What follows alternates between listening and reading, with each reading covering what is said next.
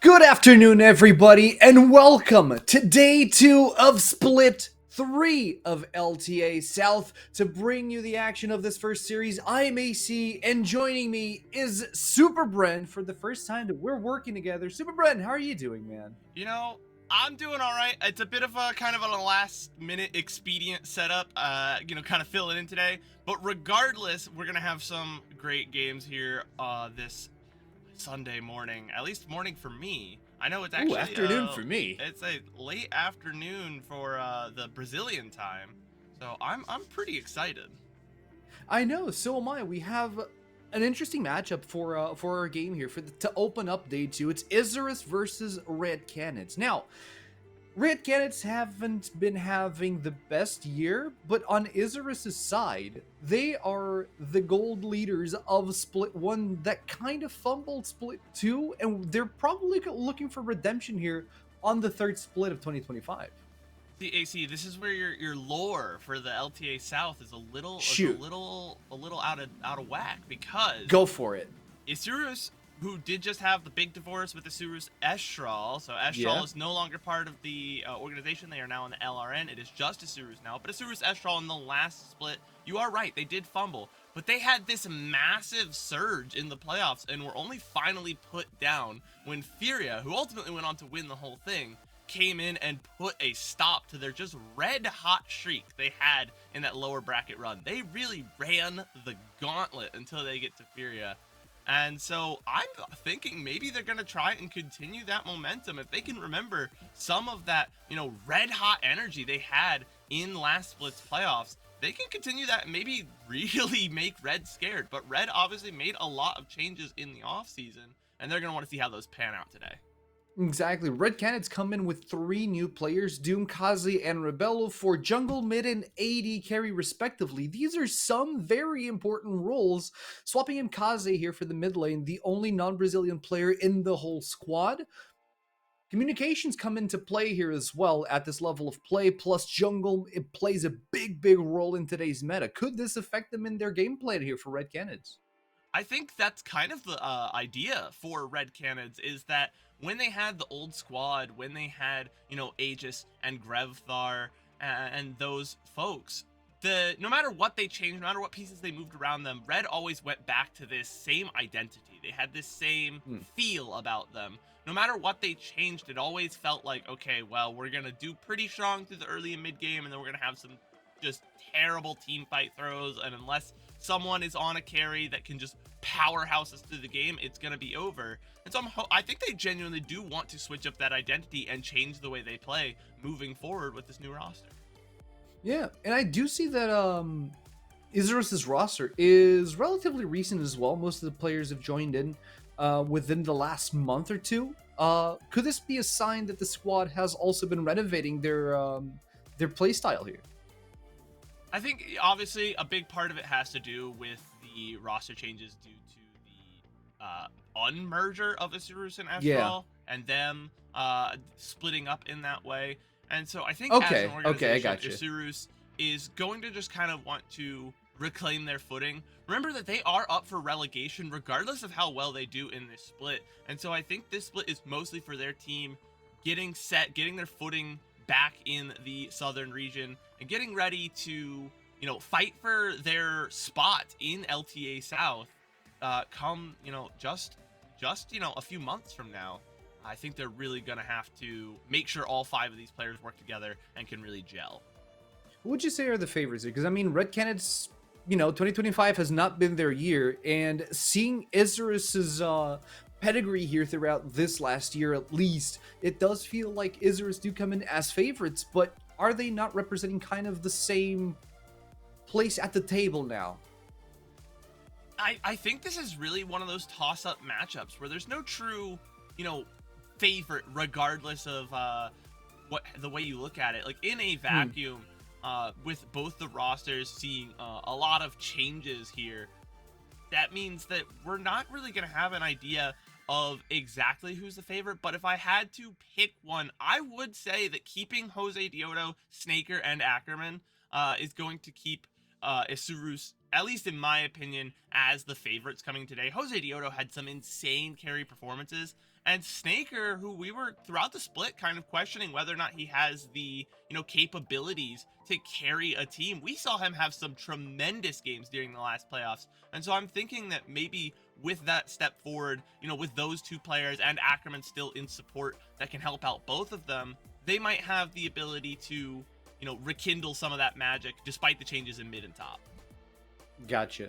Let's see if that's going to happen. I mean, we are playing in fearless draft mode here for these matches, and we've seen teams have new ideas throughout yesterday. We've seen some very interesting games. I feel like both series went according to plan, or at least according to expectations, where Furia beat up Fluxo and ultimately Pain won 2-0 against Leviathan, despite having a few hiccups, but still, I feel like those games went according to plan. But both teams, I mean, even on the losing side, it felt like Leviathan, even though they didn't find their stride yet, it felt like they had some good ideas coming into the Rift. Yeah, Leviathan, with the changes, they lose, one of the more experienced players in Pro Delta in the support. And they've had to shift the roster around. But you're right, they did have, a good, at least understanding of the way they wanted to play the game. It didn't work out for them, but they did push us to already a very long game to start off the split. I believe it was a 41-minute game with Pain yesterday.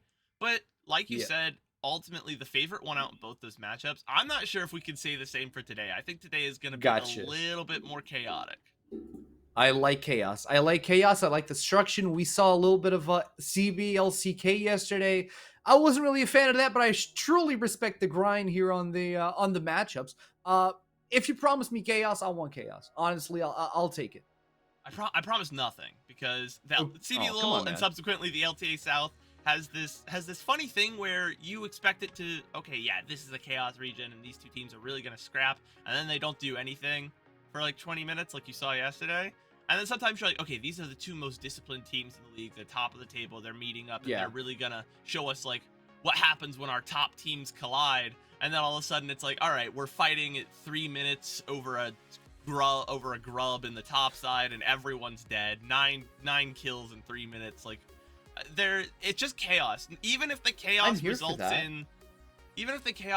in no fighting, it'll still be unexpected. I guarantee you, just no matter what you believe about this game, they will find a way to shift your expectations and subvert them.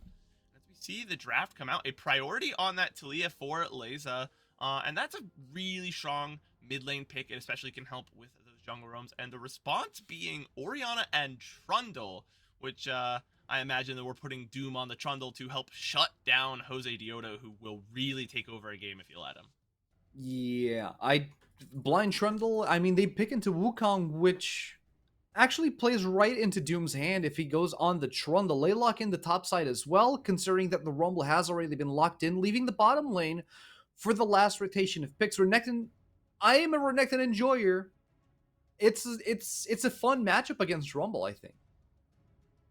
He's got a lot of movement, which means he can close the gap and negate a lot of Rumble's advantage to space you out and force you to play differently. And he, with the Dominus at level 6, if you don't use your equalizer correctly and he gets on top of you, you're a dead little Yordle and your mech is turned to scrap. So it is a good pick. FNB obviously can pilot the Renekton very, very well. He's a very talented top laner when he is on his day. And so it's really going to come down to, can they make Zoan uncomfortable? He's obviously one of the newer pickups for Isuru's here. And can they, stop Jose Dioto from coming to a system in that top side? Those are going to be, again, I'm still really looking at this jungle matchup as like the place to watch. Yeah, I feel so too, but I have some limitations when it comes to Wukong. He can be a very, very strong teamfight breaker. He can definitely turn the tide on the teamfight. But when it comes to ganking setup, apart from mid, I don't see a lot of setup for Wukong to interact. And I do feel like Trundle is going to have a little bit more pressure early on. If we're talking about tipping the scales. I would definitely agree with that. And seeing the bans in the bot side, you have the Sivir ban and the Nautilus banned by Red. And Oh, I think that's really smart. You talked about not having a lot of setup. Nautilus is one of those champions that is guaranteed fight setup at pretty much any range where you're looking to fight. yeah. His Q is so easy to land. It has a very wide hitbox. And additionally, you have a non-committal guaranteed point and click CC. You can just drop at any time. And so taking that tool away, and then we're locking in a very safe ADC for Rebello, shows that Red don't want to risk, snowballing that bot side. They've seen what Snaker can do. They've seen what Jose Deodo can do. And so they're, like you mentioned, trying to prevent Wukong from having any easy gank setups, making it hard for him to get into those lanes and affect the game. Oh, this concerns me. That's a Jhin lock-in. You already don't have an Alistar. You banned it yourselves. The hover is on Bard, but I do feel like a Rel is so much more important in this composition right now. I could see Ackerman picking the Bard just for, just for the limit testing of the thing. But I think ultimately we're going to see a pick that can provide consistent lockdown. Pike is a bait. He does that all the time. Okay. Ackerman loves hovering the Pike. It's like his favorite Thank you. activity. I needed that. I needed that. I did not want to see a Pike. Pikes are very fearsome, but I do like this Rakan pick because it neutralizes potential future Xayah Rakan combos in the bot lane. Leona getting picked up here. With the Fearless draft, you take away Xayah for the rest of the series, because Xayah is so much worse without Rakan, whereas Rakan is generally kind of fine without Xayah. And exactly. He is such a powerful pick to skirmish with, and I think you can see that with a lot of Asurus' tools, they have the ability to kind of pick and choose if they want to try and drop a fight. They don't have any strong hard engages beyond, having to drop some ultimates in, but when they find someone, they will be able to kind of play at a range that makes them safe from a shorter range comp outside of Rebello with the Qs on Ezreal. That's a short range mage in the mid lane. That's a melee top laner. That's a melee jungler. They're going to be able to kind of space out Red throughout some of these team fights, and the onus is going to be on Red to play into them, which is going to be pretty difficult as long as Asurus can stick together and get set up. Let's see. We have to wait and see. I don't know. I like that analysis. I really do. I like the go button that they have on the Rakan, but on the other side, they still do have a Leona, and I feel like that's such a crucial piece. And we haven't been seeing enough Leona across the board. We've been seeing Leona getting replaced by Rel, who's a more flexible champion in terms of what the champion itself can do. Leona has been falling out of favor, especially in the roaming support meta, I feel like. Yeah, with supports being more and more emphasized to roam and help secure objectives across the map and get every lane ahead and not just their ADC, you are seeing Leona, who's very much we fight at level 2, I don't care what happens, I'm going to skirmish and just punch the enemy team in the face. Yeah, she loses a little bit of priority, but the same thing I said about Nautilus is true for Leona. It's not a point-and-click guaranteed CC, but a very reliable CC in the Solar Eclipse, the ultimate there, to drop on top from a good distance away, and you can choose then whether or not you do want to follow that up. And there are a couple of tools that will allow that to go off a little bit easier. Actually, the Trundle Pillar, underrated bit of CC for then Leona to follow up with the ultimate, and Frosty is good at finding those follow-up opportunities, and Red going a little bit adventurous here, taking space in the Asurus jungle early on. All right, I've heard about taking Vision really, really deeply. I guess Red want to take no chances with the Vision. Don't want to get anyone caught off on that one, and they did see the ward being placed by Asurus, so immediately Frosty goes topside, clears the ward for his own jungler, and resumes the animosity or anonymity of the jungle path here for Red Canids. Unless they go back in. I was saying, Asurus doing the meme of Mo throwing Barney out of the bar, and then Barney still back in the bar with another ward. Well, so much for anonymity. In this case, Asurus knows exactly the pathing of Doom. He's going to start bot side, and he's going to be leading into top side, maybe even try to gank at level 2 in the bot lane, because it's Leona. You said it yourself. Leona level 2, we go in, I don't care. But this does prompt Jose Deodo to start top side here. And Go the opposite route because he does not want to meet Doom on a 1v1 face-off.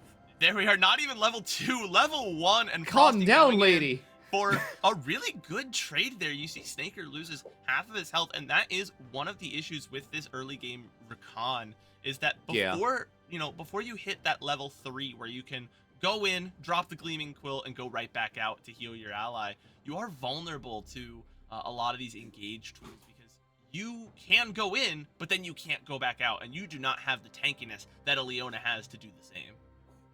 Exactly, and even that, when it comes in terms of damage output, I mean, Leona will just proc her passive on whatever target she lands her abilities, and that just adds extra damage to the AD carry's output. So overall, bad trades here for Azurus on the bottom side of the map. Maybe this rotation from Jose Diodo can shift the tides here, because I don't feel like Ackerman has enough space to Rakan. I don't think Jose Diodo is going to necessarily look to force the gank, even if it's just to relieve pressure. Jose Diodo as a jungler, I think, is at his best when he is playing really for himself and able to set up his own fights and get a lot of gold online and really just be a menace to the enemy team. I think when we saw that during last playoffs when he was playing things like the Lilia, things like the Nefiri, and the Pantheon were very, very good for Jose Diodo. And so I think even on the Wukong, which is amongst, carry junglers more supportive, we're still going to see him play to farm, get ahead, and look for some fights once he feels like he is online. All right, so in this case, we did see level 3 being achieved, and Ackerman starting to spread his little Rakan wings up on Frosty. Frosty, who does bring Unsealed Spellbook, so that does declare that there might be an added mobility to this Leona. Maybe she'll be a little bit more participative with the jungler as well. We all know the jungle support combo really, really come in handy in these metas, and we do see Doom approaching topside. Maybe looking for an angle on Zoan. But all the summoners are up. Doom is looking for an angle. There he goes. Stun comes down. He's completely still. Pillar has not been used yet. They're waiting for the flash. They might be going for the dive. They trap Zoan on the other side of the pillar. Pop goes the flash. They got what they came for. It's really well played there by Doom to just hold the pillar and wait until Zoan kind of boxed himself into the top where he's now up against the wall, and so he can't walk past the pillar anymore and is forced to burn the flash. I think if Zoan had just gone straight to the tower and he was trying to space away so that he would take less auto attacks, he might have been able to avoid burning his flash there, but really well positioned by Doom to force out the flash, and that thus forces out the TP for Zoan to go bot side. And so now he's not going to be able to really respond to the rest of the map. He is really locked into this 1v1 with FMB for at least the next few minutes. Yeah, and FNB has the flash lead, and Dominus is right around the corner. The stat check ultimate is definitely going to be a problem here for Zoan. Let's see how they play this out, as the teleports have been used to bot side, Dragon spawning in. You already see Frosty getting a little bit cheeky there around the mid side. If you look at the river, everything is red. There's so much vision from red cannons being deployed right now. There is a lot of vision on red side. Critically, though, there is one little piece of blue vision. It's going to expire just now, but it lets Jose Diodo know with the scuttle that Doom is not starting up Dragon off spawn. Even though he has a bit of the prio, he could probably rely on his top laner if they wanted to force the objective. He knows that that's not where he is, and he's about to know perhaps that he's in the mid lane. Doom getting ready to gank Leza here, just lying in wait. Yep, Shockwave is available. They go for the bite. Tastes great. Leza flashes. Shockwave goes out. First blood comes down. Kaze reclaims for 100 gold. A great play from Kaze, just patiently holds the command Dissonance, patiently holds the command Shockwave, so that as soon as Leza flashes, the orb follows and the orb gobbles him up. A really well executed gank, and unfortunately for Leza, just a slight overstep. One small mistake, but Doom just happened to be in the right position to punish it. Not going to start up the dragon. Jose Diodo is nearby, so he's gonna back and try and get that gold online, because it's useless if it's just sitting in your pocket. Got to turn it into items. Yeah, but it does feel like a wasted opportunity. You got the kill on the mid lane. You have that loss of pressure. You could have gone for the objective. Red Cannons decide against it. They don't want to take too long. They know they might take a while since Kaze had no mana, so they decide to back out of this one for the time being. Maybe contest Grubs when they spawn in. Shouldn't be too long now. Grubs, you are right. All spawning in about a minute. and that's going to present an interesting trade because at this point, if no one starts up the dragon, we are going to see probably those first scrubs get traded for that first dragon, which normally you're not going to see because they made it so it's only one set of grubs with the later spawn timer. A lot of times the dragon's going to get gobbled up before you have a chance to even start grubs.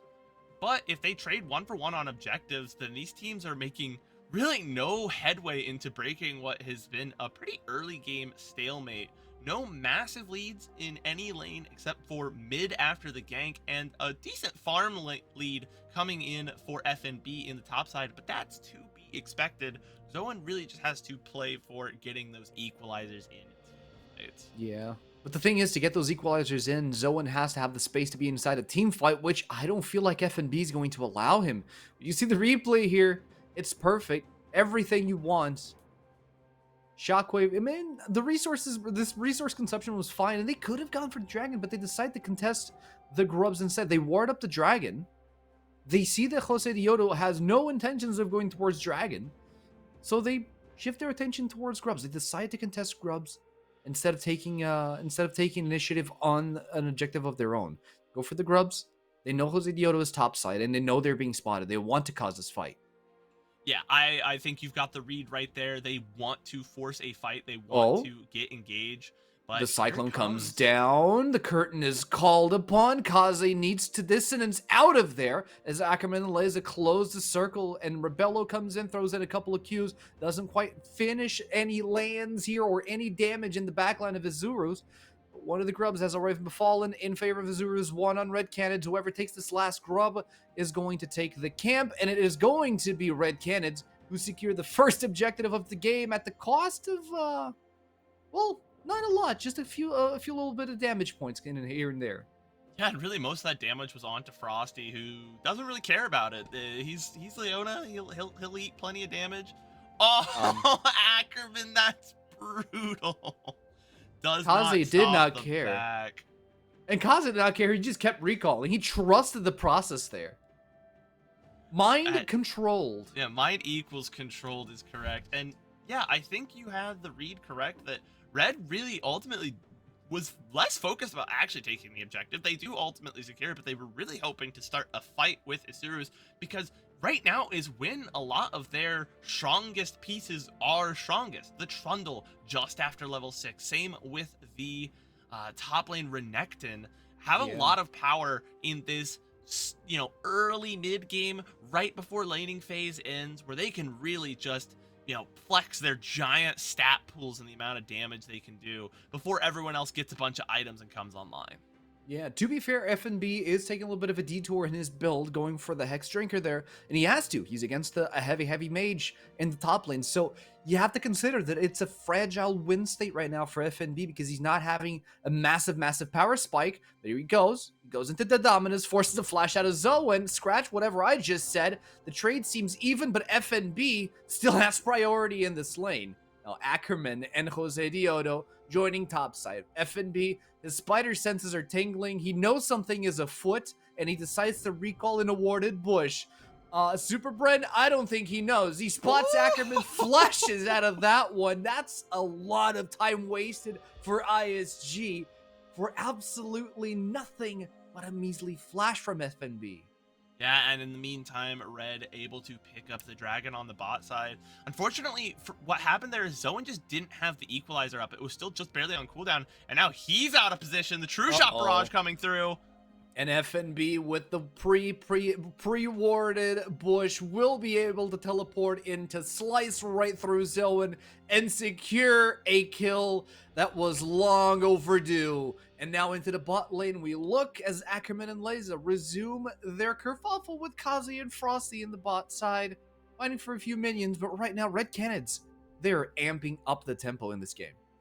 They are, and that's what Red needs. They really want to get those carries ahead. They want especially, FNB needs a lot of kills to start snowballing because you will fall off as Renekton, but if you get enough gold, you will be relevant through most of the mid game and not just a big, stat block, a big block of health to, eat skill shots and protect your teammates, but also a genuine threat for that backline. And that's what you want to see with a player like FNB who really does know how to turn it on when the time is right. And Red looks like they're feeling pretty comfortable right now. Yeah, they like the status quo. I mean, Ezreal really comes online within the 2 item mark when he gets a mad. I mean, when he gets a Trinity Force, he's close to the Trinity Force. The tier's halfway stacked, but he's still got a little bit of ways to go. So I guess Red Canids right now, they're expecting these massive power spikes before they can really pull the trigger on the fight, it feels like. Yeah, they are very close to some big power spikes. Obviously, FNB would like to pick up his first completed item. You want to see Rebello getting at least the Triforce online to get a lot of that extra power, on each little proc of the on hit. And then obviously you're going to see probably a similar thing from Doom, who's also going to want to fight at first item. And you see Jose Diodo actually has already completed the Triforce, has had a chance to back and do that. And that's why they're trying to fight right now while they have the item advantage. Exactly. The trigger has been pulled. The Shockwave comes through, gathers 3 members from Azurus, eliminates Leza in the process, leaving only Ackerman and Jose Diodo to pick up the scraps, and they got nothing to pick up except for an early recall back to base here. Yeah, unfortunately, they miscalculated there. They said, okay, we have our first item online on our carry jungler. Yeah. We want him to try and force a fight here. But what ends up happening is they just overstep into a position where they can't see the ball. And when it finally comes in, a huge command shockwave from Kaze to really set up that fight, as well as you're going to see a lot of CC just dropped here from Leza. Jose Diodo steps up, but look, bam, into just this massive chain of CC. Yeah. What do you do when you can't move? Well, unfortunately, if your name is Leza, you go back to the gray screen and you think about your choices. Yeah, but Leza kind of overstepped there. He wanted to get the damage in. He wanted to get the Unraveled Earth underneath everybody on Red Canids, but that was a little bit of a greedy play, which ultimately cost him his life. We're looking for the first tower now to be dropped in the mid lane. Well, Ackerman's about to find out as he eats the pillar. Doom slows him down with a nice little chomp. Frosty's on his tail as well. Him and his golden shield. Solar Flare comes through, but there's nothing to follow through that one. Ackerman walks out of there alive, but not a lot to use on the next fight.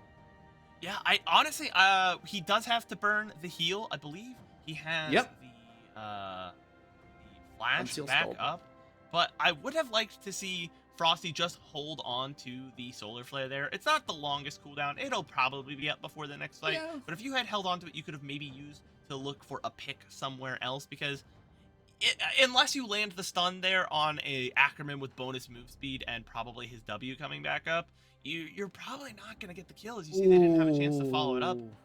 Ooh, and that the is Cyclone burn from not Jose promising. Diodo.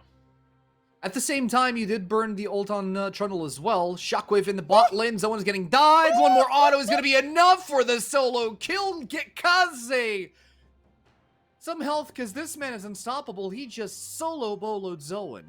Yeah, a solo bolo, and those auto attacks from Orianna, that passive, deceptively high damage. You do not expect auto attack Orianna to be what is threatening you, but with a huge combo to chunk down your health and only a few auto attacks left, that is what Orianna wants to do. Leza coming in a Weaver's Wall. Kaze trying to dodge the tower damage, but look at that amount of damage being chunked out with a command dissonance boosted by Leona. What an elimination. Red Canids 5-0. What a clean start to their split 3. Yeah, and they pick up the tower there in the bot side. They did have to, I don't think they had to, but they did end up using FMB's teleport. That does mean they have control of the dragon. But with the kills, with the tower, they now have secured 2 of the 3 feats of strength, meaning they will have the upgraded boots. Maybe a pick here in the mid lane, but no, of course, it is Ezreal. He's far too slippery. And that is why they drafted in this way. They knew that they don't have to focus on getting Rebello ahead. They can put their attention elsewhere in the map, because Rebello will eventually come online. Those WQs will eventually hurt like hell. And it doesn't matter that he is maybe out of position a little bit, that he's not getting the attention from his teammates, because he's Ezreal and he can just get out of there if he needs to. Exactly. He's a very independent jungler. He doesn't need a lot of resources to come online. He can achieve them pretty much independently. Yeah, he doesn't have a lot of wave clear, but you look at the other side, whoever's going to be facing him off won't have a lot of wave clear either. Yeah, exactly. You see Snaker is going to have to try and match and push waves as best he can. The bouncing grenade will help a little bit there. Leza as Yeah. well, but these, unfortunately for the side of Asurus, is the people that they have that could reasonably clear waves in like a quick amount of time are already behind. You have O2 on your top laner, O3 on your mid laner, and they are very vulnerable if they get caught out alone. Speaking Like of, this. here is Zoan getting caught out Zoan? alone. Exactly. He does throw down the equalizer, but with the subjugate coming live, there's not a lot they can do. They try to catch back Rebello on the back of that one. Forces flash, forces E. He's eating all of those shots, but it barely even matters. Rebello is fine, tanking on 3 people in the mid lane. Yeah, I think Rebello is just okay to absorb pressure here. He is smartly recognizing, where his team is around the map, where the power is in his team comp at the moment, and he is not, he's not being stingy. He's willing to just burn the flash, burn your arcane shift, and stay alive. And sure, you're gonna lose tower, you're gonna invite a little bit of pressure, but your team is getting a lot of value around the map while you're doing that. And you can see that Red now has a 3k gold lead, and they have plenty of things to set up for. Otacon is up in only 2 minutes, and Ackerman seems to be in trouble. He's looking for Leza over the wall, but Leza doesn't want to even get close to that because he knows he's going to get jumped. Shockwave comes out. Ackerman flashes away from it. He's fine for the time being. Red Canids do waste a few resources, but it does force Azurus out of top lane. Yeah, and that's going to be a tower picked up, and Doom and Frosty can still look for the fight here if they find some good CC. But ultimately, they're just zoning so that Kaze has another free turret under his belt. So much gold on this mid laner. A 4-0 Orianna with 8 Dark Seal stacks. This guy's going to do some damage. Yeah, it does feel like it's a guy that's going to do Magi's in a very, very short amount of time. Those were the auto attacks you were talking about earlier on the solo kill in the bot lane. This was a very strong beginning for Kaze, and one that he's absolutely ramping out of. Yeah, he is. You can see the itemization here is entirely around getting that high upfront burst damage. You have the Luden's Companion, you have the Shadow Flame, and so he's going to hit really hard into a team comp that doesn't have any true tanks. Ackerman can, get some survivability online. He has, the Locket of the Iron Solari to help, eat some of that burst, but he's not a magic resist tank. He does not have the big passives or the W that, Leona does, or, the ultimate of an Alistar. If he gets caught, if his mobility is slowed down for a second, he just kind of snaps like a twig. And Jose Diodo is reliant on healing, and he does not have this, the Sundered Sky online at the moment. And so that means he also can just really get hit so fast. And the only tankiness that Jose Diodo right now realistically has, apart from the Merc Treads, is his passive. And that's not enough for the time being, because those are all resistances that Doom can absolutely shred through with Subjugate. He is getting engaged, pillars down. As we look at the bot lane instead, we do see Zoan getting taken out again by Frosty and Kaze, while in the top side, Doom is just fine on his side of the map. Didn't even have to pop flash. Yeah, any time that Asurus leave a member to go clear, hey, you need to clear waves so that we can set up for this objective, Red are saying, hey, you guys aren't fighting us at the objectives. We're not getting the uneven fights that we want with our Trundle, with our, our fed mid laner, with our ahead top laner. So we're just going to do what you should be doing and play for picks. We're going to go after the people you leave alone and stack sides of the map when you're not ready for them, and use our massive wallet diffs to just pump out damage. And so they get that kill so fast in the bot lane, they don't even lose any tempo for going for it. They're already set up in the mid lane, looking to take this tower, looking to go for this dragon that's up in only 15 seconds. Yeah, slow bleed down here from Azurus. They need a miracle to come back alive. They have some tools to maybe get a team fight going, but they're getting picked off one by one, falling right into the game plan of Red Canids. And right now, they're looking for Jose Diodo, who jumps on Rebello, gets stunned by Snaker. Azurus are posing up to fight, and Red Canids, they're like, okay, you're posing up to fight. Thanks for letting us know exactly where you are. We don't mind sacking a little bit of pressure in the mid lane to get this dragon. Yeah, they've already lost their outer mid lane turret, and Asurus aren't in a position to shove that wave in and immediately take that second turret. If they do, it's a huge overstep. And so Red just going to start up this dragon for free. Doom not really worried about the fight right now. He knows he can secure this dragon, and that Asurus can't really do anything about it. It's going to take some sort of miracle long shot play from Asurus to find a way back into this game. Chemtech Dragon here for the soul as well on soul point right now. Red Cannon's next dragon will guarantee them all a soul as the curtain is opened up looking for the Red Cannon squad. As you do see another cheeky recall from Kazi. He's threatening, he's daring them. Come on, jump me. I'm recalling right in your face. Nobody does anything about it. Azura's completely lost. They are not able to finalize any kills whatsoever.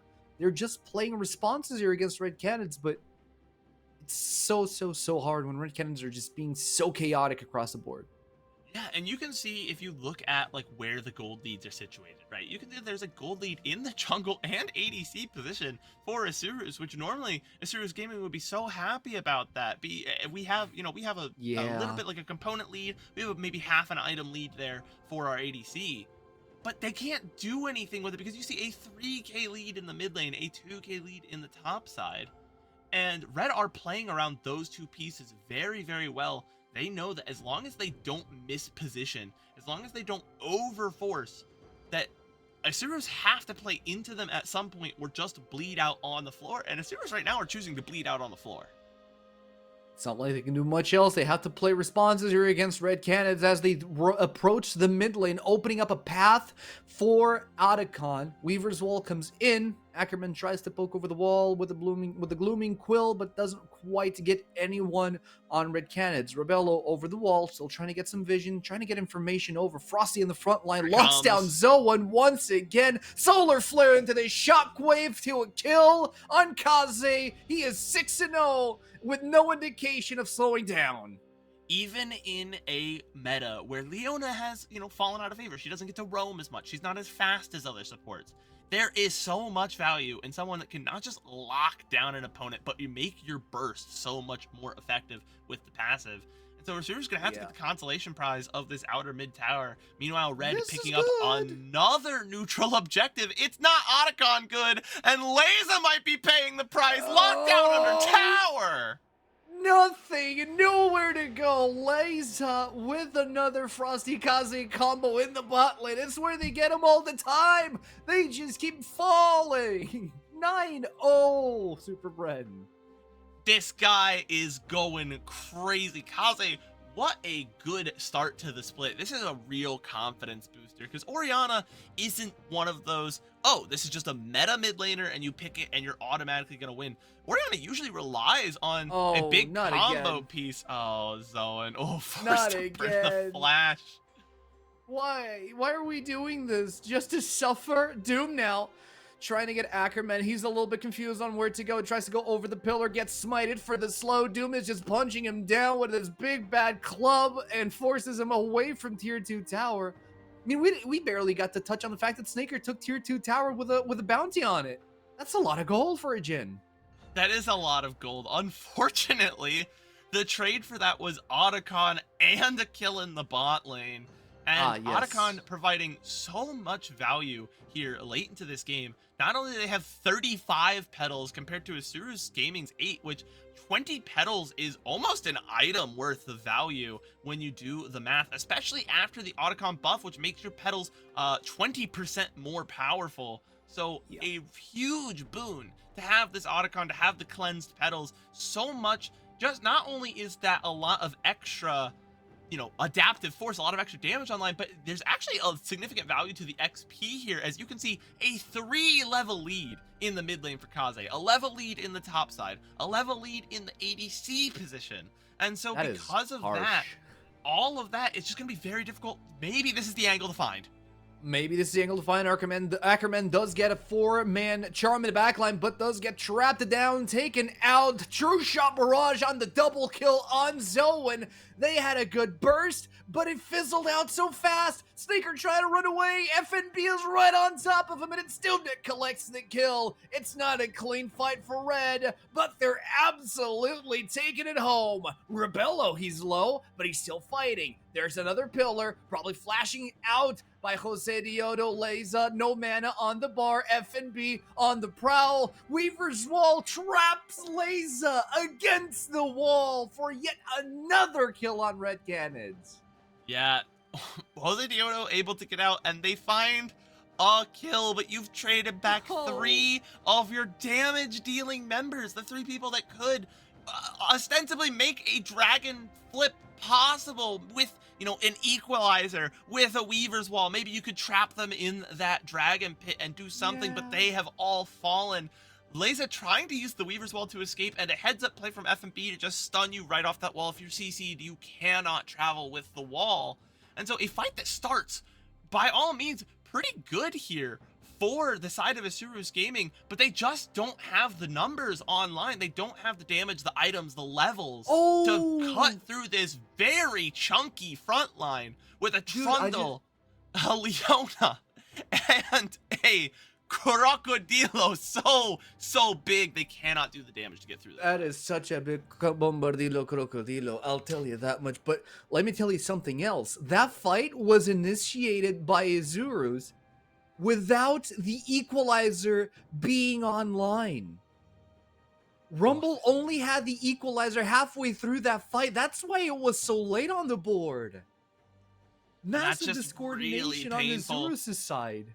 And that is a consequence of Zoan burning the equalizer in the bot side, trying not to die to the previous gank. And now we have a soul online for Red, and Chemtech Soul, generally considered one of the least impactful souls. But Red have a great team comp to make use of it, getting more resistance, getting more tenacity as you get lower.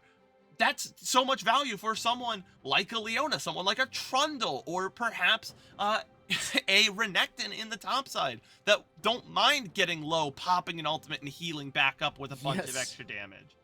Exactly, and without the kill threat from Azurus' side, right now I don't feel like anyone on Azurus has any kill threat over the solo lanes of Red Canids, and they are being chased down onto the red side of the map. Leza having to deal with a very angry Crocodile, Doom on 1v1, or 1v2 in this case against Zoan and Ackerman, forcing them out of the jungle slowly but surely. They're taking one by one.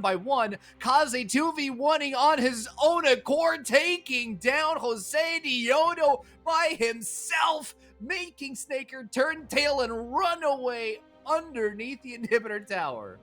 Yeah, it's just fun fact, first death there for Jose Diodo, who has been trying his absolute best this game, but just so far ahead is the side of Red Canids. They don't need Baron, they don't need Elder. They could probably look to end right here. They still have 30 seconds for Jose Diodo, really the only member of Asuru's that can do anything at this stage of the game. He's going to be down, and I don't think they're going to have a chance to respond. Here comes Frosty. Nope. They want more kills, they want blood, and they want the mental damage for the second game here against Azurus Gaming. They get the 2 kills, they pop the Nexus, and they have a first win with a commanding lead over Azurus. That's a way to start the split. That is what you want if you are an organization who just had to make a bunch of roster changes, that had to change their identity, and you are not sure about this new composition. Are these guys going to be able to get it done? Are they going to play well on the stage? Well, we have a resounding answer. It is yes. Kaze is one of the new players coming in here, and he was hell of impressive with an Orianna. And I don't feel like the team was even playing for the mid lane. No, it didn't really feel like they were playing, specifically to set up the mid lane, at least in the early game. And they didn't have a good Orianna enabler. Like, there was no Nocturne. They didn't have the Recon. There was no, like, oh, this guy just runs in and then you hit the Shockwave on all 5 people. Kaze was just doing that on his own. That was an independently strong Orianna.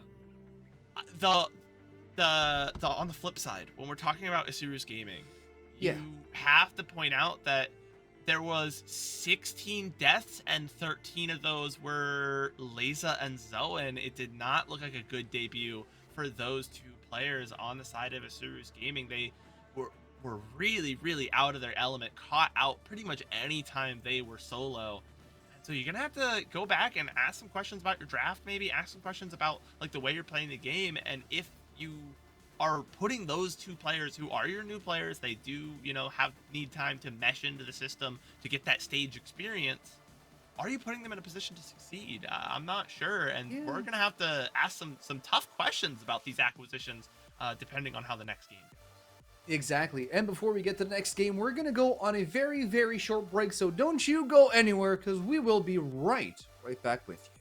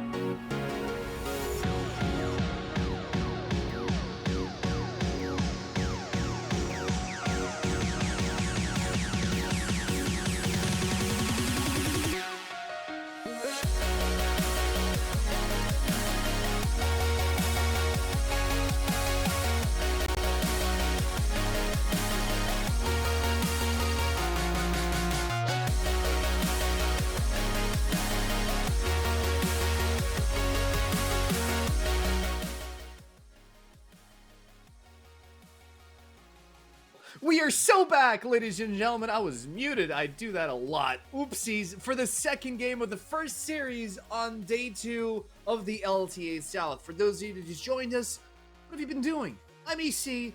This beautiful guy right next to me is SuperBren, and we just saw Red Cannons absolutely tear apart Isurus Gaming.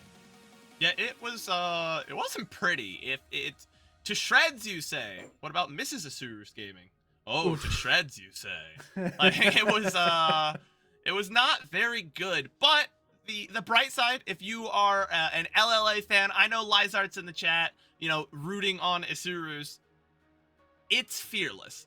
Red can't just draft the same comp and bonk you in the head with Trundle again. So now we get to try something different, and maybe with some different champs and a different draft, we can change the way the game is played a little bit, and maybe we don't have 13 deaths on our solo laners by the end of it. I'm sorry, that's kind of the highlight to me by the end of that game.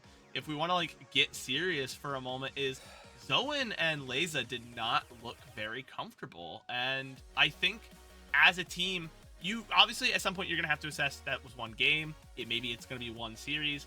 Do we need to maybe look at some roster changes, or maybe we're just trying to play a game state that they're not comfortable with, right?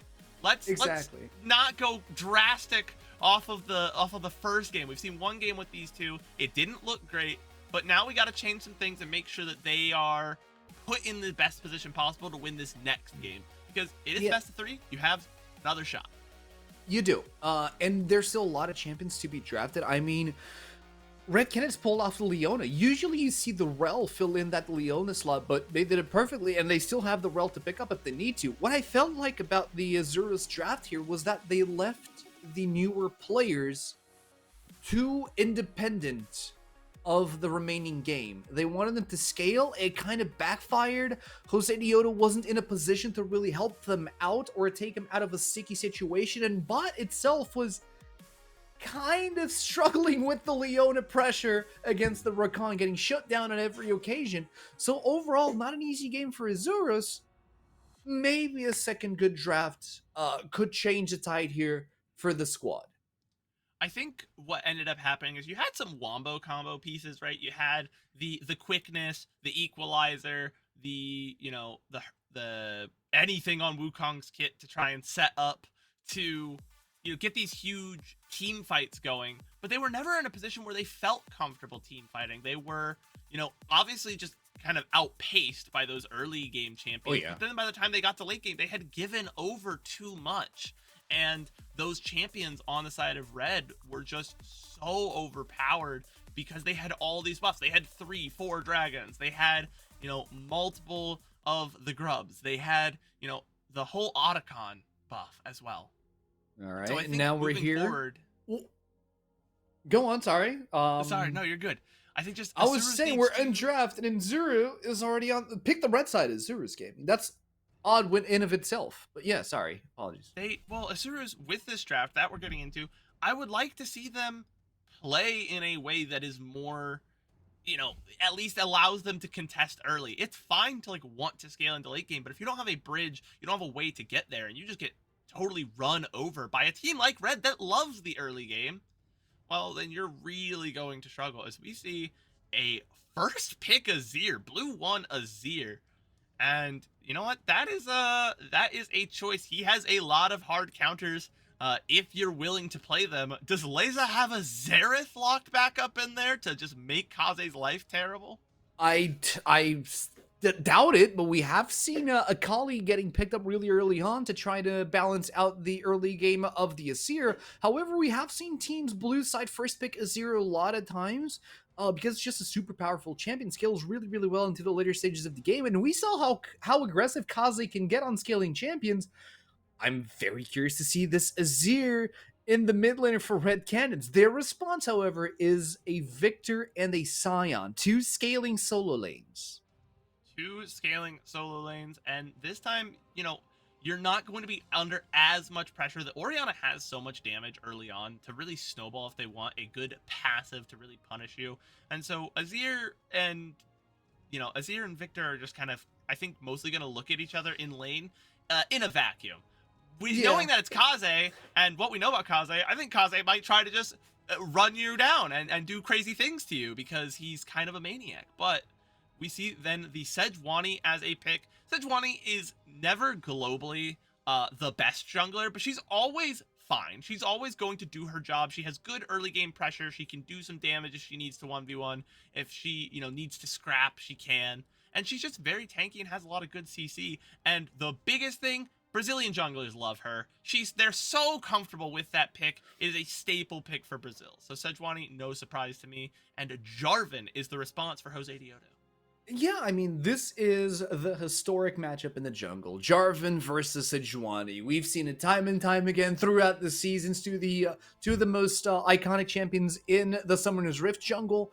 What I am finding a little difficult to comprehend right now is the lack of synergies that we do see on Doom right now, because there's no melee champions to really help stack up the passive on Sejuani's side. Maybe you can expect to see a melee champion in the top lane, but on the AD carry role, I really doubt to see a melee champion unless you get a Yasuo. No, I doubt it. That's not gonna happen. Samira coming out, melee Samira. Ooh, imagine. Technically a thing.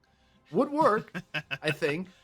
No, I think genuinely you do have a point that there is a little lack of synergy to proc Doom's passive, but overall that's fine. I think most of what they want is that ultimate, that glacial prison to lock down a target. Remember, we saw how powerful the non-committal hard CC can be with the Leona in the last game, and so we're going to see a little bit of that same logic here transcended over to the jungle. So we see the last bans come out, a hard focus on support there for Red, banning away Bard and Karma, trying to take away any picks that could neutralize the early game power of the Neeko. And on the flip side, 2 AD champs, a top laner and an ADC banned out by Isurus. And Corki is one of those champs that I think gets a little slept on. The viewers, the people at home forget about him, but man, he hits like a bus right now. I think that's a really smart ban. It is. I mean, I feel like Corki fits in the same slot, or kind of the same slot as Ezreal, since their playstyles are very similar. You spam the Qs, you try to land good Qs, and the itemization also goes through Trinity Force plus Muramana to have them truly online. Now, Caitlyn is a champion that you haven't seen in a very, very long time in the AD carry pool. Yeah, Caitlyn, and it's on Rebella's hands. And Rebella going to pilot it, and I actually kind of really like this. Wow. Red know where their strength lies, and that's in the early game. And Caitlyn and Neeko are a very lane dominant pairing that can just take over. And pre-level 6, Alistar is not a tank. Alistar's not a tank. To my supports out there, I play support. Alistar's not a tank. Oh, that is a bad lane for Sion. That is a very bad lane for Sion. We're about to dig a massive hole in the top lane, ladies and gentlemen, because Yorick hits the field. And Sivir comes out as that final piece to, I mean, Why that's a smart scaling pick. lanes? Is it 3 scaling lanes? But here's the thing, Sivir as a champion in the bot lane, I will say, actually not a bad pickup into a kind of dominant early game, because with that spell shield, with the the boomerang blade, with the bouncing blades, she doesn't really have to engage with her actual lane that much. She can just clear the wave and then sit under her tower. And scale relatively safely compared to a lot of scaling ADCs who are a little more vulnerable in the early game. And especially, like I said, Alistar, not a tank prior to level 6. Once he's level 6, yeah, okay, he's a tank. He can prop PR, he can do tank stuff. But prior to level 6, he is very vulnerable. And so just playing around the team fight, knowing that you're not going to force things early on, isn't terrible. And unlike the last game, again, where they were maybe hoping to outscale and maybe outskirmish that draft that was a little more difficult to execute. Yes, they have 3 scaling lanes here, but I think notably they have a front line, which they just desperately lacked in the last game. They had no tanks, no real bruisers to stand up to the just pure damage output of that, hopped up mid lane Orianna. True, and now they at least have something that can weather that storm. Yeah, they have the Alistar, and eventually they will have the Jarvan, though I am curious to see what's going to be the build path here for the Jose Diodo Jarvan, who is going to have a lot of work to do in this early game, trying to secure the scaling of 3 different lanes, SuperBren. 3 different lanes, and I think ultimately, here's the thing. You say 3 different lanes, but Sion actually kind of just scales regardless of how you play him. He does, yeah. You can kind of play him just by like rolling your face into the keyboard a little bit. You know, it's just kind of throwing the mouse at the wall and hoping things happen. And he'll just eventually get really tanky. He does that. Now, like you said, a tough lane to navigate up there against the Yorick, who's really going to just be a problem champion as the game goes on, because there's not really anyone that can split push that well and stop him.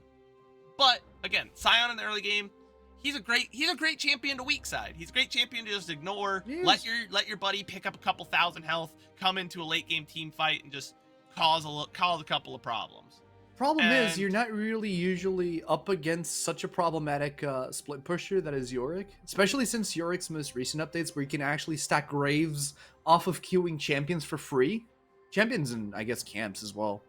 You just put down a grave as soon as he queues a champion, and he doesn't actually need to last hit a minion, so he doesn't have to get himself into a dangerous position. It really, really changes the pace of Yorick's early game. Yeah, and that update, I think, was kind of intended to like, hey, look, you can play Yorick jungle again. Guys, you can play the camp and it'll spawn a grave, and you can play Yorick jungle and it'll be cool. And top laners were like, we can just hit you in the face. It's free damage and a grave. What a play. Exactly. And you have a reason to hit them in the face with the Grasp of the Undying for extra damage, thus ensuring a steady push from the early game, thus fulfilling the perma-pushing fantasy of a Yorick enthusiast. Which you can probably tell is me. However, after the last game, I think putting him on a pick where, you know, hey buddy, if you just go up there and clear waves and like keep tempo up, and if you get caught, you get caught. I think was not necessarily a bad call. If I'm 100% honest, look, I don't like to be the negative guy. I like to keep the energy up, but that was a really rough game one, and that sets a certain tone. So Asuru's changing up their identity for this game isn't unsurprising to me. It is another difficult draft to navigate, but at least we're seeing, you know, at least something somewhat interesting, right? Caitlyn coming back, trying to dominate the early game, a Yorick picking the top side. Maybe not necessarily interesting to watch, but from a composition perspective, it is at least a little different. I just want to point out how impressive this bot lane is. The Caitlyn with the Nico. Nico can just copy Caitlyn, and they'll both have 625 units of auto attack range. That is correct. And yeah, I just saw that happen. It is disgusting. It is just real and true. It's a good point, AC. And on top of that, look at that.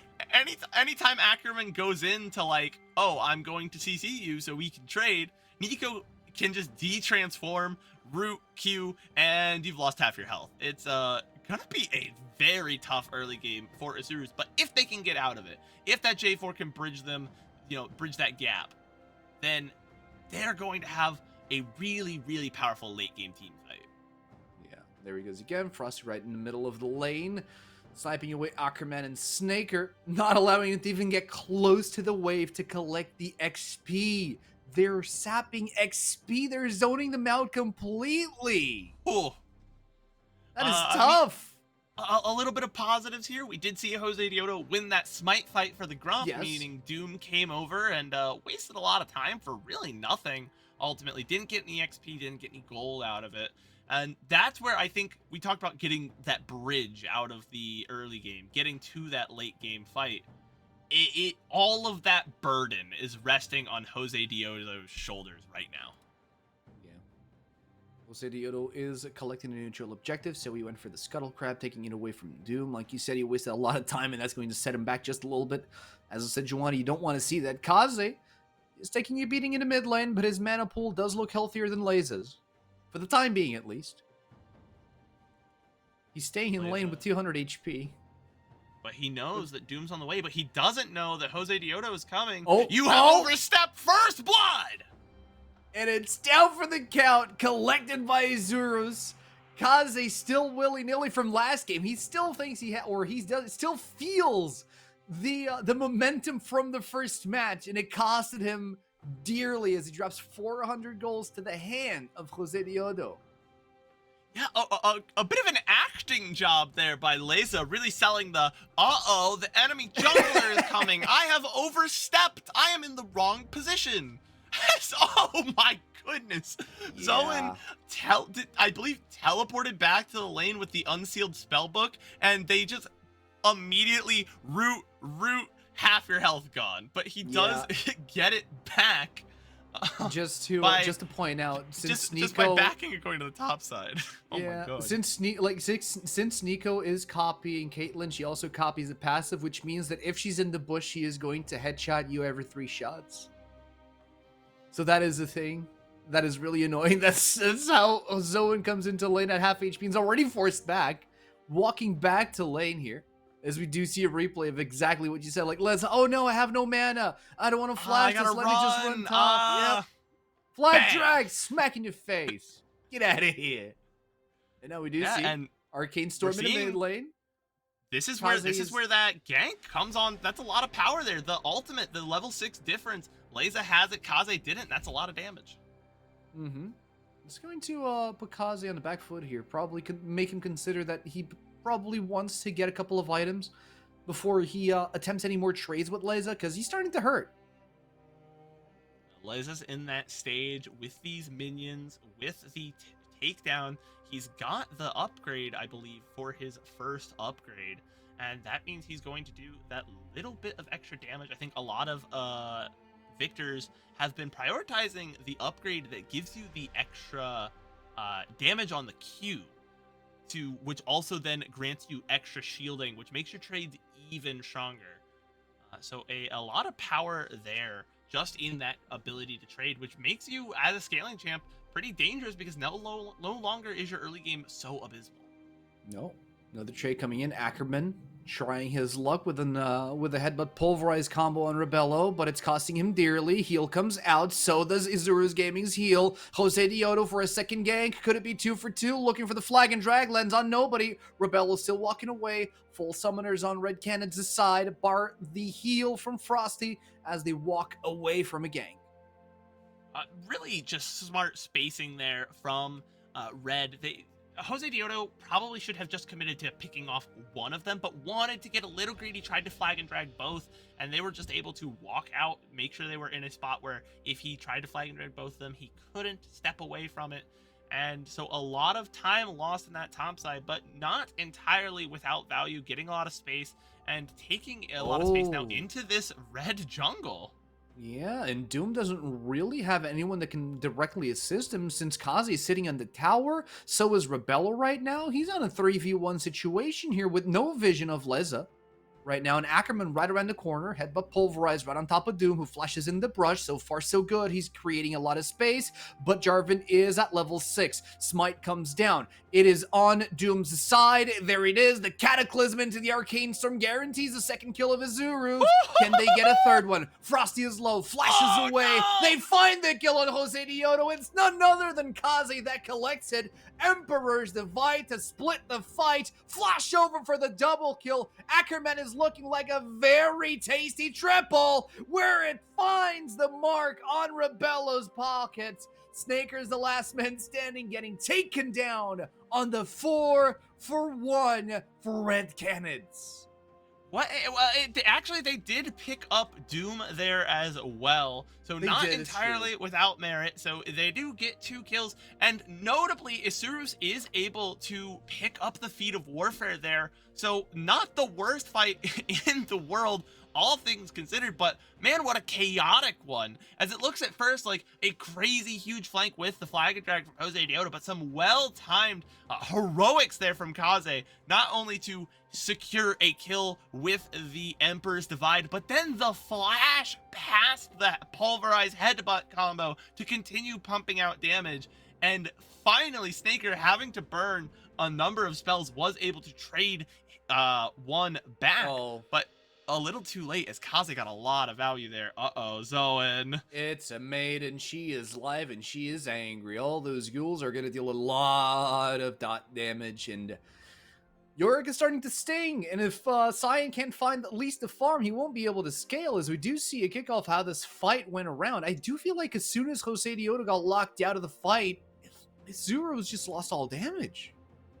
Goes in, uses the Ragnarok there, and allows the Arcane Storm to pick up a free kill, and then you will see they go immediately onto the Nico as well. Nico is so low, doesn't die to the Arcane Storm, so Leza is forced to go back in, Oh. and we are immediately back into a fight as Rebello gets ganked and is gone. Off a Zoan must set teleport that of up. I wonder Zoan. if we'll get a yeah, I think it must have been a teleport from Zoan. I wonder if we'll get a replay for that. But that does mean FNB free access to this bot lane tower. Yep, and it's a Yorick, and you already know, as soon as Yorick gets a touch on the tower, that's 3 plates gone and free recall. We're only 10 minutes in. The man is already rich, ready with the Trinity Force as soon as he walks back. No, barely gets it. Only gets a longsword. I was expecting him for the Trinity Force to come live, but I guess he needs the full tower for that one. Probably going to be getting it soon enough. Not getting the full item there does hurt a little bit, as he's immediately forced to go back to lane because Zoan is going to start he started to proxy farm a little bit there, trying to continue to force waves into this tower. And so FNB going to have to go forward. There's the Glacial Prison. That's what you want. Oh, into the Pop Blossom under tower. He doesn't have a lot to go for. Rebello with a long-range headshot seals the kill for yet another pick on Red Cannon's side. And you're seeing the power of why you would pick up that Sejuani, even when you don't have, there was no melee champions there to proc the passive, but you don't care about the passive because the Glacial Prison is what you really, really want. Cheeky Kaze gets eaten up by the Emperor's Divide right inside the Cataclysm. He splits all 3 members of Azura's Gaming, who can't really find the mark on that kill. Snaker takes a huge hit from the tower. Able to walk away, but with little mana, he won't be able to stay for this fight as Ackerman is forced to ghost out of Red Cannon's jungle. Ace in the hole, doesn't find the kill on Snaker. That was so close. Kaze did a really good job using the Emperor's Divide because it was a smart read from Jose Dioto, who said he just used his dash to get away from the Headbutt Pulverize. He cannot dash out of my Ragnarok here, trap him in this ultimate. Or the Cataclysm, sorry. As he traps him in the Cataclysm, and he, you can't dash away. That cooldown on that dash is 20 seconds at this point. It's still very long. But at this point in time, well-placed Emperor's Divide, and is able to barely escape with his life. And this game, at least, I gotta say, much closer than the last one. We see both of the remaining feats still kind of anyone's game. There's a low tower, at least in the top side, that some plate has been taken. A low tower in the bot side on the reverse, and any tower can be low when you have a Yorick in a team. You know what I mean?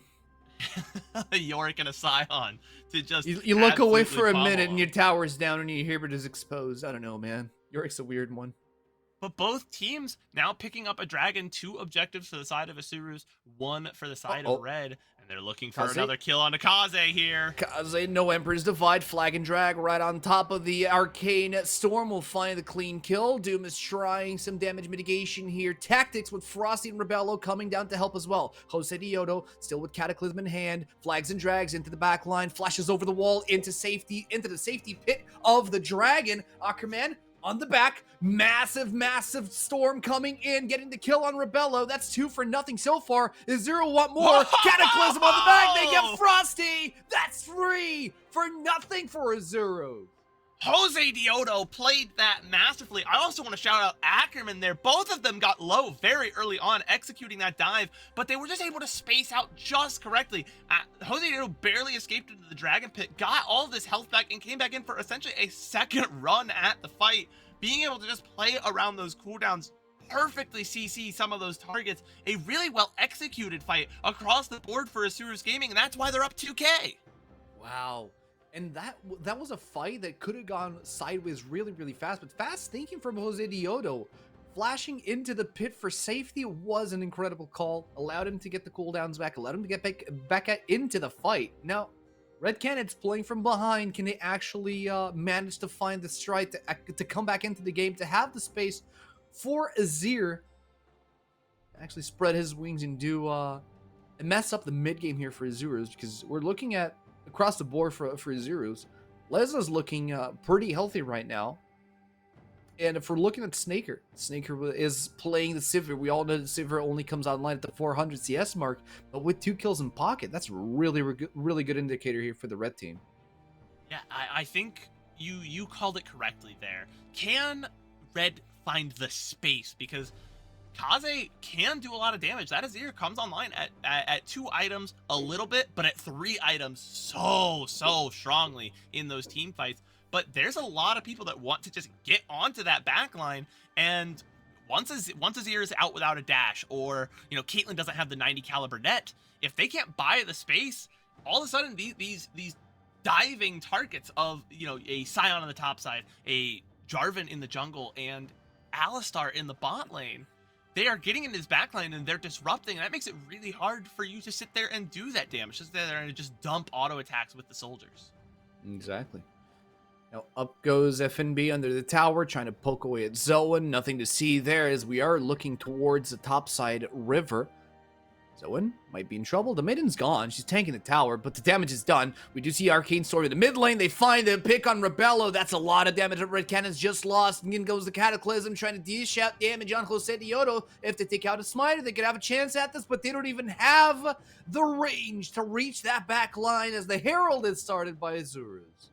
Yeah, they're forced to back away. They lost a huge chunk of their damage as soon as Rebello went down. And now it is Asurus' turn to pick on the new guy, bully him a little bit, as Rebello has gotten caught out a few times here. And man, a very, very strong showing from Asurus to bounce back from that game 1. Yeah. FNB still on his lones himself. If you look at the scoreboard, you see a lot of kill participation across the board, except for top lane. FNB is has been doing his thing. He's 0-0-0. 165 CS though. Dive though, that kill participation might change. We're seeing a teleport come in. Everyone's committed to this. Here comes the Emperor's Divide. Emperor's Divide into the pot plus. It means that Zoan is nowhere to be found. FNB trying to take down the tower to leave that position, but he needs to flash the gravity field, and that means it is a kill for Lezo. 6-2 with 2 more players coming in. All of the Asurus is here. They're coming. They're coming. Flag and drag under the tower. He drops out the Herald, trying to get some pressure, trying to get the aggro out. Flags him up. Doom knocking him up. Takes down the tower with the Herald. Charges again for a second row.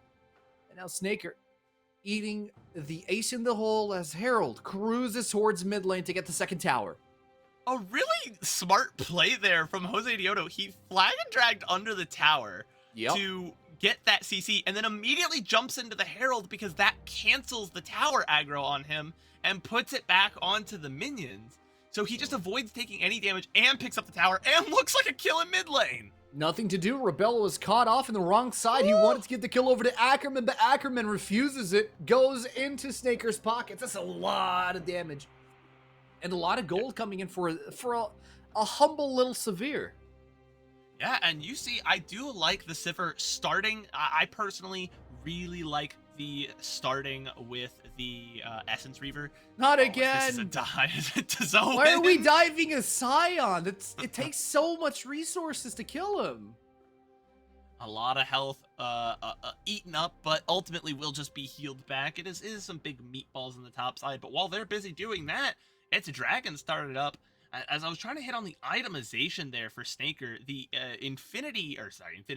the Essence Reaver as the first item, all that extra mana gives you so much staying power. That is the one drawback to Sivir, especially in the early mid game, is you just have no mana and you cannot sustain pushes in lanes. Yeah. But with the Essence Reaver, you are going to be able to sit in lane and clear waves for a while, and that's going to be very important when you are eventually going to have to match this top side Yorick, who's going to be split pushing, and if you can clear those waves nice and fast and still have mana to spare for the fight, that is a huge boon going forward.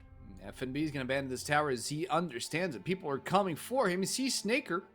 He sees a war being placed. He understands it's Ackerman, so he's going to concede the third tower for Azuros Gaming. The rest of the squad from Red Cannons is looking at mid. Another Cataclysm right on top of Rebello. The men gets no room to breathe. The flag and drag outside of the Cataclysm into the Pop Blossom. They're coming in. Look at Kaze. Emperor's divided to the back. Leza might be in trouble, but the Rod of Age is keeping him nice and safe. Doom backs away as he's out of health, and Kaze is out of cooldowns in the middle of 4 players, making this a 2-for-nothing for Azurus.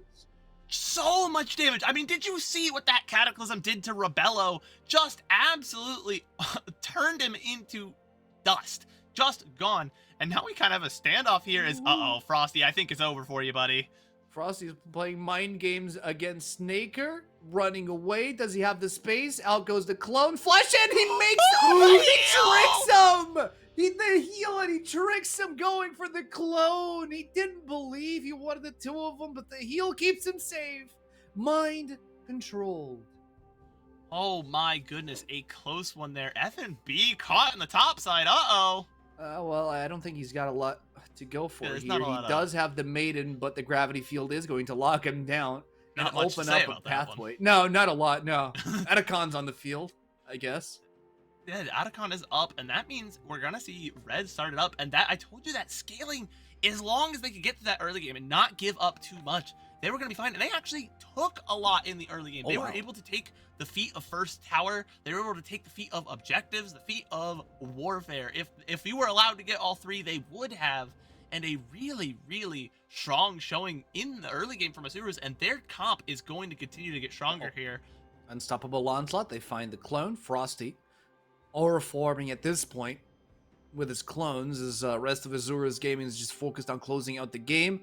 Otacon was made. Now Emperor's Divide to shove Jose Diodo away from Kazi. Can he actually turn this? No, he cannot! That was really, really close. And Snaker blocks out the ace in the hole. He kept the shield this whole time.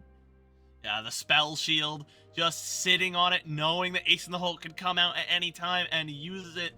Really feels bad as Caitlyn. You see Ace in the Hole come out on the low health Sivir, and you're like, haha, I got you now. One simple E, and your ultimate is for naught. And really close there. A lot of damage from Kaze, but critically, the Emperor's Divide didn't hit Snaker. Snaker was just positioned just far enough back that the Emperor's Divide did not connect onto him for that extra damage in CC. So he just got to stand there and auto-attack, while Jose Diodo was more than healthy enough to just take that combo and not have to worry about going down here. We're in a kind of a reverse situation from last game, where it got to a point where Red just had so much damage, and even though they didn't have the tankiest comp, there was not enough damage on the flip side to get through what tanky members they do have. And now we see it's the same thing right now. Beyond the Scion, who hasn't really been present in a lot of the fights, is just now starting to come online for team fights and get, a lot of that pressure with the ultimate. I mean, you said it yourself, Scion just needs to be in the fights. He will grow regardless. Yeah. But even just the Alistar and the J4 are more than tanky enough to deal with Red's comp at this point. They're so far ahead. Alright, FNB in the bot lane trying to safeguard this tier 2. Leza's under tower, and so is Jose Diodo. FNB alongside Doom throw out the Glacial Prison. They try to clear out Leza and the rest of the wave, safeguarding this tier 2 tower for the time being, forcing a teleport out of Zoan topside as Kazi is solo pushing that lane. He already took solo gold, and he takes it tier 2. That's 2 tower bounties solo for Kazi. It's a lot of gold to feed an Azir. A lot of gold over to the Azir on that split push. Split push Azir, not what we were expecting. Obviously, we wanted to see the Yorick go off on the sideline, but he was busy defending this tower, and he buys a lot of time. Critically, though, even with all of that objective gold going into his pocket, you're going to see he's still down almost 1,000 on Leza, who is having such a bounce back game. We talked about, hey, maybe we need to put those solo laners in a position, make them a little more comfortable, get them acclimated with the team before we're trying to make them play the team style, let them play a little bit of their style. And it looks like that's working out really well, as Leza is looking fantastic on this Victor. Yeah, and right now Doom isn't really tanky enough to really take on these fights. He's 30 CS behind, or 20 CS behind Jose Diodo, which in the jungle is quite a lot. It means a lot of gold that this jungler is missing out on, plus the kills, plus the assists. So totals at around 2,200 gold in favor of Jose Diodo, which means that Doom needs a little bit more scaling before he can actually contest these objectives, before he's the tank that his team needs him to be. Right now, the Azurus are just way too beefy for red cannons to really deal with them in a timely manner. However, Kaze does have a Bloodletter as a second item. These big tanks are looking awfully squishy for him. Kaze banana jukes the heck out of his own jungle. Doom gets caught off with the Sejuani knocked up and spinned around. A pizza time as the Emperor's Divide throws Jose Diodo to safety on the double kill. with the expansion of the storm and the Q coming out, the auto attacks, Jose Dioto was able to secure 2 more as after they got the dragon to put them on soul point as Oh, yeah. well. Everything going the way of Isuru's right now. Unless FNB cracks open the game and decides to turn it around, he has the maiden, he already took down Ackerman, he can absolutely fight this against Zoan. However, Zoan does have the Ramble Vest, so FNB tries to keep his distance. Jose Dioto is going to try to cut him off on the intersection over the tri-bush. FNB, he needs his maiden to be a relevant fighter, but he's got nowhere nearby. It's the Great Escape. Can FNB do it? There's the teleport on the flag. Where is the drag? Jose Dioto's looking for it. He won't be able to find it. He's now playing with the maiden, maybe looking for a kill, but FNB runs out of cooldown and it's Zoan who collects the kill on the Great Escape. I'm not sure we needed to use the teleport there. I do like the cheeky teleport to the flag. That is a fun little mechanic to show off. Hey guys, did you know you can do that? You can do that. But ultimately, I think they would have secured it even without Leza, but no need to take risks. They're going to give over a mid lane turret here for their troubles. A nice objective bounty to be shared by the team, and now we got a fight coming out after it. Well, Emperor's Divide comes down. They do try to fight the Sop, but with the member coming up, we don't feel like Izuru is going to have a lot to fight for. Izuma is already turning tail and running. Izuru clears out this fight nice and easy on a double kill for Zoan, and they turn to Baron. Yeah, 4-for-1 ace for Isuru's Gaming. Blood is in the water, and the Sharks are ripping them apart this game. Such a different tone from the last one. And you did see Snaker went down early in that fight, but with these scaling picks here in the rest of the lanes, it didn't matter that they lost their ADC. They have so much damage to come out from their mid lane and even from their Scion in the top side. They are not worried, and that is a Baron secured onto 4 members of the team. I would have liked to see them delay that Baron take by a few more seconds to get it onto Snaker as well, but just a small thing as we see the fight start here, and Frosty feels forced to go in, and that's what kicks it all off. Yeah, I don't feel like Red Cannon is really adapted from the last game. Their composition is a little bit more pokey rather than all-inny, even though they do have a Sejuani. They're just getting caught fight after fight after fight because the beefy front line of Azurus is really proving to be a challenge for them to take out. And Yorick not really being present in the fights is costing them a lot of gold. Yeah, in an ideal world, you are finding a 5-man Pop Blossom into, you know, a huge Emperor's Divide, and those pieces can provide enough CC that your man disadvantage is less noticeable. But ultimately, you're not going to find that every time, especially with Isuru's. With their comp, doesn't feel forced to group up and play together in Death Ball Wombo combo. They can spread out and position to make your CC chains a lot harder to find, a lot harder to see those angles. And so you're forced to play a more front-to-back traditional team fight. Okay, that's a free kill. Ackerman does a disappearing act. This is a good start because now FNB has space. The ultimate. FNB has a little bit of space, forces the unstoppable onslaught off of Zoan. This is a good fight for Red to take.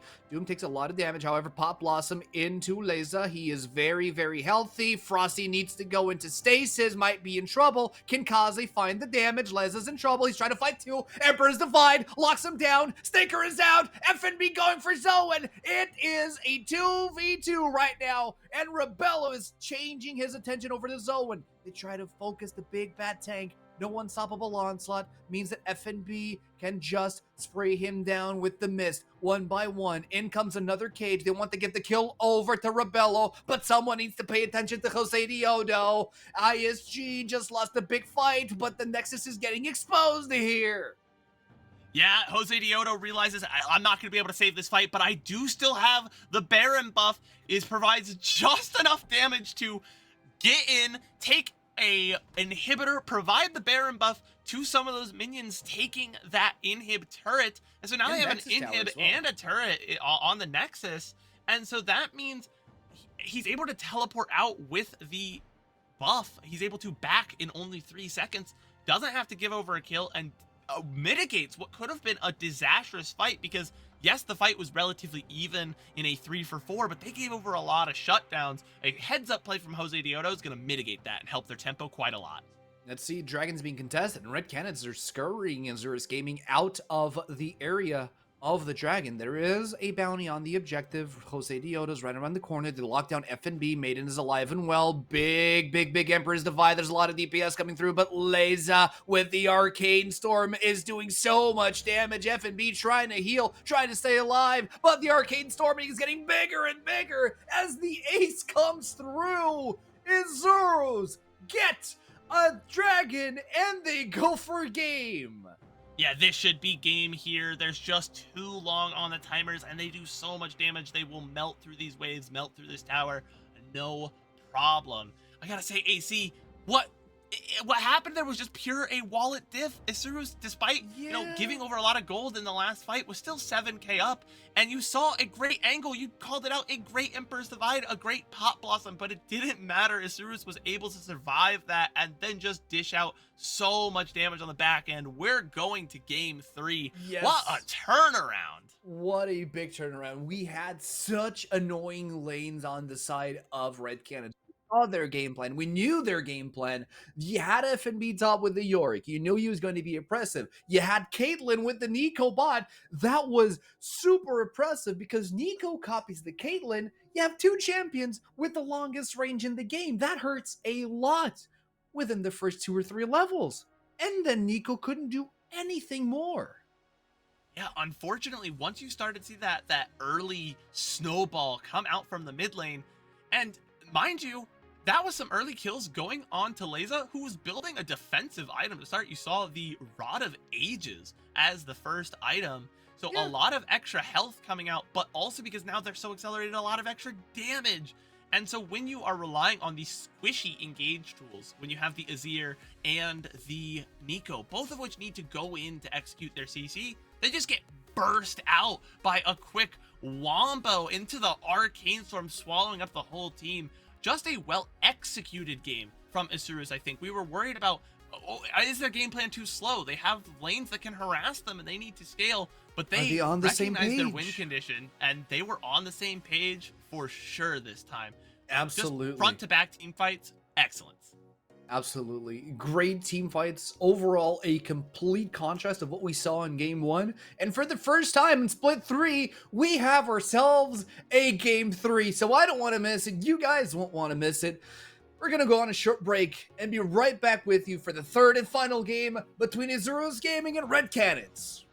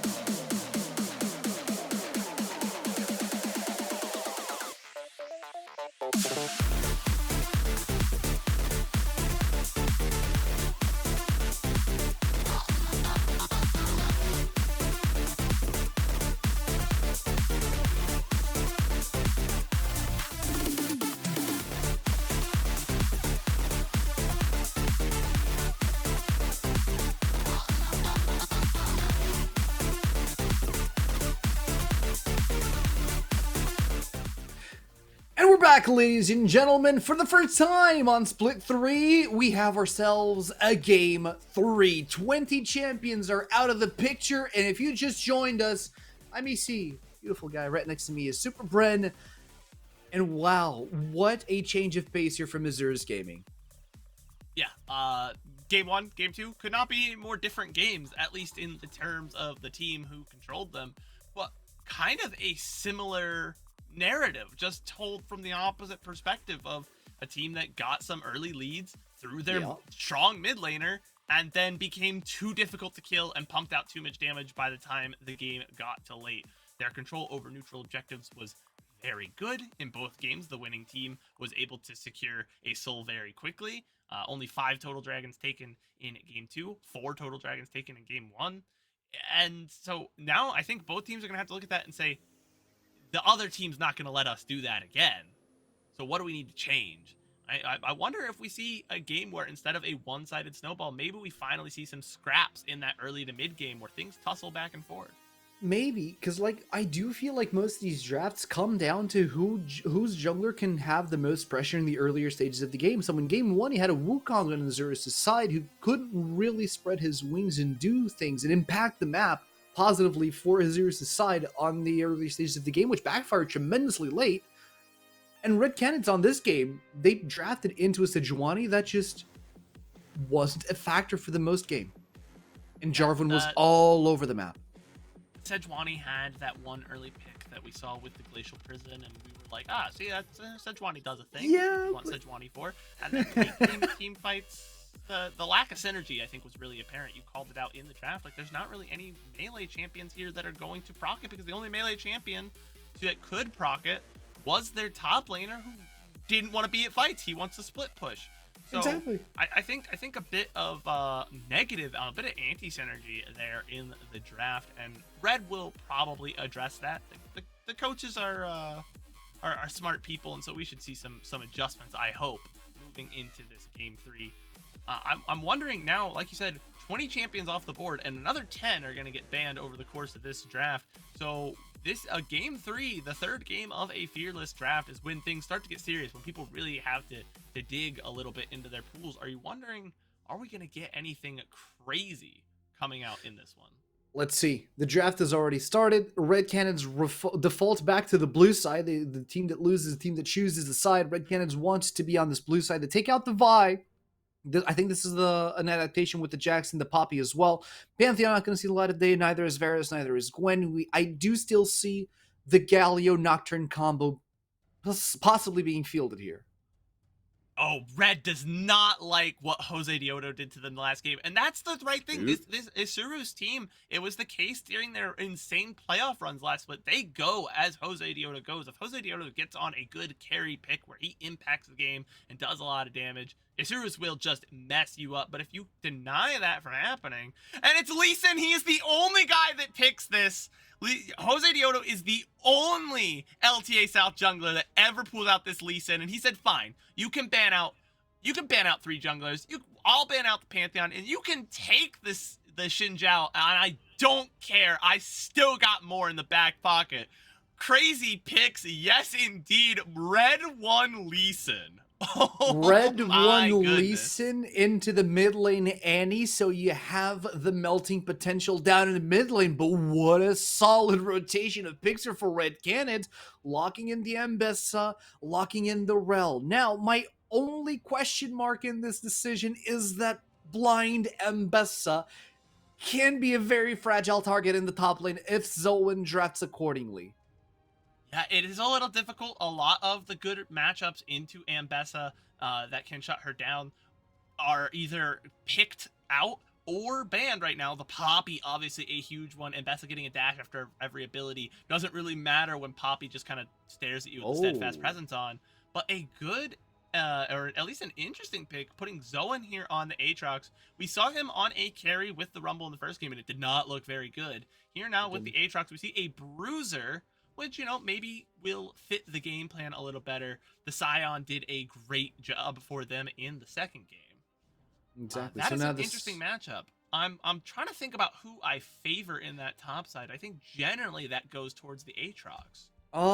It depends. If we're talking about sustain-wise, Aatrox should win earlier on, but if FNB can hold out later, I mean, it's going to get really, really hard to get the sweet spots on the Aatrox blade with the hypermobile Ambessa. And I feel like the later the map goes, I mean, FNB is going to have an easier and easier time starting to dodge Aatrox and potentially shutting him down even. But seeing the Braum banned out, which is a good disengage. You see a lot of picks on red that want to go forward, so getting rid of those disengaged supports, not a bad idea. It could indicate that maybe they want to pick up a misfortune for themselves, someone that can watch their players go forward and then follow up with that. I know misfortune, kind of a contentious pick. There are people who really, really don't like seeing that ADC, but you know, not yet. If your team is able to lock that down, now maybe I would say this is a not a misfortune angle for sure, because if you drop that bullet time, you're just immediately getting depth charged, then your ultimate is for naught, and then you do no damage. Yeah, I mean, you do with the Rel, you can pair it with a couple of AD carries. You can throw in a hyper carry if you want. Jinx is still on the table here. She has not been touched for the time being. Corki is also open, but Senna is going to be the lock-in. Mm-hmm.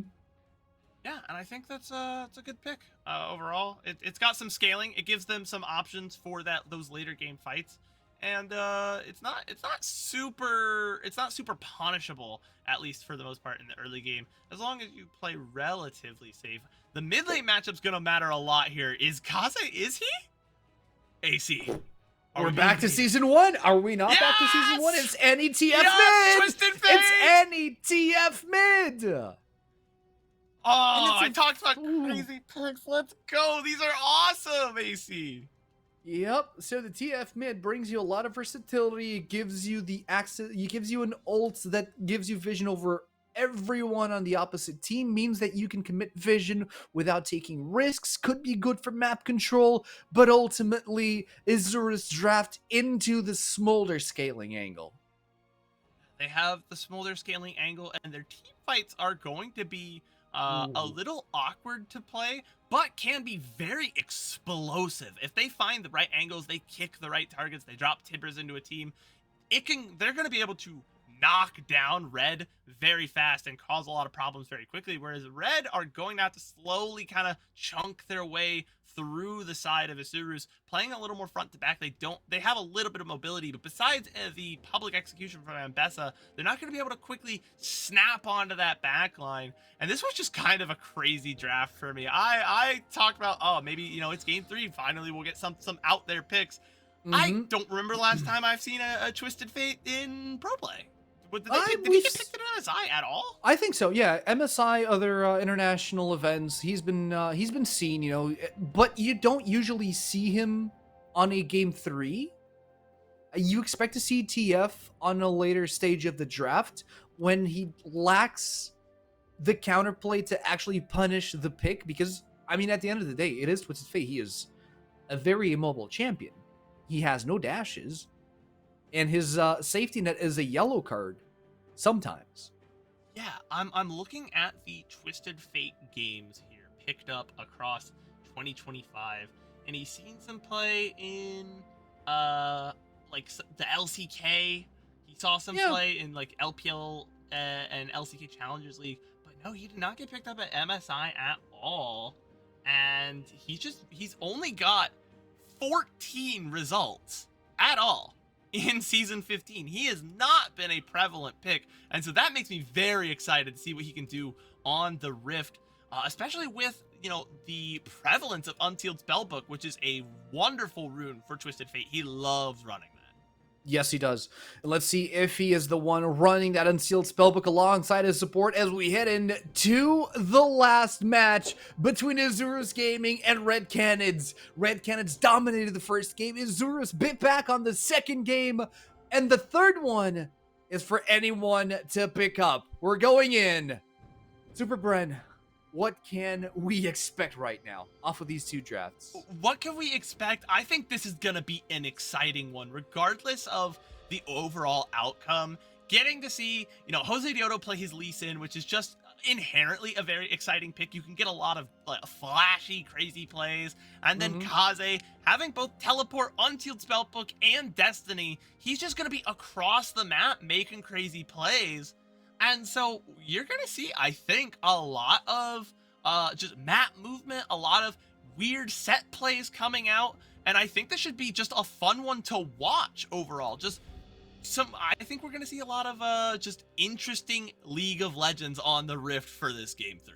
Yeah, Red Cannons are stacking around the mid side of the map, waiting for an invading, waiting for that deep ward to come through, but they successfully block out Isurus' advantages as they do see Lee Sin, Jose Dioto starting on the Raptors, which is probably going to draw out Doom to start equally on the same side. That's exactly what's going to happen. See if early game there are some interactions between Frosty and Ackerman. Fully expect to see that happening. As the Rel only picked up on game 3. Very, very prevalent champion as well. Across the board, across international competitions as well. You do see the first engage coming through right at level 1, trying to abuse the fact that, it's a Smolder. He needs a scaling. Then again, so does the Senna. They both ADCs here looking for that hyper scaling angle, but man, Senna does scale infinitely, and they do get very annoying with that very long attack range and that all that extra crits turning into lifesteal. They can be very difficult to deal with. But once Smolder hits those 225 stacks of Dragon Practice, I have never seen a champ that goes from off to on so fast. You can be doing terrible all game of Smolder. As long as you hit 225 stacks, you have a legitimate chance to win. No, you actually become a big threat with the execute. Not only because you actually execute players, but also the psychological fact that you have to watch out for your own health bar, make sure you don't go too low. But mid lane is where we see a lot of action coming through. Late ward from Isurus Gaming means that Doom is going to get spotted, which is going to give them some information on the whereabouts of that Xin Zhao. Let's see if Jose Dioto decides to do something about it. We have a series going for game 3 finally. This result directly impacts the pick and play selections at the end of the day, says Takeshi. It's gonna be an important one, and I think I'm glad we finally got to a game 3. I was really worried after that first game that, like, oh man, Red's gonna get a quick 2-0. I'm gonna look really fraudulent for saying Jose Dioto was good. Okay, finally we get a game 3. We get a real series, and we're gonna, like I said, we're gonna see some movement. We're gonna see some action. Xin Zhao is a champ that likes to get in, gank early, and then Jose Dioto coming online at 6 is gonna want to make plays and make things happen as well. And that's not to say, you know, going on. that, you talked about that action in the mid lane, and I do want to point out, if we look at our stats from the last 2 games, that the damage spread was almost identical. Massive damage from the winning team's mid laner. And then, you know, a little bit of damage from that ADC, the top and jungle doing its part. But specifically, even though the damage spreads for both winning and losing team looked the same. Leza had the flash over. Leza had the flash over. Oh, Jose Dioto's there on the scout, but Doom gets the first blood for FNB, and that is not a good sign. Mbessa with the early lead. Jose Dioto getting caught off. He does take the double scuttle, though. Glass half full. Action in the mid lane, like we talked about, but this time it's FNB on the roam. And you talked about it, Mbessa with that early lead can be very dangerous. And now we're seeing, like I said, more action coming out in the bot lane. Yep, flash out from Snaker after another re-engage from Frosty. Azur's Gaming still going in blind into these brushes and getting punished accordingly. And once again, we saw this last game, we see it again. Red absolutely denying even the base XP from these waves from Ackerman and Snaker is going to delay their later stages, but it didn't really matter last game. It didn't matter too much. We talked about, you know, the amount of damage that mid lane ended up doing. One of the things that did stick out to me is that Rebello just could not do anything. We see a replay of this fight here. Unfortunately for Leza, as Doom comes to gank, FNB just happens to be scrapping with Jose Dioto in the jungle and did not have the passive up to get the stun, everything on cooldown. FNB just follows with the flash and picks up a nice early kill to secure himself just that extra advantage in lane. As you can see, he has the Caulfield's Warhammer. Meanwhile, Zohan only has 2 Ruby Crystals. And so that, all of a sudden, his trades are really going to favor FNB, who's going to be able to do a lot of damage. As if to prove me right, here comes FNB going in for some trades. Yep, FNB now has a sustain coming in passively from his ultimate. This is where the game really starts for the Mbessa.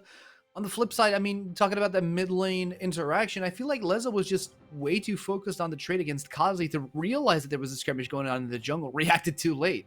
Now, the first dragon's being threatened here by Azuru, which is actually a pretty good initiative from the team.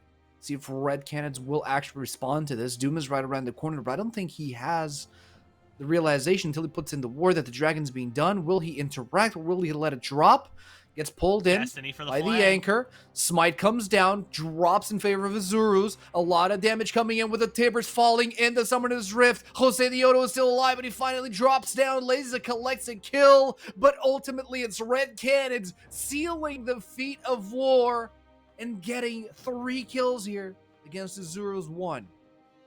2 kills there picked up at the dragon, 1 with a long range Q from Rebello to secure the kill first off, and then another follow-up. You're gonna see here what really makes this fight. Ackerman's doing a good job of zoning off, is able to, you know, lock down the mid laner, but Kaze, or sorry, not the mid laner, the jungler.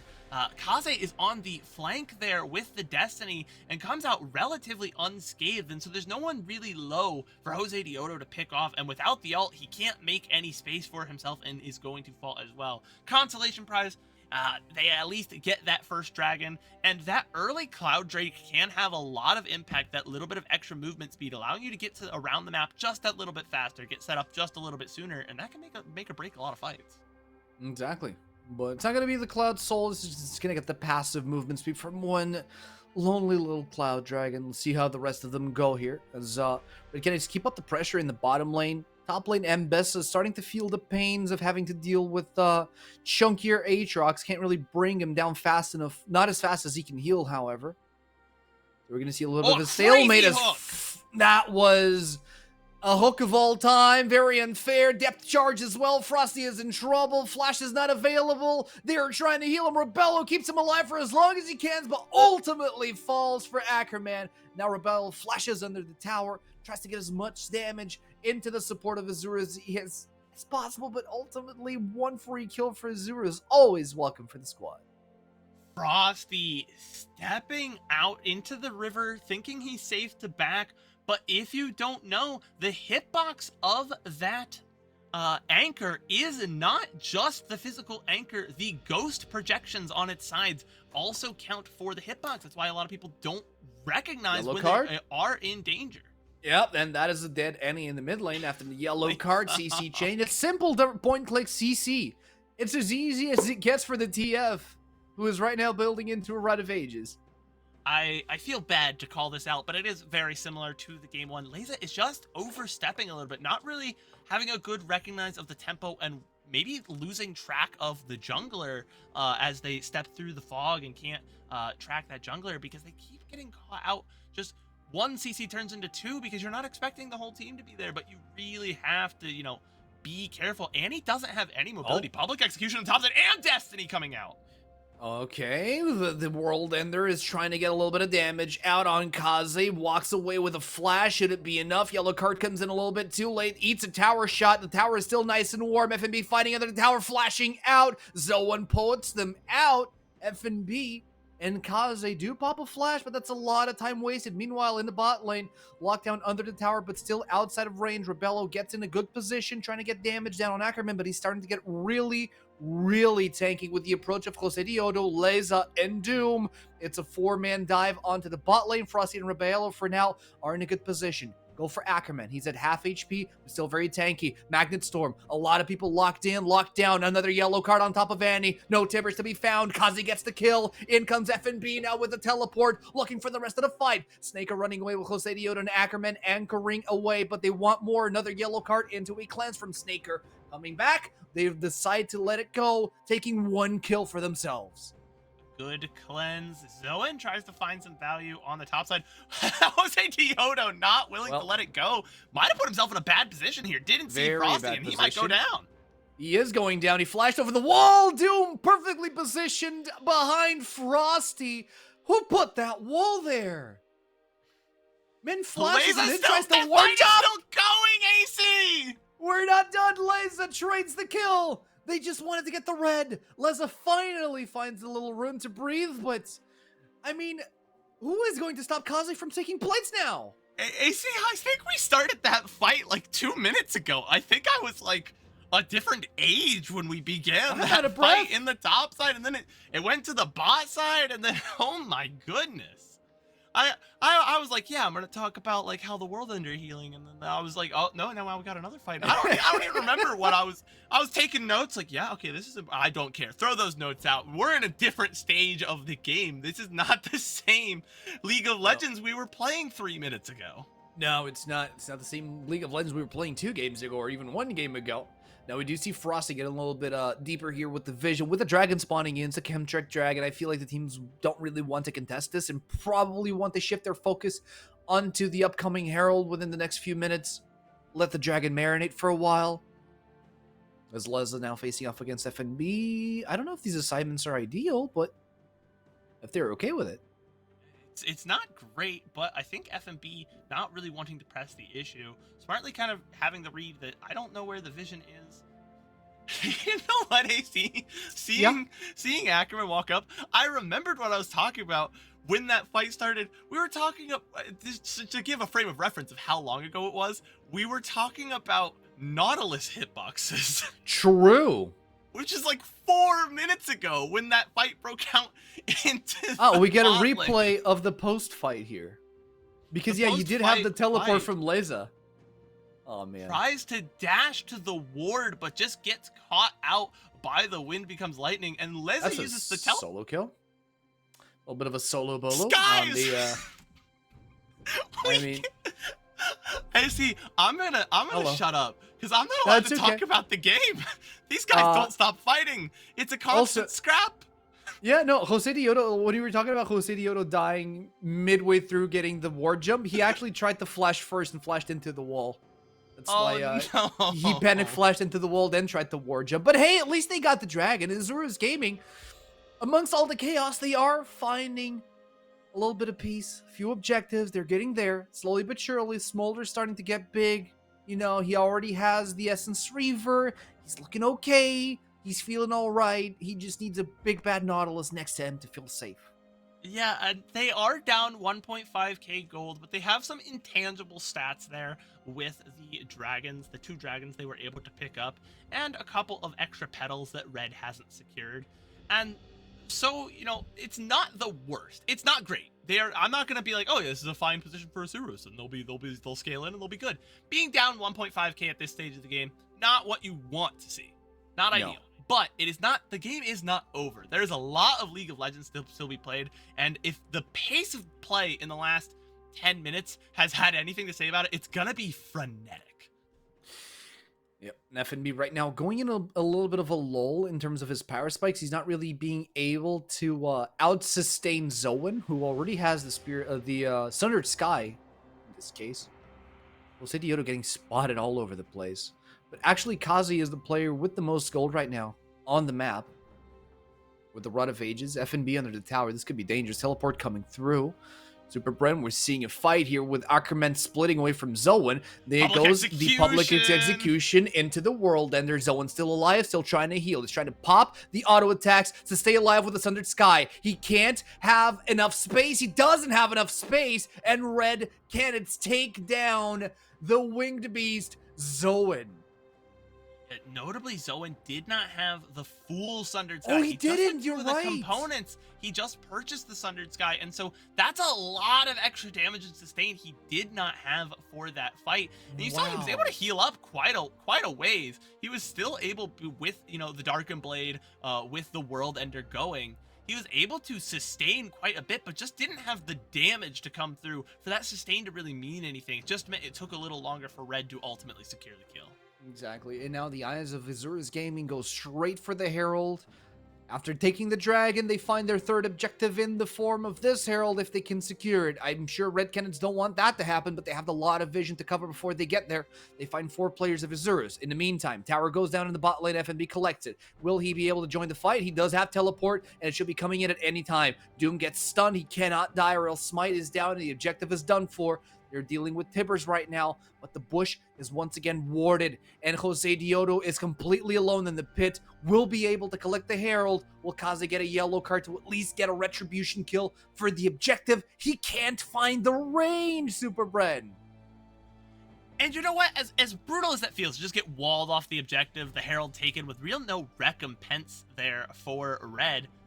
They got the bot lane tower, and they're not that worried about giving over that objective because it didn't matter all too much. The feats are secured, and so the big long-term play is still mostly in their favor. Yes, you are going to probably lose a mid lane tower at some point, maybe even lets them secure a dragon. The Herald is a powerful tool, but it was not worth just forcing the issue. And I think ultimately, as bad as it felt, it is the right call there from Red to just say, okay, they did a good job. They got set up for the objective.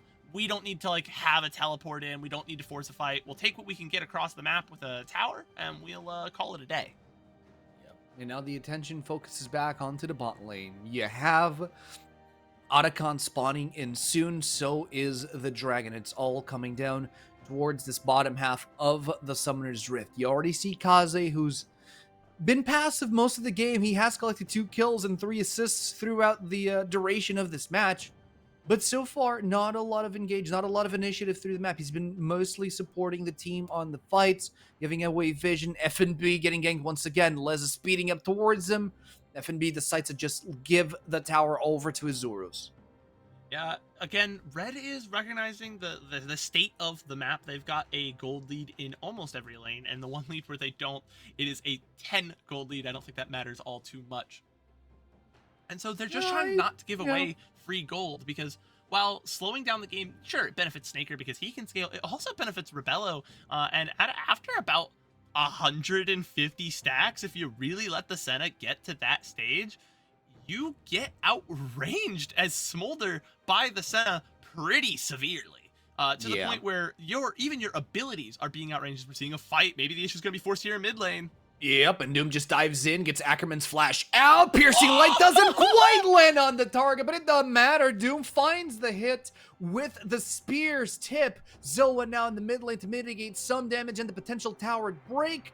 Snaker as well, feeling nice and confident with Zoa at his side. Jose Dioto closing in the gap as well. Kaze trying to take out the ward as he flashes in for the yellow card on Snaker. Big Baby Dragon might be in trouble as Rebello finds the killing spree on the enemy AD carry, but the World Ender spreads his wings and looks for the return kill. AD carry for AD carry. Zoan finds himself completely isolated, and the World Ender finally ceases to exist. Zoan still tries to heal up, maintains the fight nice and active, but ultimately gets taken down by Rebello. Dude, he has so much sustain. Oh my god. They need to pick up some anti-heal. Pay the toll, get the anti-heal. Come on.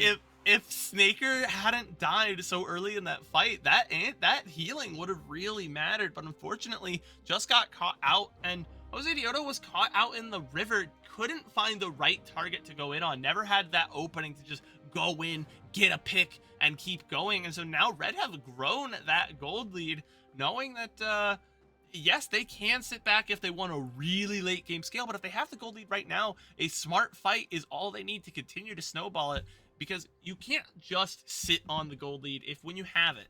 That 2k gold lead in 10, 15 minutes, 2k gold lead at 20, 30, 2k at 20 minutes, pretty good. Yeah. 2k at 30 minutes means almost nothing. And so you need to continue to grow that lead. And so they found a smart pick there as, once again, Isuru's, the overextending in the mid lane seems to be kind of their Achilles heel so far this series. Yeah, but they took their sweet time with acquiring that kill, didn't they? Definitely to reorient their itemization here, but at the same time, Azurus are still fighting. It does not feel at all like they're behind 4.2k because they're still finding these opportunities, they're still finding these fights, and they're still finding these windows to open up a tier 2 in the mid lane. 5 people concentrated in the mid. Massive magnet storm coming in from Frosty, locking everyone down from Azuro and guaranteeing that not even the World Ender can save this fight, as he's the last man standing from Azuro's yellow card. Gets him nice and still for the ace coming in for Red Cannons. AC, they are still fighting these fights, but I don't know if they should be. That keeps turning out poorly for Isuru's, and I'm not sure necessarily that they're fighting the fights, or as more as Red is like, oh no, please don't engage us. That would be really bad. Public execution, dawning shadow of destiny. Bam, bam, bam. You're dead. Yep. I mean, it just happened in an instant. Immediately you saw Snaker getting focused down by the public execution, and from there on out, Zoan is big. He is massive. Don't let the 0-3 scoreline fool you, because that Aatrox is scary, but there's just not enough damage from Azuros right now. I want to shout out first time chat. At Rebello's current pace, it would take 55 minutes to get 150 stacks. Thank you for doing the math for me. That's awesome. It does get a little faster as the game goes on, but that is true. It would take quite a while for him to get all those stacks. Luckily, I don't think it's gonna matter, because Red is up 8k. They don't care about Rebello's stacks, 6-0, whatever. He's doing enough damage as it is to be fine, and they're winning every team fight pretty soundly. So, yeah, I just love that that's what we needed to chime in. I genuinely appreciate doing the math. That's awesome. Yeah, but we did linear math on that one. We need scaling math for the yeah. We need logarithmic setup that math. Is a massive collapse from Red Cannons. They're looking for someone. Ackerman is the first one in line. Jose Dioto, Leza, and Snake are trying to open up some distance through the jungle, but they're all spotted by Destiny. In goes FNB right on top of Leza. Public execution. Jose Dioto jumps over the wall, stacks up with Snaker and Ackerman, while in the meantime, Aatrox gets locked down and immediately deleted. World Ender be gone. He didn't even get a chance to press the R button as Frosty and Doom run down Jose Dioto and Ackerman, but decide, you know what? We can get more than this. They're just buying time for Kaze to take mid. Is Summit still on this team? What was the teleport? Where are you going, Zoan? He teleports in, but by the time the teleport gets there, his team is long gone, and There's just 4 enemies waiting in the bush. Like, hey man, how you doing? You doing all right? We're gonna send you back to the gray screen now, okay? Like, Okay. as soon as you saw the public execution go on Leza, you had to have the teleport already casted. He casted it as soon as he saw the fight start, and when he got there, it was already over. Yeah. Unfortunately, his team is playing on the back foot. As you can see here in the replay, they're just trying to continuously back up and back up. But Red have the tools to prevent that. You have the public execution, you have the wind becomes lightning, the 3 talon strike, all of this CC. Leza tries to go teleport in, but starts it's just now. not enough. Yeah, the teleport starts so late. So Zoan is just caught with 4 members of the enemy team just staring at him in a bush like, this yo man? And the thing is, he teleported completely away from the flow of the fight. The fight was being oriented towards bot side. He just teleports into the backline, expected Red to be giving chase to the rest of the squad. If I had to guess, maybe he was hoping that Red would continue to chase and that he would have the flank, but Red just smartly assessed that we can just turn onto this guy and get a free kill and then take a tower in mid lane. There's nothing stopping us from doing that. It's a free play that we've just been gifted, and it turns out really poorly from Asuras. We're down 10k at 24 minutes now. I cannot stress to you enough that this is a brutal lead, and beyond that, it's not like Asuras, okay, well, they're down this much, but they have 3 dragons that can secure soul. Or they're down, they're down this much, but they at least can say they've collected a lot of the petals and can get a lot of buffs from Otacon. They're really don't have anything going for them. Even if they were to secure this soul, the Hex Tech is just not going to bring out an instant fight win for you. And so it's really down to Hail Mary do or die time, because at this stage, Red's just getting ready to find a good team fight and end the game. They're just setting up the map to end the game in 3 or 4 minutes. Yeah, but to be fair here for Isurus, public execution just missed Jose Diodo. He does get yellow carded. Kaze in the front line, but if you look at Snaker, he's at 247 stacks, so that little dragon is gonna start hurting if he has the space to do it. The problem is, if Zone's not in the fights, he won't be able to buy that space for his AD carry. Ackerman is not a relevant tank at this point in time, especially with Unsealed Spellbook, which is the downside of the rune, is that you don't get tanky enough to actually be a relevant threat if you're behind. Yeah, Unsealed Spellbook as opposed to Aftershock. Aftershock is always going to guarantee you some of that extra sustain and damage. Yeah. You're always landing the Aftershock proc as a Nautilus, and so you do see that he is really struggling without the items to keep up. You don't have quite the amount of innate tankiness as Nautilus as some of the other engaged supports do. I would say he generally is the best at the actual engaging. Depth charge is being a point and click, a guaranteed knock up is kind of an insane ability. Dredgeline is such an easy hook to land.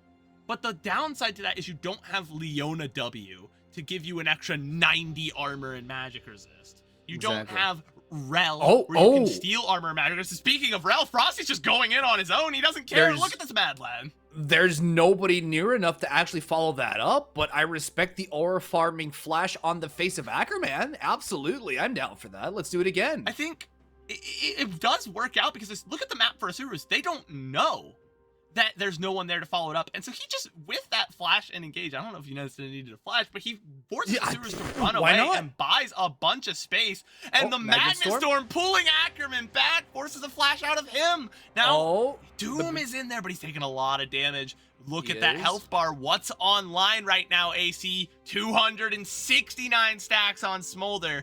This is the angle, the Hail Mary play. Can Smolder execute 5 enemies before his team dies? Yeah, but you usually expect the Hail Mary play to come from Azurus, not Red Canids, and this felt like a reverse Hail Mary. Red Canids just got caught in the heat of the moment and lost a lot of HP. Respecting the powerhouse that Azurus Gaming is, and knowing that the game could turn around with that small little smolder, decided to reevaluate their current position. Maybe we start prepping for Baron. Maybe we get some vision in there. But no, they're just going through bot side. They want to crack open the bot lane. Red is, I think, really just kind of banking on this wallet diff that they have. When you are up this much, it's over 1.5k in every lane that matters. A 900 gold lead on your support is nothing to sneeze at, but who actually cares about support gold leads? I'm sorry, support. I'm a support, guys. It matters, but it does not matter as much as having a 4k lead in mid lane. And with that massive lead, I think they're just hoping that they can go to a spot and force things to happen, and that Isurus will inevitably respond, and then they'll just win.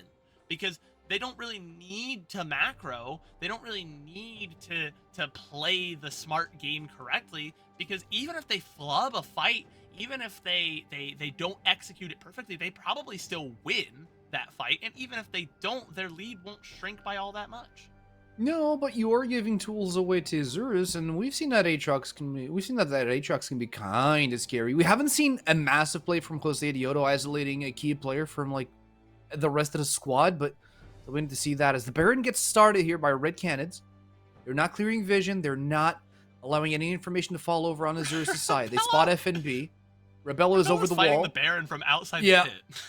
He's getting extra debuffed, but it doesn't matter. He has enough range at this point that he's able to attack the Baron over the pit. 5,000 HP. They go for the fight. Doom jumps over the wall. Massive Magnet Storm. Zoan flashes over. World Ender active and waiting to get a kill, to get a reset. FNB is unstoppable with the kill on the Nautilus, and right now the Dragon Boy is turning tail and running as Kaze takes down the enemy mid laner Leza. Double kill for FNB on the Snake here, meaning Jose Dioto is the last man standing to stop the onslaught of Red Cannons. I don't think Red were ever particularly committed to that Baron. They don't need it to end. They have so much damage online from their composition. They just needed to force Isurus, like, okay, fine, you guys aren't going to fight us in the lanes. You have to come fight us at this. If we get this, we win. And so Isurus does feel forced to fight. There's just no angle into it, as Jose Dioto is clean up as well. And that's just what happens. It's unfortunate, but that's you're down 15k. There is no angle into any of these fights for Isurus. They needed to do something earlier. They needed to make use of that Lee Sin. They needed to make use of the Annie, and they never ever did. And then eventually, what happened? Senna auto-attacks you from like 6 screens away. She's in her fountain and hits you in your fountain, and then you're dead because it also does like 500 extra AD. And that's all she wrote. It was scrappy and fun in the early game, but eventually, man, did Red just take over that late game. Yeah, and the biggest thing is we saw what the win conditions could look like there for Red Cannon, or not for Red Cannons, but for Isurus Gaming. We saw how dangerous the Aatrox could be. We saw that 4 players took 3 business days to finally take down an Aatrox after his ult had ended, but still, there was no focus on the top side. Aatrox just didn't have enough space to actually do something. Jose Dioto was good in the early game, but blipped down in the later stages of the game. I guess that's the curse of the Lee Sin. That's so true. Lee Sin just doesn't have that staying power late if you don't get massively ahead. And the thing is, he never really had a lane to play around. The only lane that was like, okay, this lane is probably going to be strong and win fights early is going to be that mid lane where, like, as soon as you have level 6, like, the Annie can really just start to trade with the Twisted Fate. But Leza got caught a couple of times before that ever had a chance to happen, and so there's really nothing to play around for Isurus. It was about a 15-minute just death march of just, we have to wait to lose the game. Because they just could not find the angles. Even when their Aatrox had the sustain, he didn't have the damage. When they finally had some damage come online late, they weren't tanky enough anymore. And so it was just kind of a series of unfortunate events if you are an Isurus Gaming fan. But if you're a Red fan, you love Red, huh? It's the best day of your life. You're opening up your split series with a win, even though it's a 2-1 win, and it's going to absolutely affect the pick and play later. But that's a problem for the future. Right now, if you're a Red Cannons fan, you're looking at a massive, big dub for the team on the 3rd split of the LTA South SuperBren. I think that's pretty cool. It's good for them because, especially after the way they ended last split, you want to see, you want to see these new guys come out and shine. And man, Kaze looked good in games 1 and 3 today. So that's a really, really strong sign for the side of Red, as well as Doom. He felt wacky. Had some... yeah. Doom Kaze felt wacky. Sorry. He was just kind of doing stuff. He was just kind of out there playing the game, especially in the first game. He was just doing whatever he wanted, and it just kept working. I mean, an hyper-aggressive Orianna, what's not there to love, But But especially on this last game, I just feel like Annie got absolutely countered. She needs someone to burst down and melt, and it's just Twisted Fate just got too tanky. Twisted Fate how many times was he just on the team fight flank? I think Kaze, really good showing. Doom looked good today, even when he had some first team reps in the last split. We were very shaky about whether or not Doom was adding a lot to this team. I think he looked good for the most part. Yeah, he had a pretty particularly not good game 2, but he really stuck it to Jose Dioto in game 1. I would say Jose Dioto's consensus a top 3 jungler in this league, and so that's really good news. I think Red has a lot to look forward to as their team grows this split. Exactly. And as this series comes to an end, we're going to go on a short break before we head into the second series of Day 2. It is going to be Vivo Keat Stars facing off against Loud. But before we do that, a little short break, and we will be right back with you, so don't go anywhere.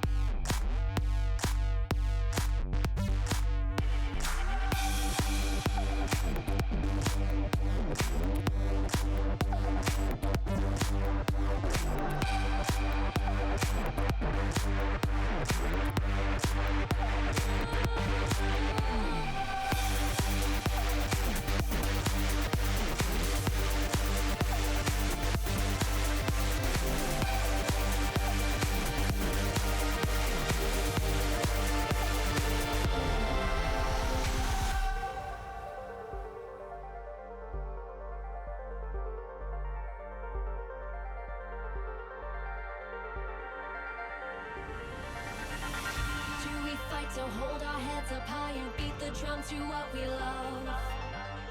Risk the fall, or we have felt it all come crashing down from far above.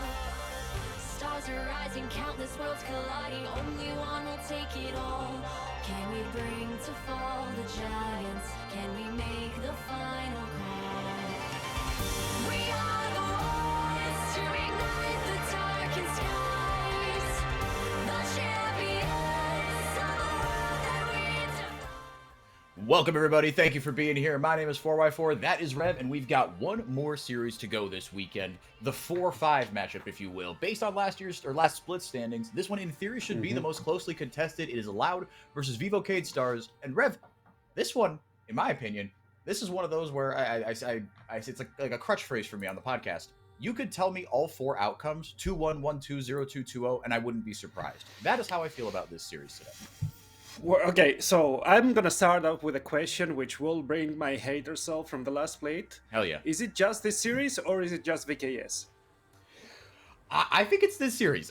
Part of it is VKS, Okay. and because they ended last split just horribly. They just puked all over themselves. They fell apart in a tremendous way. But I think a lot of it, the main culprit was Kissy in the mid lane, and he was very just inactive. He was I'm not gonna say fraud, but I can't think of another word right now. And they've brought in someone who in Cody is a lot, or Mira, excuse me, is a lot better. Just, it seems like he's the more souped up, just ready to play, plug and play version into what Cade Stars were doing. Because you saw improvements from Morteus and Trimby. Bull, bit of a question mark still for me, but DeSamus has proven that he's a good enough juggler at this level. How do you feel about Cade right now and the adjustments they made? Do you feel like they addressed the areas of need? I mean, the change is fine, and I'm pretty sad about Kissy because Kissy started the split as possibly the greatest player in this roster. Yeah, when the rest of the roster were just brain lagging left, right, and center, doing nothing, just waiting for the enemy team to puke all over themselves. He was doing stuff. He was Ari, ult, flash, E, making sure that plays are happening and moving them up forwards. And then he just disappeared. So I'm pretty sad for him. And I don't know if Miryu will be the difference maker. He's for sure more stable. And if you want to develop other players, stability is something that you need. So you have Trimby there. Now you should have Miryu. And that means that Disamis and Morteus can actually get the reins and start playing the game as they want. They can start dictating the pace. But the thing is that Vivo Keystars are filling me, with that feeling of, I don't know, have you ever gotten your favorite food cooked by a person you mildly dislike? That's the feeling I get. I know it's pretty weird, and I do like CL, I do like the players, but I really dislike the feeling that VKS are giving me because I don't feel like I trust them. And really they funny, have dude. great ingredients, and I don't feel like I trust them, and I hate that feeling. Because on the other side, Loud have been getting better and better last plate. They also fumbled a little bit, but now they might have done the best transfer move in all of the West. With Griffin suddenly joining. Dude, I kind of think so. I put this out there on the twitter.com. If Loud make it to Worlds, whether it's the first or preferably the second seed, with one of NA's greatest talents that we've been seeing, we've been hearing talk about this kid for years, it seems like. Literally, I remember one of the first leagues I ever casted in 2020. I started casting during the pandemic. One of the first leagues I ever casted was this league called Phoenix Rising League. If you know the lore about that league, hit me in my DMs and we'll swap war stories. Because the league itself was an absolute shambles. It was run by a bunch of fraudsters and people who did not know what they were doing. That being said, he was in this league, and the one sensible thing that one of the guys who ran that league told him, everything else was just a crock of you-know-what coming out of his mouth. The one thing he did say was no, this kid is legit. He was 14 at the time, maybe 13, maybe 12. I don't know. But he was a baby. It was no. He's hitting rank 1. He's going to be really, really sick. And then he went over to Korea, right? He lived with LS for a while, played on T1's third tier team. This kid is the truth. And it seems like personality-wise, I think he's adapted very well to Brazil. And I think he will become a fan favorite. But as we know, as you as a soccer fan know, winning cures everything. Right? True. If the results keep coming, you can have whatever personality you want. You can make all the stupid jokes you want. You can live whatever lifestyle you want if the results keep coming. And so that leads me to kind of my second point about Loud. It's kind of how I feel about the Red roster and they plugged and played. It bums me out that this roster swap was made with one split to go, because I would love to see Griffin and Jewel, but mainly Griffin, get a full year's run. You know what I mean? Because Yeah. inevitably, right? They're, like, Loud of all orgs, like, they're not gonna keep this roster exactly as is from now until 2026, right? Like, there's just no way. So that's what bums me out about this. But I'm excited for this split. I mean, for sure, but if you think about it from Griffin's perspective, that might be the best case scenario, right? He's still For very him, young. sure. He's just crossed 18 years old, so now he's able to play in major tier 1 competitive, and it is a major tier 1 competitive, but it's not, the most, I don't know how to call it, the most attractive option. Go and play for LTA South, where a lot of people would love to go and play for the LTA North. Other people would love to go play to LCS, more spots, maybe better contracts, yada, yada, yada, you call it. But if you want to kickstart your career and you come here and suddenly you're, I don't know, Messi playing for the LMS, and you go in, you walk for 45 minutes, suddenly you dribble 6 players in a row, and your value rises up. I think it's the best for him, because then there's a big off season and he can start looking for the next big step in his career. You raise an excellent point. I hadn't really thought about it like that from just purely his own, like, I'm not saying he is, like, selfish, like, don't misconstrue like that definition of it, but like, if you're looking purely selfishly for Griffin, I actually completely agree with you. This is a fantastic move, because like you said, this could be an awesome launching pad, because like the LTA South, like, yeah, you're right, it's not the most kind of globally objectively attractive option, especially if you are a North American prospect, right? But if you go down there and Messi the MLS, if you go down there and just prove, like, no, actually I'm streets above these kids, right? The LTA South is a respectable region, but it's like the quote unquote worst of like the big 5 or whatever. But that could be absolutely incredible for him. Jewel, he's the big wild card. I made a joke that, to me right now, because we have not seen him, all he is to me is a misspelled e-cigarette, because he came from the TCL, right? Like, they're down to ERL status. Like, they've produced a lot of great prospects over the years. Heck, FlyQuest, Whippo's understudy is from, he's from Turkey. I'm not exactly from the TCL, but I know he's Turkish. Yeah. But we just don't know a lot about this kid, and like, we don't know that ERL to LTA South, I guess maybe similar levels, but we don't kind of know for sure. And we talked about how important it is for Cade to have stability in the mid lane, right? For Loud, especially when you have a kind of stud jungler coming in, right? Think you've got stability in the top lane, but you kind of need stability in the mid lane as well. I mean, I had the privilege of actually analyzing some games for Jewel. I did cover a little bit of the EMEA Masters. Perfect. I think Boostgate was the team to actually challenge most Los Ratones last split. So that's a big credit for him, because, there's all of that discussion that Los Ratones is actually not an ERL team. It's an undercover LEC team, maybe mid-table LEC team. We've heard rumors of scrims going their way, even with all of their solo queue players. So I know that he can be stable. What I don't know if he can actually handle the pressure, because he's also Korean. There's that language barrier that I'm not sure it has been covered. Plus, you're not going to an English-speaking country. You're going to a Portuguese-speaking country. Suddenly, but everyone is going to be speaking English. Because there's also Griffin. There's a lot of players. There's Griffin. There's Root as well, right? I'll tell you this: Root is not speaking Portuguese. I'll tell you that. Okay. So he has that for him at least going. But there's also like the kind of big leap in whatever the playing, because he used to play online, right? I mean, Turkey, I don't think they also have a LAN. It's a very weird region right now. Some things are going great for them, other things are going very, very south. So right now he's transferring to a completely different continent.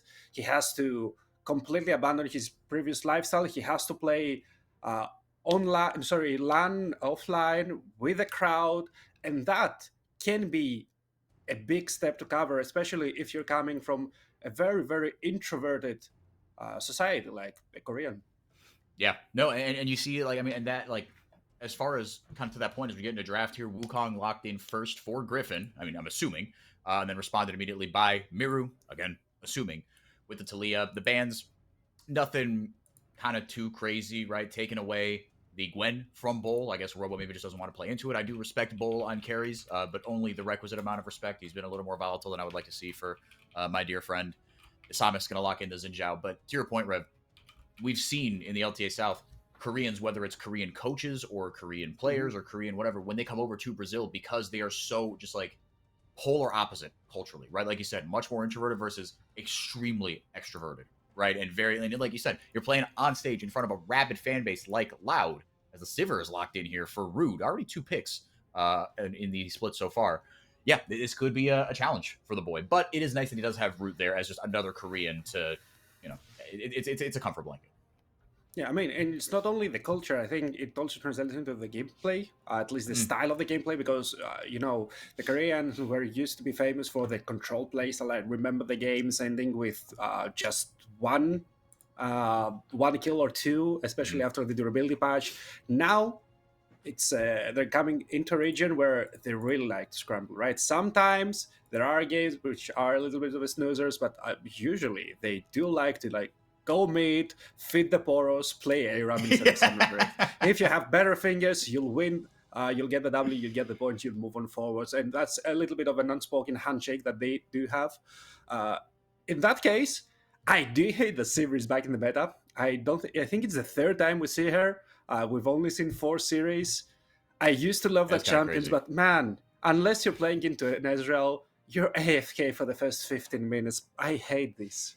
Yeah, well, and kind of the other side of that is, all right, what else are Loud going to draft, right? And will they be able to survive a bit of what could be an onslaught with, Talia could be, with Talia roaming, and then Desamis and Miru, 2 very kind of early game powerful champions in this mid jungle, or in this top jungle anyway. We'll see what Robo, I think whatever he picks is going to go a long, long way to deciding just how well Loud is going to be able to weather this early game, because, right, Loud, they've made 2 roster swaps here, right? And they're both in mid jungle, like you said. And look, Griffin, he's kind of the honorary Korean, right? He's Korean American, but also he lived in Korea for a couple of years, trained under T1, right? So he's got kind of both sides of that aisle. But we'll see what Robo pops here into the Rumble, especially. And Bessa still on the table. Maybe we could see that, right? The Galio is still, I suppose, an option that Robo could pop in. Well, there's the Ambessa ban. Okay, there goes that. I'd love the Galio right now, especially with double AP already coming through VKS. I think it's a very nice option. Plus, you got the Wukong. If you want to play aggressively, you got the Sivir to hear entrance on her if she gets engaged upon. And you also provide your team a little bit of extra crowd control, which is always really nice. And speaking about crowd control, VKS is really lacking any reliable crowd control, because the only one who can reliably knock somebody up, pun intended, is Desamis with the Q3 from Jin Zhao. And on that slight knockup, you have to follow up with everything, right? Equalizer, the shove from the Talia W, and try to make sure that that person does not get to play the game. So what do you do when you're actually playing in receiver and that gets spell shielded? Yeah, I worry more and more about this kind of lack of crowd control. Like you said, the Talia can reliably knock someone up if you hit the W. Right? Yeah. Then if you hit that W, it's a death sentence. There's so much damage on this Cade Stars team. But if you don't hit that W, what are we doing? Right? There's really not much else to go right. You got the slow from Desamis. Great. You've got a little bit of the pebbles, right, to counter the Rakan dashing around from Talia. Great. But you need something in the support role, right? You need something like a Nautilus, a Leona, and the Yorick will be the answer here. He's fallen a little bit out of favor, but not really. I mean, he was that niche kind of counter pick, but kind of opting. Well, actually, I don't know. I don't think I've ever seen him into Rumble. Have you? I don't think so, but I think he falls into that category of the kind of skirmisher, like the Aatrox. He would enjoy an early Hexdrinker, and with the Hexdrinker and Rumble being a little bit weaker in the early game than he used to be in previous seasons, I think he should just survive. There's all that little bit sustain that he has from the Q, so you don't really suffer. Plus, is Yorick actually a melee champion? Because I think he also falls into that. He also falls in that category where GPs and where he can farm or poke with AE, and if you get hit twice or thrice with that little bit of a miss, suddenly you have to reset and you lose control of the whole wave. Yeah, you can get really ugly really quick. So now this will be interesting here, because, you've actually drafted yourself a pretty good team fighting composition. There's a lot of good, reliable damage. You've got reliable CC as well with Annie, with Wukong being able to ult in and just layer that CC down. But then how is Robo going to play this game, right? Because he's going to, in the late game, in theory, he should be able to outduel just about anybody, right? Like you said, he has that deceptive range as a melee champion. And I haven't seen Robo on a true split pusher in what feels like years. So I'm interested to see whether, because like you said, Yorick can function as a skirmisher as well, right? Yeah. But I guess it'll just depend on the game state, right? That's how I see it. Is you've given yourself the optimistic view on Loud's draft is you've given yourself flexibility to decide, okay, when we hit that 15, 20-minute mark, read the game state, adjust accordingly. Yeah, I mean, the only thing I really don't like right now with Yorick is that the rest of your team is really built to teamfight, right? And Yorick is one of those champions where you can teamfight, right? We've seen Asian people pile the champion, but it's kind of hard to do. It's not like the most intuitive thing. You need to position yourself excellently, and usually people just revert back to comfort and split push into oblivion, which doesn't always work in competitive games and can actually be punished. So I'm looking forward to see what Robo can do with that, because I was expecting just the Renekton, the Galio, something with an easy crowd control, a front line which would enable the rest of the team to play the game easily. But they want to follow the new meta, which is just play Season 8 champions, I guess.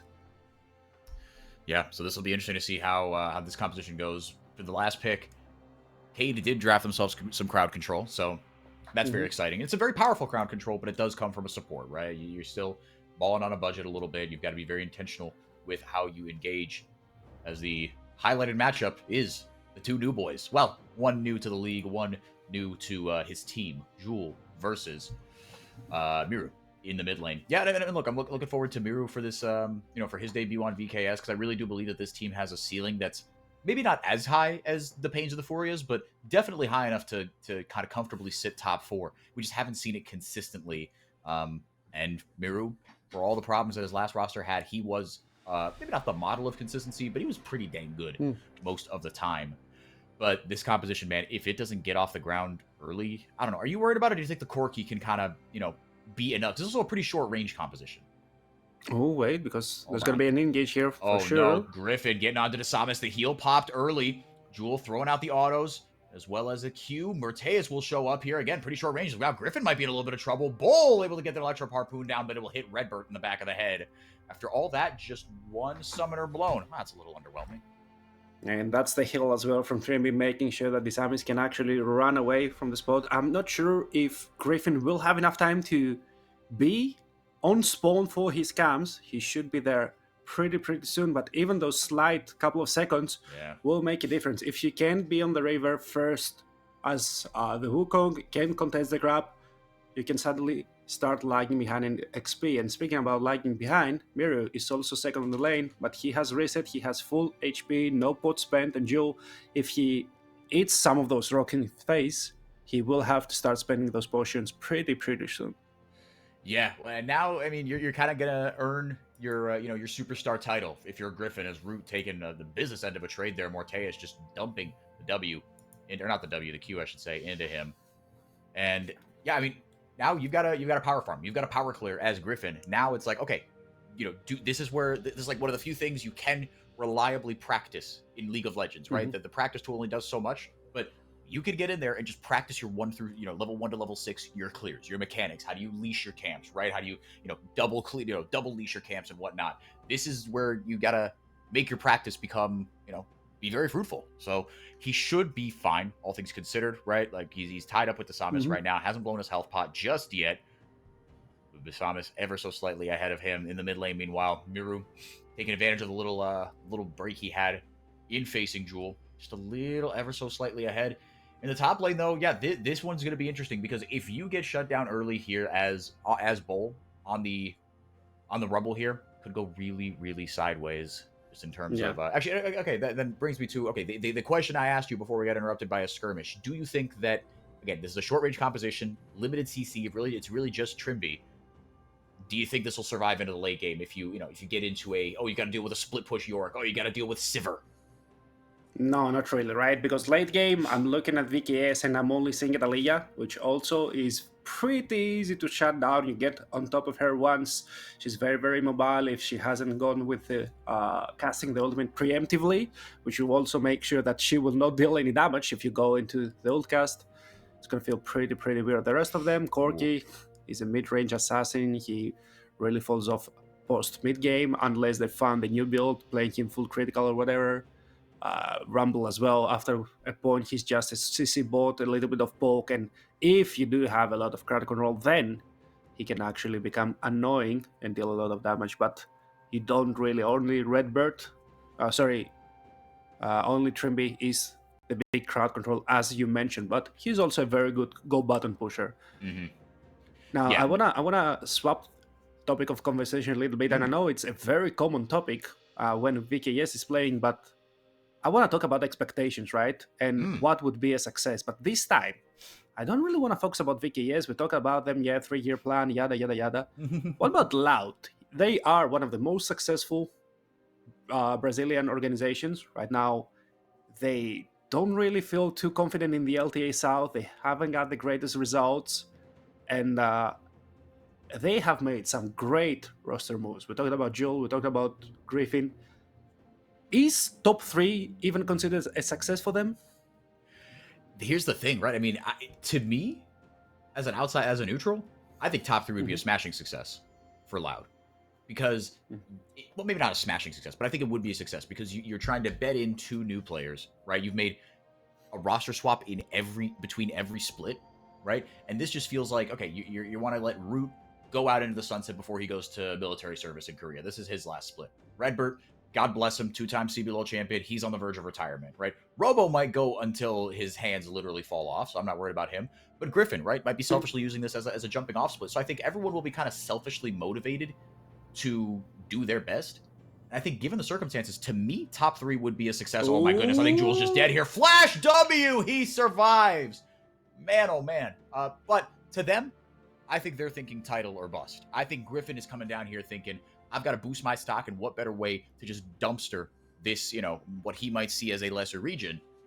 So I think individually, they might not see it as a success, but to me, I think 3rd place is fine. I think I'm going to be way more strict in my head, and I'd say top 3, that's going to be a failure for this team, right? But Okay. top 2, I think it's a smashing success because suddenly you can go and try and get the 2nd slot at Worlds, right? And you've mentioned it in the podcast as well, so go and check it out. There are rumors that the LTA South number 2 team, or number 1 team at least, can win the LTA North number 2 team, which are supposed to be the heavy favorites. So, especially with a roster like that, if they find their footing, find the connection between those players, I can see them go and challenge the big dogs of LTA North. And then, even if you go into walls, you fumble in the planes, that's still so much experience and so much leeway to show yourself into a greater audience and way more GMs, yada yada yada. Yeah, and I think maybe your benchmark of get to Worlds, right? I think that's kind of fair, right? Because I think there it's like, okay, for me, I like Pain and Furia just seem pretty rock solid. We haven't seen kind of legit challengers to either of them in 2025. Well, not in 2025. We saw Isurus Estral do what they did in the kickoff, but I given what has happened since, I put very little stock into that, unfortunately.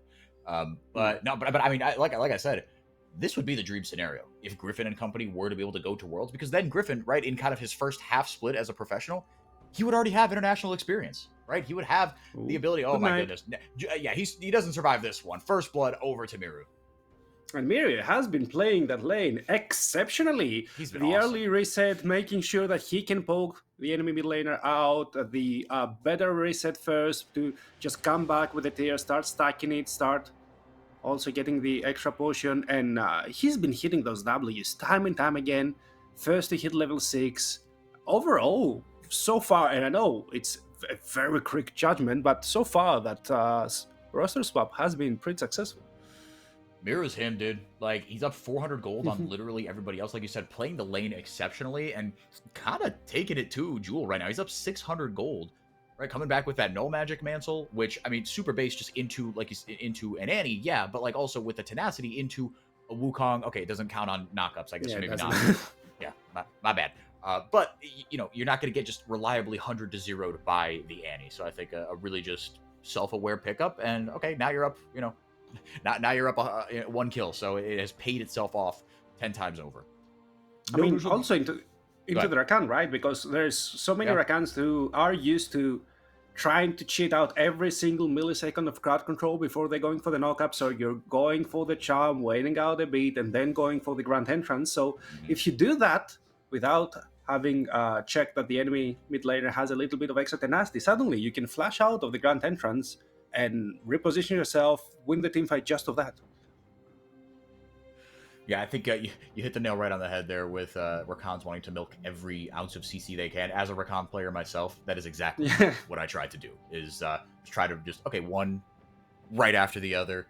You don't get to play the game, and it's easier said than done, especially if you are fighting into something, you know, a complicated team composition. Now Griffin hit level 6, and he's going right in on Shrimby. He is just toast. Ooh. We'll get the shield out. Just kidding. I spoke too soon. Able to get the shield and flash over the wall. Griffin wants to chase after him. Now he goes back, but a fantastic ultimate by the Xin Zhao will negate that, and now Cade Stars up 2 kills to 0, both of them into the pocket of Miru.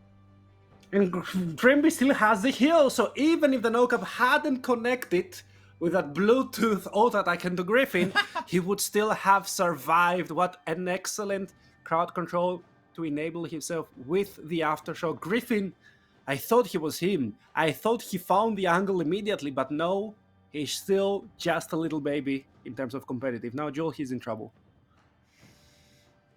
Will somehow get away. They do have a ward there, so they know exactly where he is. Griffin kind of shepherding him over there, seeing if the Samus resets. Maybe you can get something back here, but Trimby placing down a nice little ward there. We're going to get another look at this. And I always commend when a Wukong hits level 6, you slam that ultimate just immediately. It's way too strong to just be sitting on.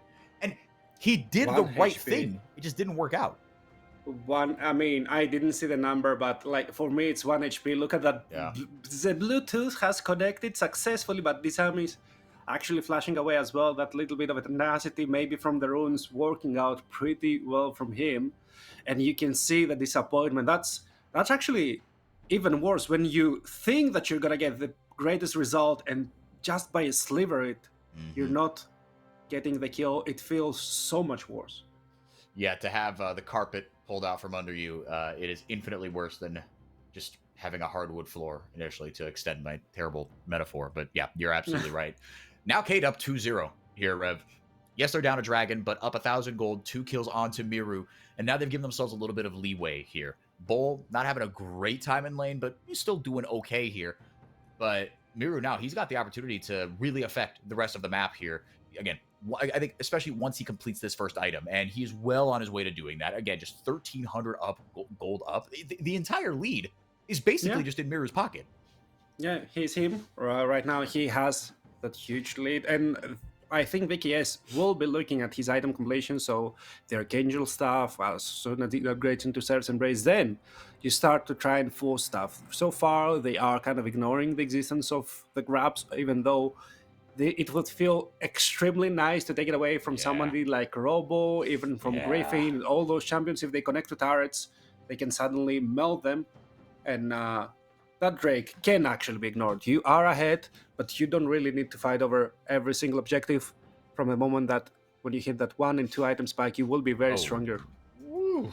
Root able to get the barrier off and survive for now. Loud actually do pick up the Hextech Dragon, so that's 2 dragons to 0 for them. Bull on the other side drops the equalizer. Grand Entrance getting everyone out of Samus's way, and now Griffin picking up his first kill as a member of Loud. Jules pretty low, got enough CC down to make this fight even, but he will meet his bitter end.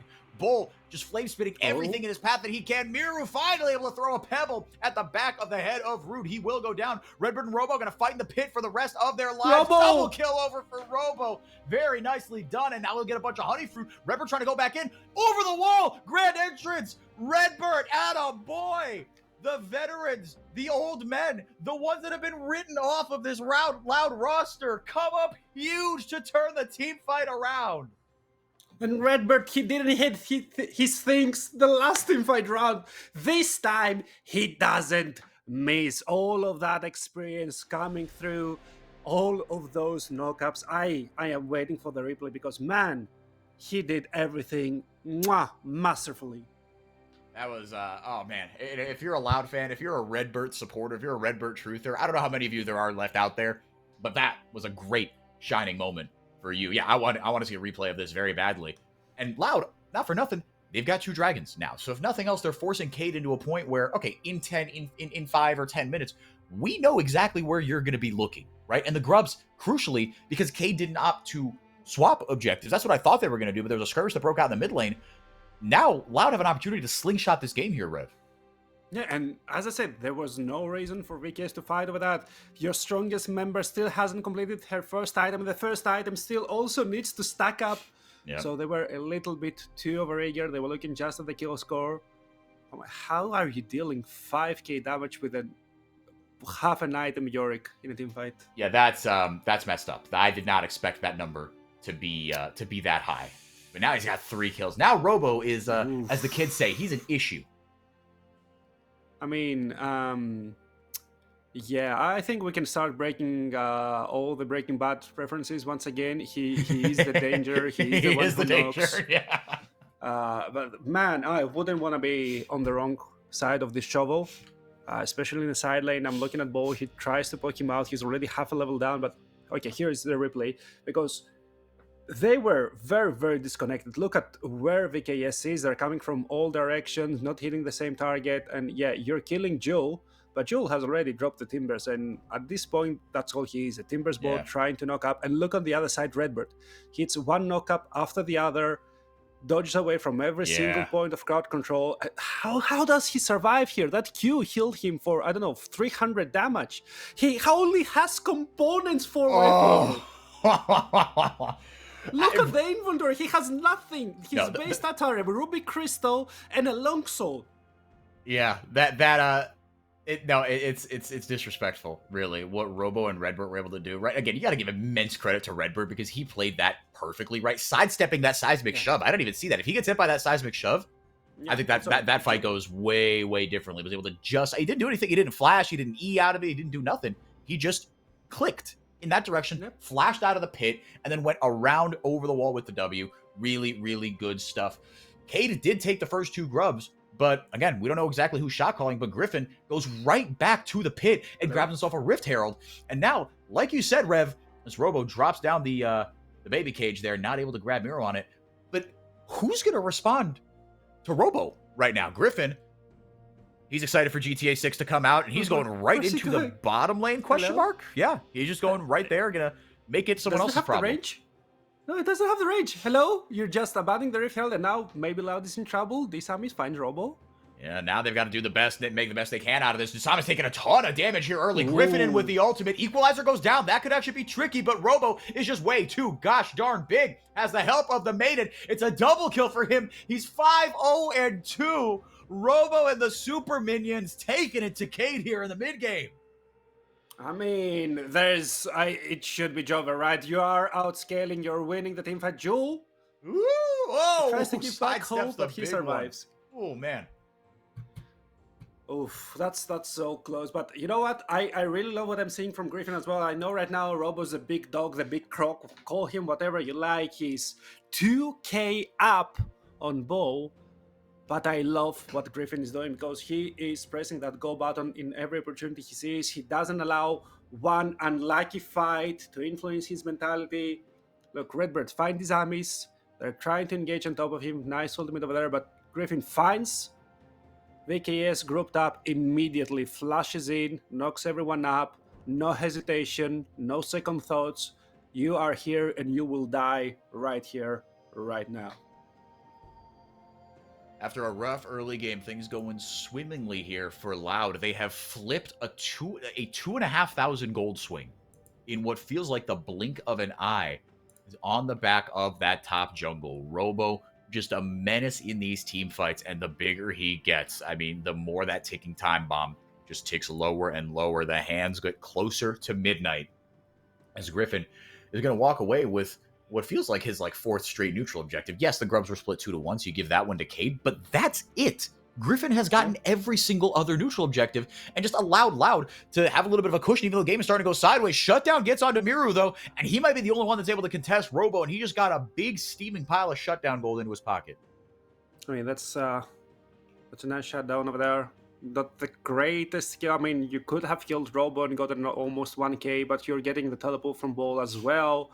Robo is there in the bot lane, making sure that you push, and you mentioned it, like the 4th neutral objective, like 3rd and half, and that means we're at soul point. It's only 18 minutes in, so at the 23rd minute, where VKS, as we see now, Trimby finding the angle, engaging, very nice catch into Redbird. Crowd manages to sidestep.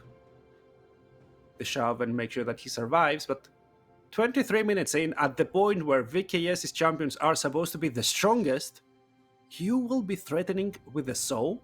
And that means for the next 15 minutes, you can just ignore the bottom side of the map and start dealing with all of the destructions on the top side, stealing away camps, getting control over the Baron area. I think Atakan, where's Atakan spawning? Oh no, never mind. You can control. They can abandon bot lane. There's where Atakan will be spawning.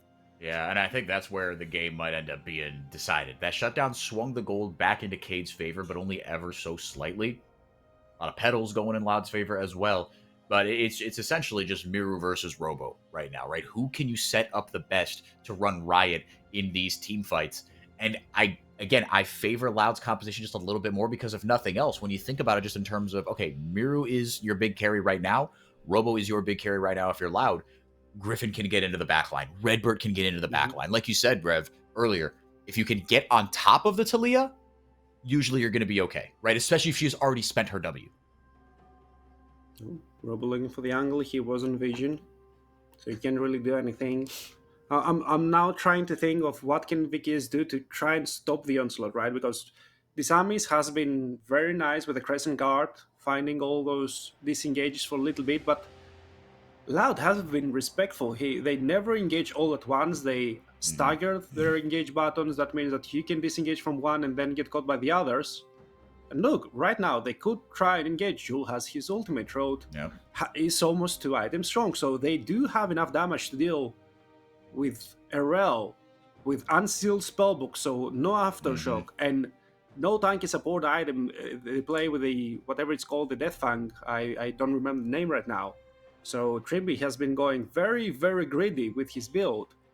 But Loud, they are so respectful. They know that they're doing a play for the top side. Robo is there, Griffin was there, and they're just looking to gain control of the area slowly yet surely. This is where the battle lines are going to be drawn in just a couple of minutes. Baron won't be up for another 4 minutes, but the Atakan is around and spawned in the bottom lane. Robo's got his teleport. He's got grasp. He's just having some intimate one-on-one time with that top lane tower. Unless Cade can do something about it and convince and collapse on this 4v5 right now, right? But there isn't much they could do. Redbird's got a brush and a ward in the banana brush where Robo can TP down. I mean, he just annihilated that tower just so fast, Rev. Why is Bo 2/3 of his HP? He just reset to come into that play. The play was abandoned. They're losing the turret, and look, Loud actually playing with patience. You love to see it. That region is evolving, and they're getting better and better. Robo will get the second arm, but will die for it, I think, no? I mean, there's no way he killed. Jeez, Robo's got so much damage. Double flash blown. Finally, there's no way he survives. Robo with 17 HP was where I saw the little number. Teleport. And TPs to safety. Robo got away with murder there. He deleted 2 towers and lived to tell the tale. That's gonna be the day that you're gonna tell your grandchildren that you almost killed Robo, but almost is not enough. Getting his individual gold lead to almost 3k. Look at what he's building, man. Those towers are gonna be made from butter, and his shovel is red hot. It just melted. Just absolutely melted. I couldn't agree more. Loud now up only 1,000 gold. Despite all that, it feels like it's so much more. And to be fair, it kind of is. You've got 3 dragons. As well. You got the petals to give you that kind of borrowed power, if you will. Atakan's still up here. It looks like that will be the prize for whoever gets the dragon. Yeah, it should be, or at least get the team fight. And Loud up there first. They're sending Rob on the bot side. They know that he has nothing to do on the top side. So right now, you can even abandon the mid lane tier 1 and play for the Drake, which is spawning in less than 15 seconds time. But they are doing everything by the book. They are playing respectfully. They do have the Seaver, so they have also that movement speed steroid. They have the wave clear, and they know that they can take their time. It's VKS that's playing with the backs against the wall. And you know what? You're telling that the goal lead isn't huge, and I agree. 1,300 gold, 23 minutes in is almost nothing. But I would always have a Nani lag behind in gold than a Rumble. Oh my goodness, Flash Tibbers W. That's enough to get Morteus, but a kill traded back onto Redbird. Now Root in a little bit of trouble, able to spell shield the last bit of that rock. Able to shove him over almost into Root's face. He might pay for it with his life, but it all works out. Griffin grabs himself a kill. Another one for Robo as Loud clean house. They mop the floor with Cade Star's faces. Root just trying to get a boomerang blade on for some take damage, but Jewel walks away with the kill to cap off the ace. And who cares if you're on? It's almost 3k gold behind. All you need to do is flash Timbers. Welcome back to Season 5, suckers. The game is so easy. It's so true, though, dude. It's so true. Look at that.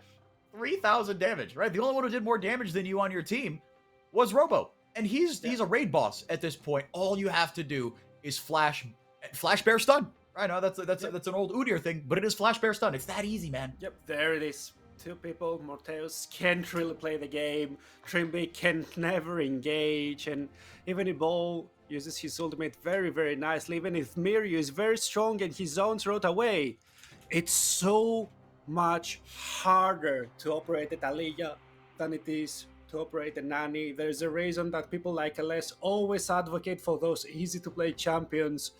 If they're good in the meta, then they are very, very oppressive.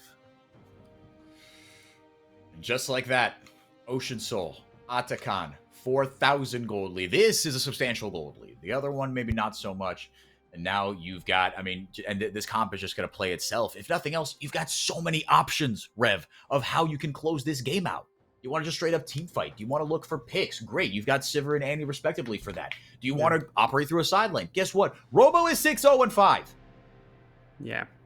Also has the Zelda's Grudge right now. Yeah. He's going to do true damage. The E together with the Ghoulies will melt your face. There's nobody with even a single smidge of armor. The person with most armor bolt from the side of VKS is Morteus. Let that sink in. When you put it like that, it's not a great spot you find yourself in. It's gonna be extremely hard. There's not even a need for a cleaver on Griffin, although he might go for the cleaver third. Now I'm pretty sure he's gonna get an earful from LS because I see a double control ward bot from him, and that's a 75 gold spent towards nothing. But, competitive vision matters, and as Braun once said, vision is the key to victory. Also Stone. Well said. And I don't think Griffin's going to be smarting too much about that. Just the 15 or the 75 gold rather. That's going to be burning a hole in his pocket. Void Staff has come in now for Jewel, as long with the Malignants. Into a composition like the one that Cade have drafted. Now you're just doing true damage. This is just you can 100-0 anyone you like. Loud have put themselves in an absolutely incredible position here. Let's see if Miro and Bull can get something onto Robo. I don't think they can. Well, I say that Leandri is kind of chewing through that health, and he's got the Bloodletter's Curse as well as the anti-heal down. So Bull has completely itemized into the FU Robo build. Got the flash as well, did Miru from the seismic shot, but now they blowed everything onto Robo, and that means it's Griffin time, baby. Double Cyclone. Redbird goes in the rest of the CC over the top. The Crescent Guard will do absolutely nothing for Desamus except delay the inevitable. Blue Buff joins the party, because why the hell not? On to, I'm assuming, maybe Baron. They go, but if nothing else, they have taken out the jungler out of the picture, going right back in onto Morteus. Did not respect the ability of Loud to be able to cover a screen's distance in a split second. Oh, you know how intimidating Robo is when you're sending 2 and 3 people to match him, and he just looks at you, pops the W, and you have to right-click your champion away. The game's done and dusted, boys and girls, and whatever there is in between. I think it's over. We're just watching the credits roll by for Game 1, as I can see an angle for VKS. The only thing I can say is that Miryu, good. That's a good addition right now, but VKS, more of the same. I had no notes on that one. It's unfortunate because Miru has been playing out of his mind right now, but it's sort of like you said. There's a reason that LS advocates for these Annie style of champions. Is you're getting fisted in lane. Great. Guess what? It doesn't matter. As long as the rest of the map isn't completely falling apart, you can not only have an impact, you can win games for your team. It just mitigates the things out of your control so much. Yeah, And, for sure. Like, and now allow themselves. people looking through stats right now will say that Jewel was a weak point in this game. People watching the game will know that he is the MVP in a lot of those fights. Yeah. No, the Flash Bear stuns have been on point, and also credit to Loud, right? I mean, they're fighting around kind of those break points, right? They know that, look, if we can layer Redbird, Jewel, and Griffin, if we can layer their R buttons, it is impossible for us to lose a fight. There is just no way. It's too much to deal with, especially the short range composition. Jewel now going to get exhausted. Redbird willing to go over the wall. Root going to eat everything here. Get the shutdown onto Morteus, and now a little bit of an advantage for Cade. But are Loud simply too strong? That is the $1 million question. Or maybe the $1 billion question is, what the hell do you do about Robo? Hello, is that a Ziggs? I'm pretty sure there was a turret almost half HP over there, and then there wasn't. And then there very much was not. Yeah, you're killing the 3-item late-game critical hyper carry, and it kind of feels like it doesn't matter. Yeah, no, that's exactly how it feels. Yeah, Spirit Visage. Remember we were talking about yesterday who even built Spirit Visage? Robo does. And, Robo does, yeah. He's so goddamn big. Yeah, and the anti-heal was invested by Bull as well. As we get another replay out of this, right? Root, I mean, just like all the resources blown, not all of them, but a good amount of them blown onto just taking Root out of the game. And it's like, great job, dude. Robo's still out there, right? The big bad, the evil menace is still out there. Our world is still under threat. The evil empire still looms. Root is still out of the fight, so BKS are looking for something, but everyone saw them sleeping. And once again, Loud showing the necessary respect. They're giving away some space. They know that they have just enough vision to play the way the game. There's that control vault inside the Drake pit, showing them the exact HP bar. I don't know, they have time. They know that they're going to go and check all the boxes. Griffin goes in immediately with the ultimate. Bull responds with his own right back, but it really doesn't do much. The redemption coming down on top of it mitigates a lot of that. The Chemdrake as well, the barrier on top of it. There's just nothing they can do. That was an absolute slaughter, Rev, and ace capped off by Redbird of all people. That's the ball game. Wrap it up. Go next, baby. I mean, that looked so easy. Yeah. To be honest with you, it looks... Okay, Mr. Clean was playing because it was done, it was dusted, it's now, there's no specs, no nodes, 10k gold lead, Loud. What an absolute masterclass of team fighting. That was beautiful. Look at Griffin. He's so happy. He's fired up, man. He's like, yeah, man, we just slaughtered those kids. 5-year plan? Grabbing, Smiley's your coach, former LEC, Trimby as your support. Griffin. I mean, also top 8 worlds, Griffin, Trimby as your support, it doesn't matter. I really love that Robo is reminding me, dude, it's a best of 3. He's like, hey, great job, calm down. Yeah, calm down, and don't forget, there was a jungle with a pentakill before you, so chill, like you're not the big dog yet. Yeah, but like, I mean, if you're a Loud fan, I mean, what a relief, I feel like, if nothing else, because Griffin played kind of, up to expectations, right? Got off to a little bit of a shaky start where you thought, oh god, is he going to get desperate? Is he going to, just be calling for resources when maybe he doesn't have them, right, on every single ultimate, right? Robo, fantastic game, obviously, and kind of self-made a little. Well, I mean, not self-made a little, but like, he got all those kills in that early team fight, and you go, oh no. Oh, no. This is really, really bad, right? It's tough enough to deal with a Yorick that doesn't have any resources, but one that got the first 3 kills and is up 1,000 gold in a split second. And God bless Bull, man. He really did his best. He itemized literally just to be like, look, I'm doing my part. I'm doing my part to try to help out against the menace that is Robo, and it just didn't work. And Jewel, man, like you said, he deserves some. I mean, I don't know about MVP, but like, but the sentiment is correct, right? That you got slammed in the early game, but you're playing Annie. And you did your job. It doesn't matter. He was finding angle after angle. Redbird as well. The first fight wasn't his best fight, but after that, he was knocking everybody up. Like he was trying to, I don't know, fix the birthing problem or whatever it's called. He was everywhere, man. Lower accurate Rakan, charming everyone up. No notes. Good job. No notes on that either. Yeah, we'll see if Cade can come back. Again, Miru, great game from him. A little bit of more of the same, like you said, a little bit of inconsistency. Just kind of like how do you kind of come back after you're down. It's not a lot of great stuff from Cade, but we'll see if they can come back. Loud, meanwhile, giving their fans a lot to smile at with this new roster. Don't go anywhere. We'll be right back with Game 2.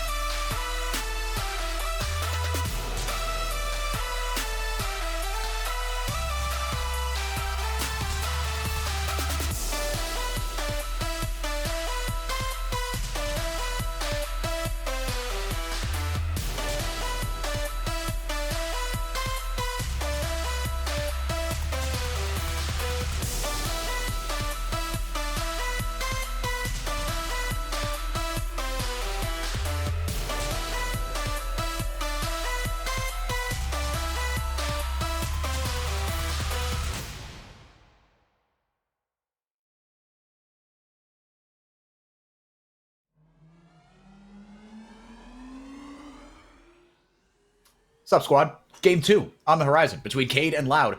Loud kind of took it to Cade that game. That was, I didn't have that on my bingo card. I expected there to be some growing pains. But look, Cade are an imperfect team. I think we'll learn a lot more about Loud, maybe in this game too. I'm not writing them off. Cade are still a respectable, good team.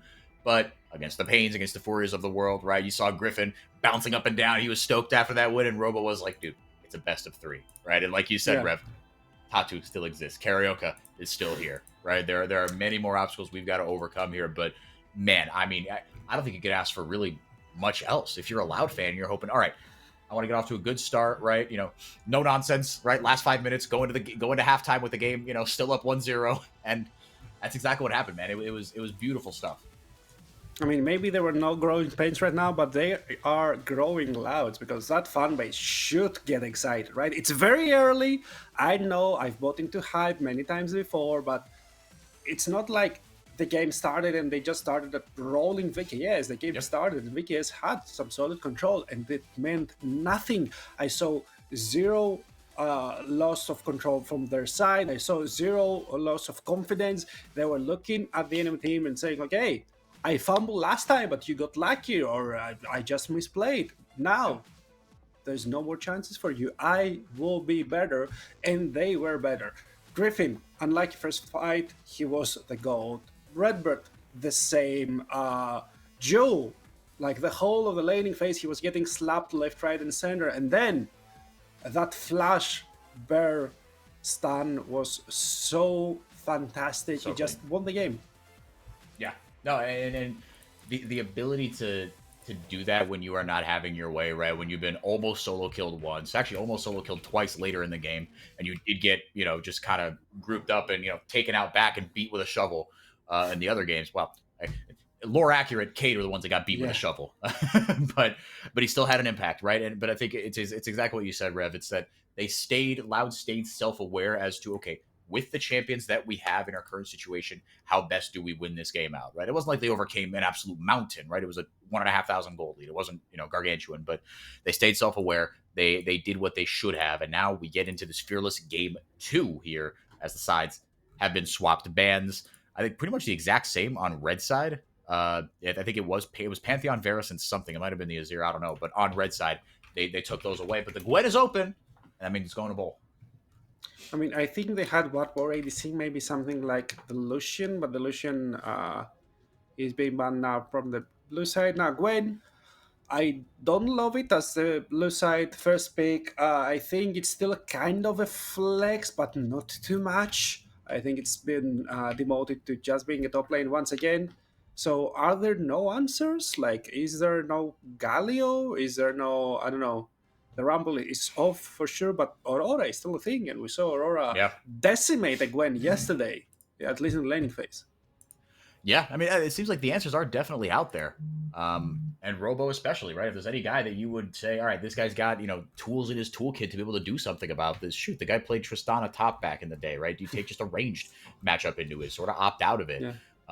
Robo's got that in his toolkit. It will be Orianna B1, though, or R1, I should say, for Jewel. And Senna, pretty blindable, will be in game 2. Rev, I don't know if you saw the tweet from ThinkCard about how the Seraphine was an accidental lock-in. They just had to build a composition around that. What a flex. I mean, if you're like, if you're Fluxy W7M and you go, oh, we got beat by an accidental draft. I mean, what's new? Like knife found in kitchen or something. I don't know. Thing is, right now, like, I do love the Senna. You are playing scaling, but right now maybe you are locking yourself a little bit out of the early game unless you get a very, very strong jungle support duo so that Griffin will be enabled. But what's left? Jarvan is a great skirmisher. Wukong is out. Jin Zhao is out. Pantheon is out. Jax is out. Pop is out. Will you go with something like the Lee Sin to try and flex on the enemy team, or will you just go all in on the team fight? Because Nocturne is still a pretty good option right now. Yeah, I hadn't thought about that. Yeah, you have that open, right? You could just go full Nocturne Ori and just give Griffin a chance to really flex, really become best buds with his new mid laner. So the Brahm's still there. It'll be tougher to pull that off. I imagine Cade will just ban out the Nocturne, but you've got other options. I mean, Orianna, there's a reason she's been just such a pro play staple for as long as she has. You can do so much with this champion, right? I mean, you've got, if you have, just any sort of ball delivery system, right? Now, I guess, no, in the jungle, you've got plenty of those, right? You could go Vi for all I care. Rek'Sai, by the way. That was not what I expected you to say. She's also getting another mini rework. I don't know if you saw. I actually didn't, but it doesn't surprise me. She's going back into the assassin side of things. So, you know what I miss? I miss the tank Rek'Sai, like full tank Rek'Sai, just building a random Hydra, because it had the most fun effect was the old Hydra effect. Remember, like the little orange circle around your champion. Yeah. When she's burrowed, it's like she's farting. And it's I know I'm not even pushing 30. I'm just 30, but in my head, I am 12, and farts are funny. Well, no, farts are never not funny. If you're gonna sit here and tell me that farts are not funny, you're lying. There's two types of people in the world: people that think farts aren't funny, or farts are funny, and liars. Farts are always funny. People that are wrong. Yeah, exactly. Galio was taken away.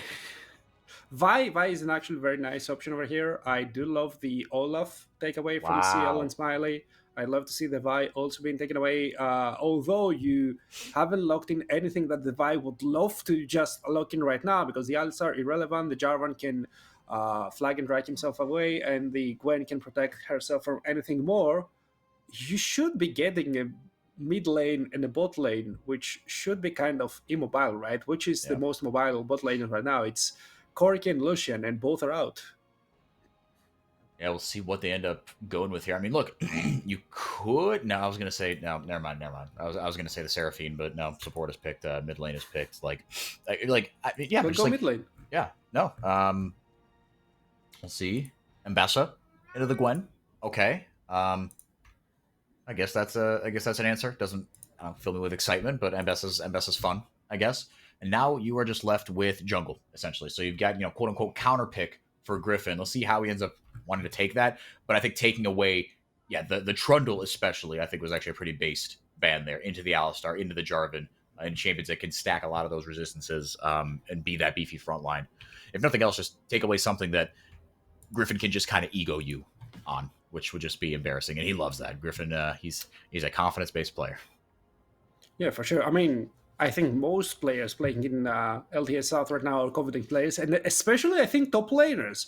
There's not a lot of top laners who will say, okay, I'll just blind Doran or blind, Sion, and just play for the team, suffer in lane, go choo-choo with my ultimate, and win the team fights. No, they all want to prove something. We saw like the Gwen slam B1. We're now seeing the Mbessa answer. You could just go for a tank, like win the lane early on, lose the lane later on, but just play for your team. You already have two very, very well scaling champions. Oh, that's Gragas. When was the last time we saw a Gragas in the jungle? It's been a minute. Yeah, Gragas jungle, actually. It's been a long, long time. I think literal years for me. So that will be what Griffin is going to try to get it done on, unless it is Gragas top and Mbessa jungle and he's cooking here. Let's see. I don't think Mbessa can actually jungle. I think her not with that is... attitude.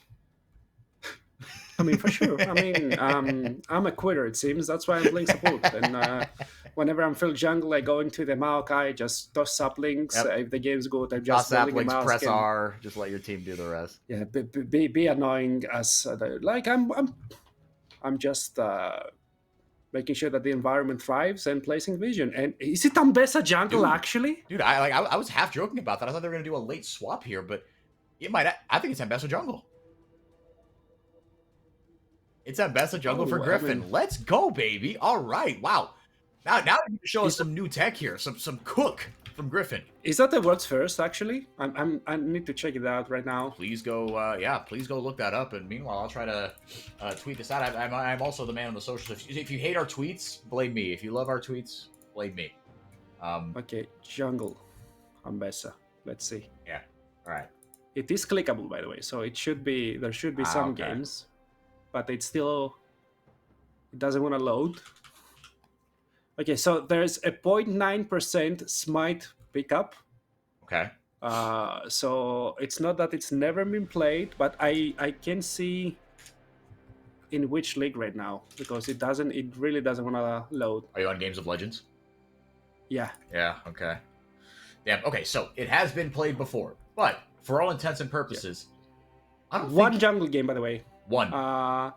One win, 3.7 KDA, and less than 400 damage per minute. Just saying.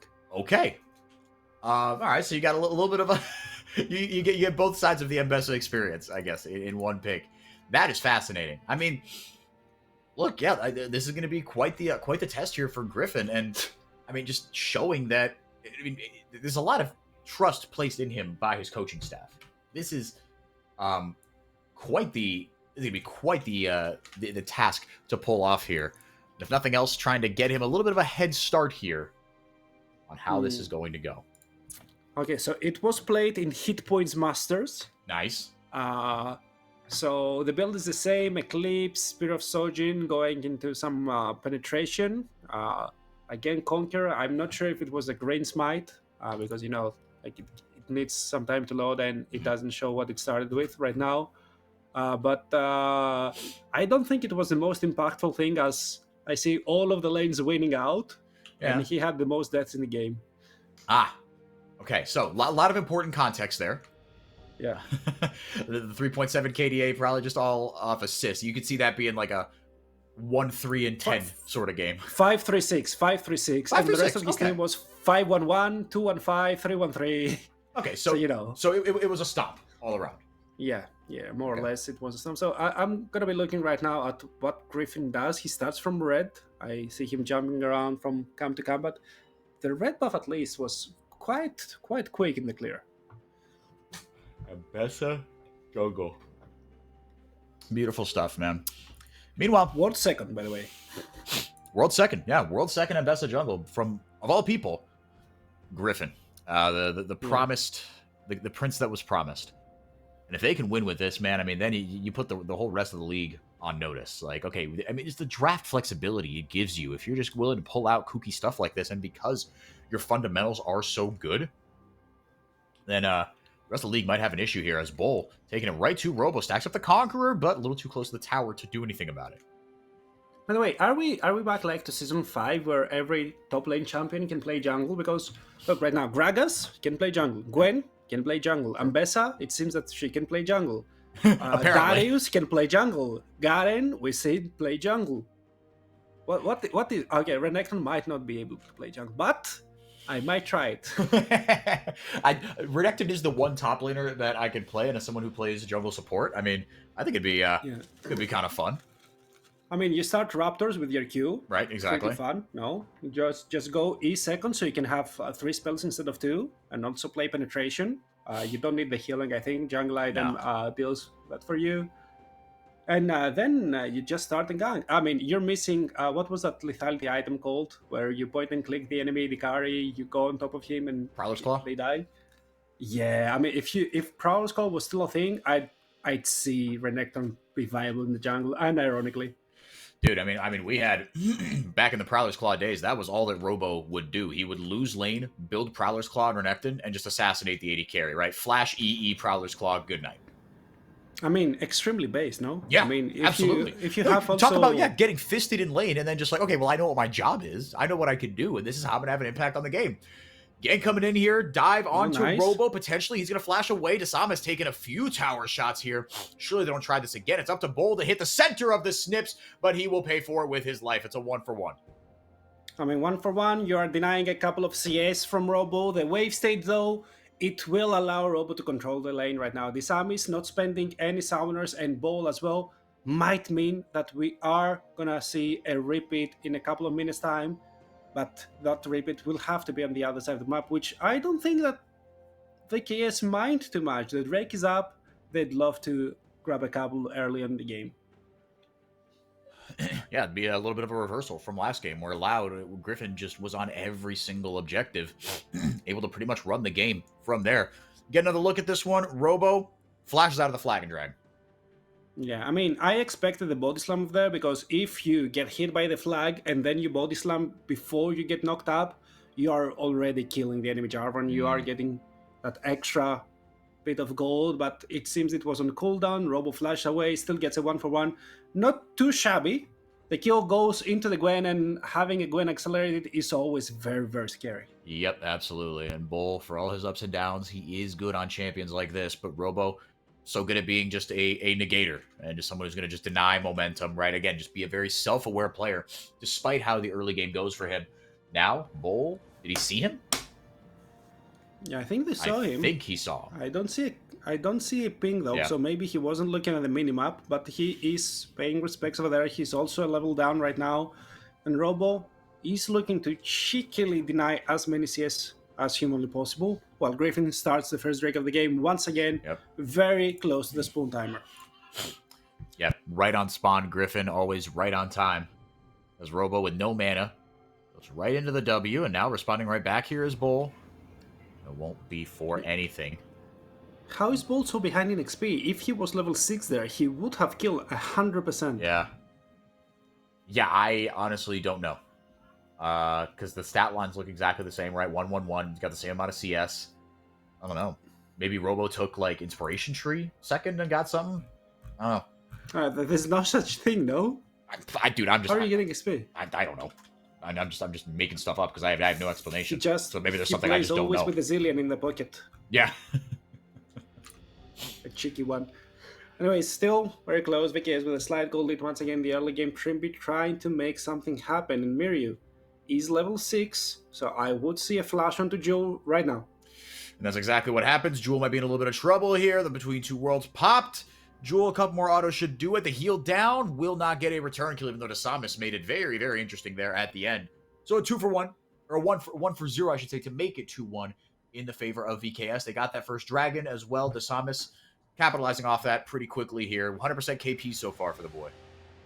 Yeah, I love what Trimby is doing in this game. He's everywhere on the map except where Morteus is, because you can't really play with the Jin. Jin is fine, right? But he's not that he outranges that much the Senna, and it's very hard to play into the roam, so try and move the map around, especially when you're just swapping lanes time and time again. So Trimby is active, gets that first kill, gets the Swifties as well, so he can move on the map around as fast as humanly possible, or as cowly possible right now, and VKS off to a very good start in game 2.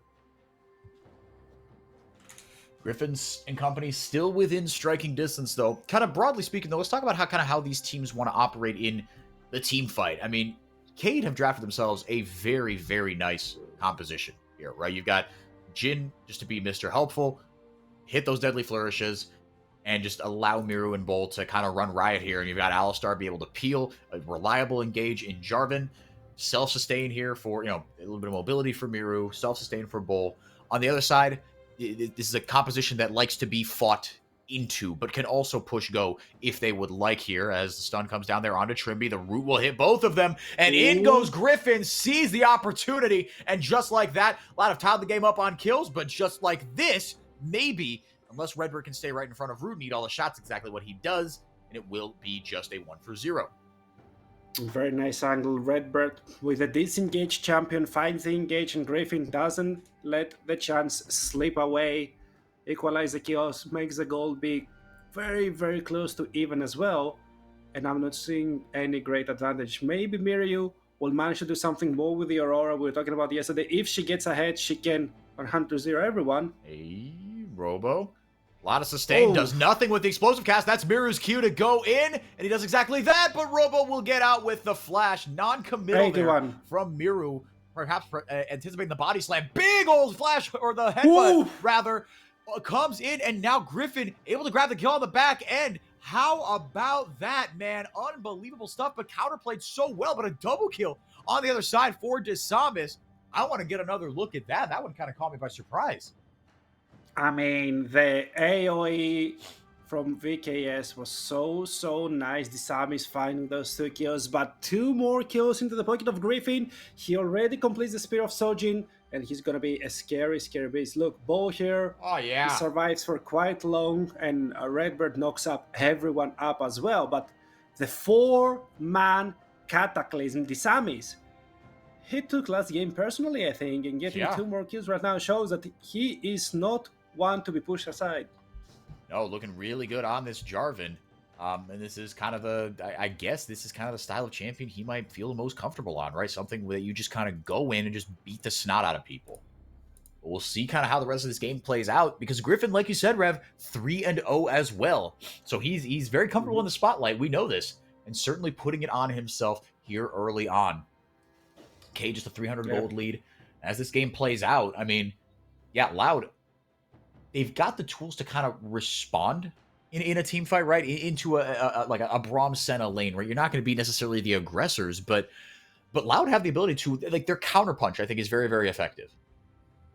And once again, I think they are so heavily outscaling. I see one champion from the side of EKS outscaling, and that should be the Gwen, and then you're playing into an kind of tanky yet AP heavy Gragas, which will deal a lot of damage. If he catches you unaware. E-Flash into an ultimate will make sure that at least half of your HP is good as gone.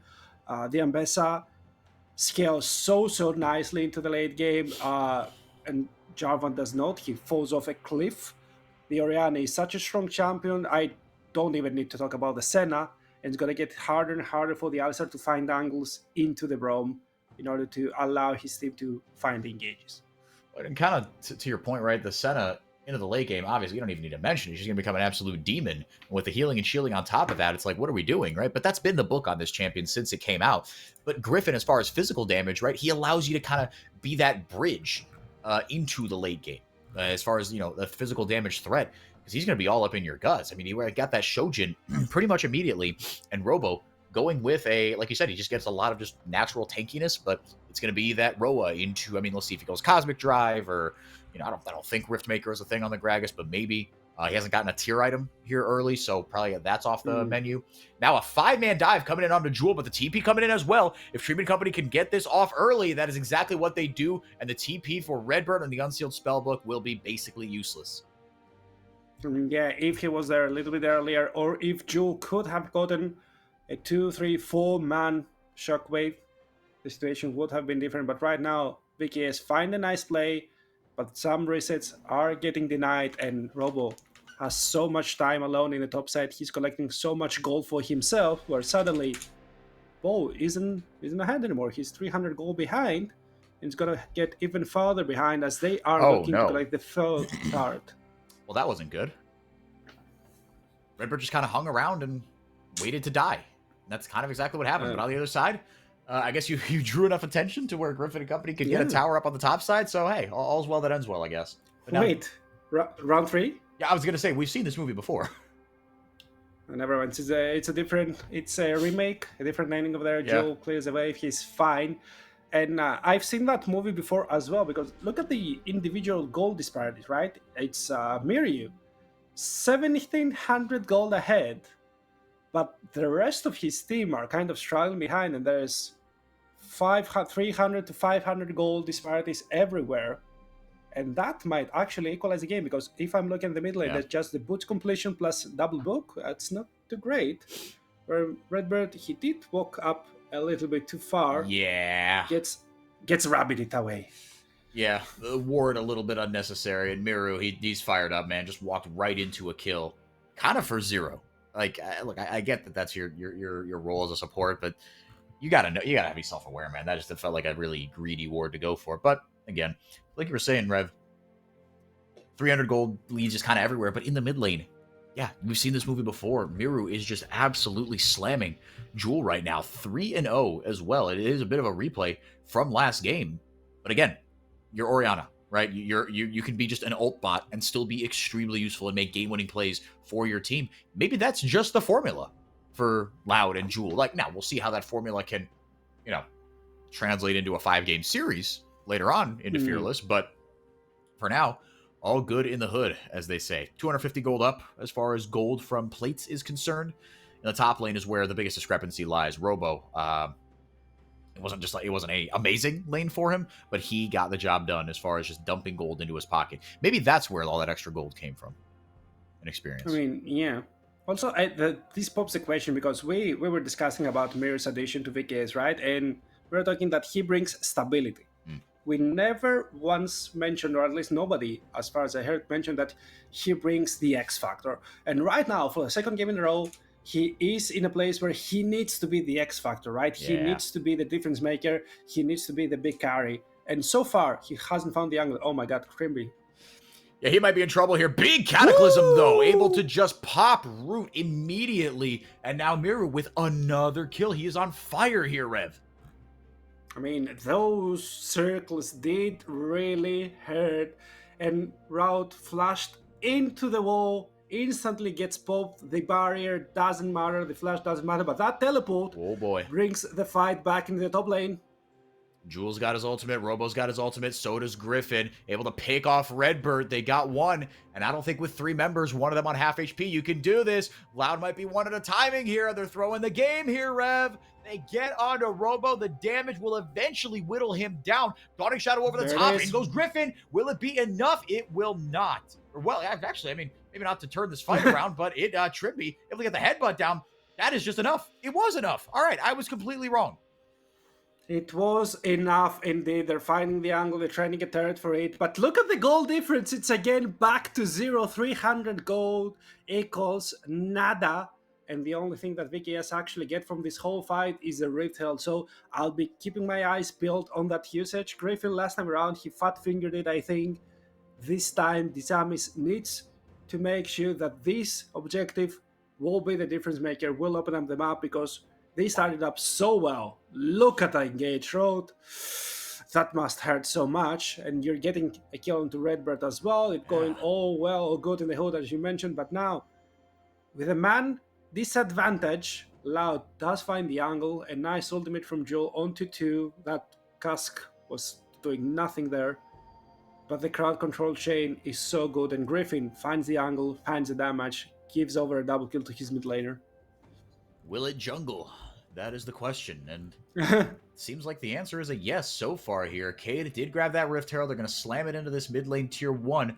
What will the response from Loud be, if any? Immediate Glacial Fissure down, and now Miru is just toast. Root getting on the board, huge. You got a big Dawning Shadow in that last fight. Exhaust comes out on a bowl as well. Ripping damage out, trying to get somebody with the W. Robo over the wall. Cass gets nothing. He gets bonked into the tower, but it doesn't matter because he's got himself a kill. The Deadly Flourish not going to land either, but the Samus finally gets into the back line to make sure that he meets his end. Bull, meanwhile, joining the game for what feels like the first meaningful time, but Root is still free fire. He's not in his final form just yet, but it doesn't matter. Griffin's got his ultimate back up. Loud, pull a rabbit out of a hat. Griffin is 5-0-5. Welcome your new overlord.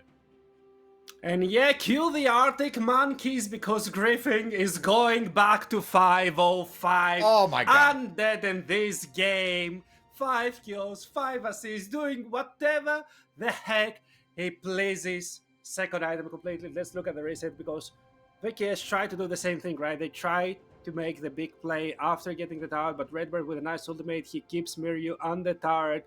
That all doesn't matter. And then it all starts. Bull just running away. Very nice flash, getting Robo out as well. Robo almost dies to the turret. Managed to survive for long enough to get Disamis very, very deep. And the moment he gets deep, Griffin can just turn. Bull also comes back. He ends up dying. And Griffin, he shows why Ambessa is a season 15 champion, ladies and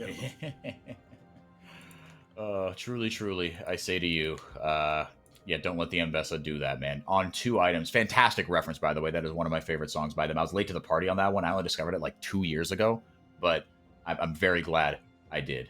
It is very, very good.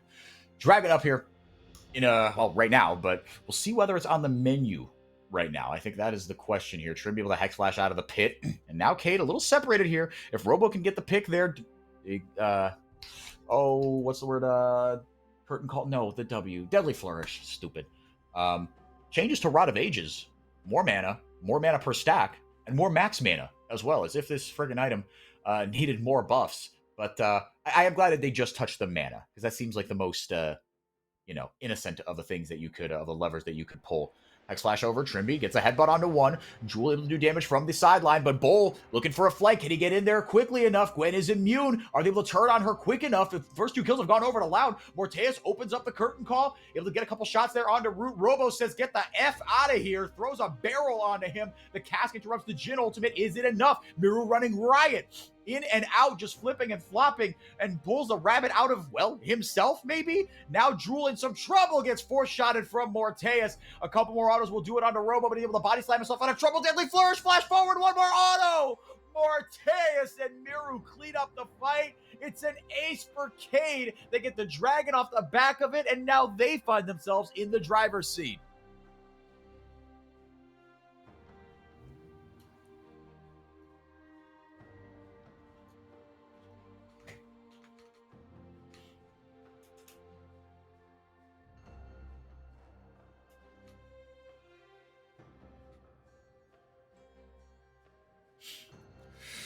And if it's simple how to deal with Loud, then maybe we've got bigger problems here. But I'm just happy that Morteus got into a fight there, man. I mean, what he was able to do in this fight was fantastic. It was too little too late when Robo, called off the ultimates. Morteus, he's just right-clicking kids.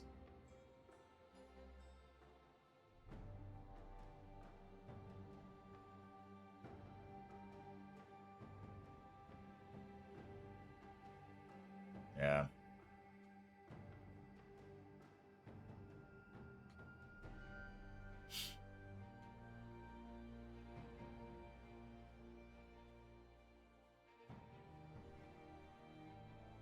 No. Now, very, very interesting here, Rev, because now, I mean, again, you've still got the looming threat of Bull, right? He can still be an absolute menace in a team fight, but now Morteus, 3-0-8. He's got the LDR as well to be able to chew through some of that extra health, some of that extra, I mean, not that anyone's really slamming armor here, but into the back line. Oh my god. Miru pops them between two worlds, and now he might be in trouble here. Speaking of trouble, Robo might be caught in the chicken pit. Root able to deal healing and shielding over the wall. They get the tower, they get Alistar, but Robo does go down. There goes the curtain call from the safety of the Raptor pit. The Samus laying down more CC. Dawning Shadow over the top helps out a little bit. Will it help out enough? Bull gets one. Bull gets two now. Griffin into the back line. Is he able to do enough here? He is monstrously strong. Gets two for himself. A triple for the rookie. We've got a banger on our hands, ladies and gentlemen. 9, 1, and 6. He got half the kills of Loud right now, and that's his first ever Tier 1 competitive series. Goes for the Atakan, gets whatever he damn pleases just to item strong. But the moment he is not the main target from VKS, I think it's very, very hard for them to play, because who will actually deal with him if you're spending your burst to just deal with Redbird, to just deal with Root? Yeah. I think that Griffin is too huge of an issue to deal with. Now they've got themselves the Atakan. Give themselves that little bit of extra power. Let's see if they can take advantage of it. I mean, yeah, you've got kind of the protagonists emerging for everybody, right? I mean, it's been Griffin since the beginning of this game. But DeSamus, 559, right? Morteus, once he gets that third item, then it's, oh my goodness, right? You might have an actual issue here. Let's get another look at this fight. They jump onto Miru, Redbird, and Griffin just taking no prisoners with these engages. Yeah, and they're getting the tower. At the moment they go onto Robo, and Robo tanks for so long, that you can play the game. That engage was fine, but look, Griffin is untouched. He's on the side. He's flanking in a straight team fight. And you can see the confidence, right? You abandon Ball as well. You're like, okay, I don't care for this guy. Yeah. I want more. I know I can get more. And that's the confidence of a good player right now. Sometimes it will backfire, but that's how you learn your limits. Yep. And again, right, it's not like, I mean, look, with Griffin, right, he's played competitive. He's played in the best Tier 3 league in the world, but he's doing this on a completely new roster, right? And I mean, I trust his Korean is good enough. He's happy to adapt in other ways, right? To play on a, they're not going to make the whole T1 Challengers team speak English just for Griffin. Or maybe they did, because, English is a bit of a lingua franca, but that's a conversation for another day.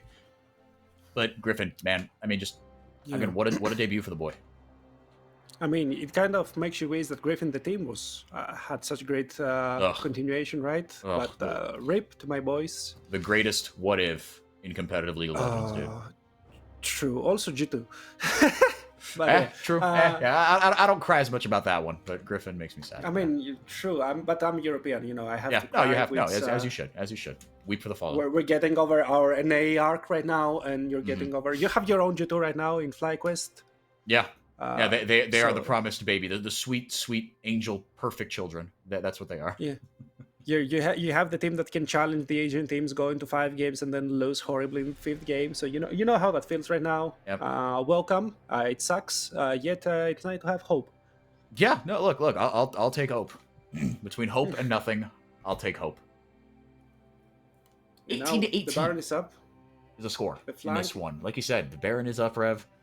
Last Dragon for the Soul up as well. I can't imagine it would be an objective trade, but maybe, like you said, maybe one of these teams doesn't value the Cloud Soul as much.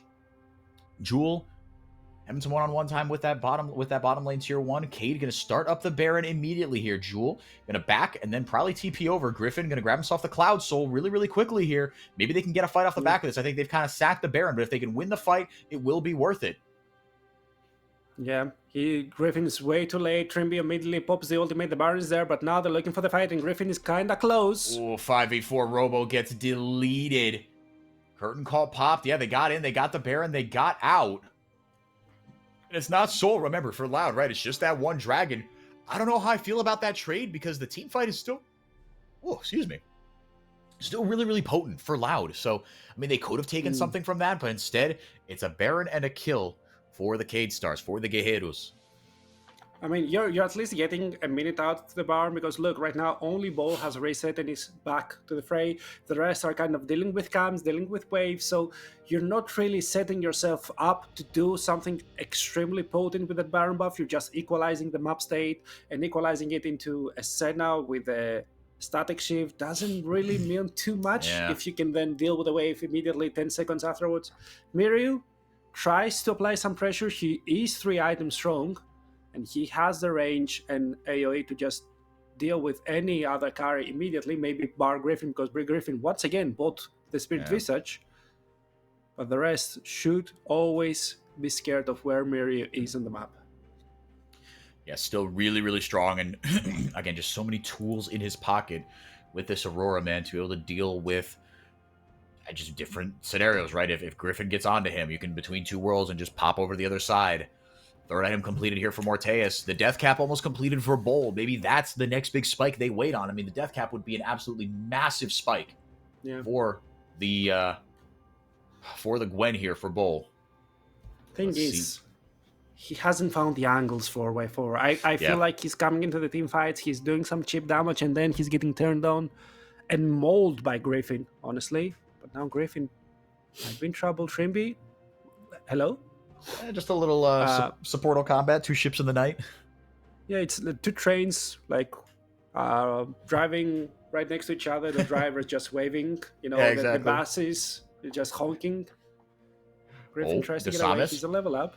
Has connected there onto Griffin. Able to deal a decent amount of damage there. Cass goes out, interrupts the ultimate from Morteus, and now into the back line goes Griffin. Able to get out of Desamus. That is a big old shield they got from the Sterix, but the ultimate blown there as well. Trapped down. Robo gonna buy himself some time with the stopwatch. Donning Shadow over the top. Morteus free firing. Redbird trying to play bodyguard here. Jewel has joined the fight. Bull comes in as well. It's a 1-for-1 so far. It's a bloodbath in the top river. Miru able to get the damage down. Big knock up there from Trimby. Is it enough for his team to follow up on? Morteus is free firing. Stopwatch popped. Griffin is down, and that might mean the end of the fight or Loud. Cade come up big. Morteus again pretty much untouched in that fight. They come away with a massive dub for Cade.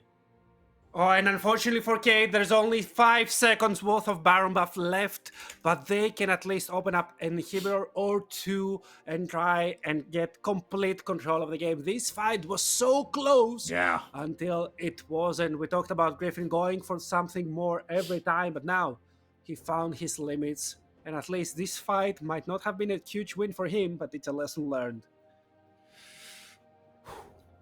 I think that lesson is that Miru, you've got to get the hard CC onto him, right? I mean, because he's too shifty. He does too much damage. Oh my! Case in point. I mean, him and Bull, right? Bull doesn't even have the death cap yet. That's kind of what I'm worried about. Look, we talk about the scaling of both of these compositions and how, look, you've got an Orianna and a Senna, and and you've got really good scaling on the side of Loud, but dude, Miru's gonna get himself a death cap. Bull's gonna get himself a death cap, and it's just. It's a lot of damage on both sides, man. I don't know who would come out on top. Yeah, there's only one person who has bought into the MR trend, and that's Griffin. He survived for quite long, but he was the only one. There's nobody else. Robo might have a lot of HP because Gragas is tanky as a champion, a lot of Aegis, a Cosmic Drive, but still, 0 magic resist. Gwen already deals true damage. We have 2 Death Cup AP champions right now. Yeah, 10 baby. stacks on the Dark Seal for Miryu. If you get into the targets of Miryu and Bo, you are good as that immediately. And Disamis is just there to facilitate that, create some space for Mortius as well. Who Mortius, very, very silently, he has reached 4-0 and 15. Yeah, quietly, and just almost a 4 really good items game. strong. And a really good Jhin game as well, right? I think it was a great place to draft Jhin because you've got a close range composition with a Jhin over the top, right? But the close range carries have a lot of agency and a lot of ability to shred, right? And be tank shredders, right? Like you said, the Gwen does true damage. Miryu.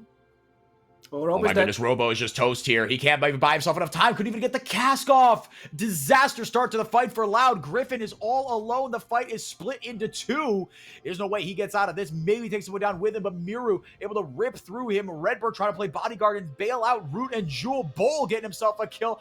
Cataclysm onto Jewel. Buy himself some time with a stopwatch, but that just allows enough time for Cade to catch up. Dawning Shadow over the top. Jewel can't get anything else done. Root is next on the menu. Flag and drag forward. He is toast. Gets the Alistar, but that is it. VKS looking to force a game 3 with this ace, and I think they will.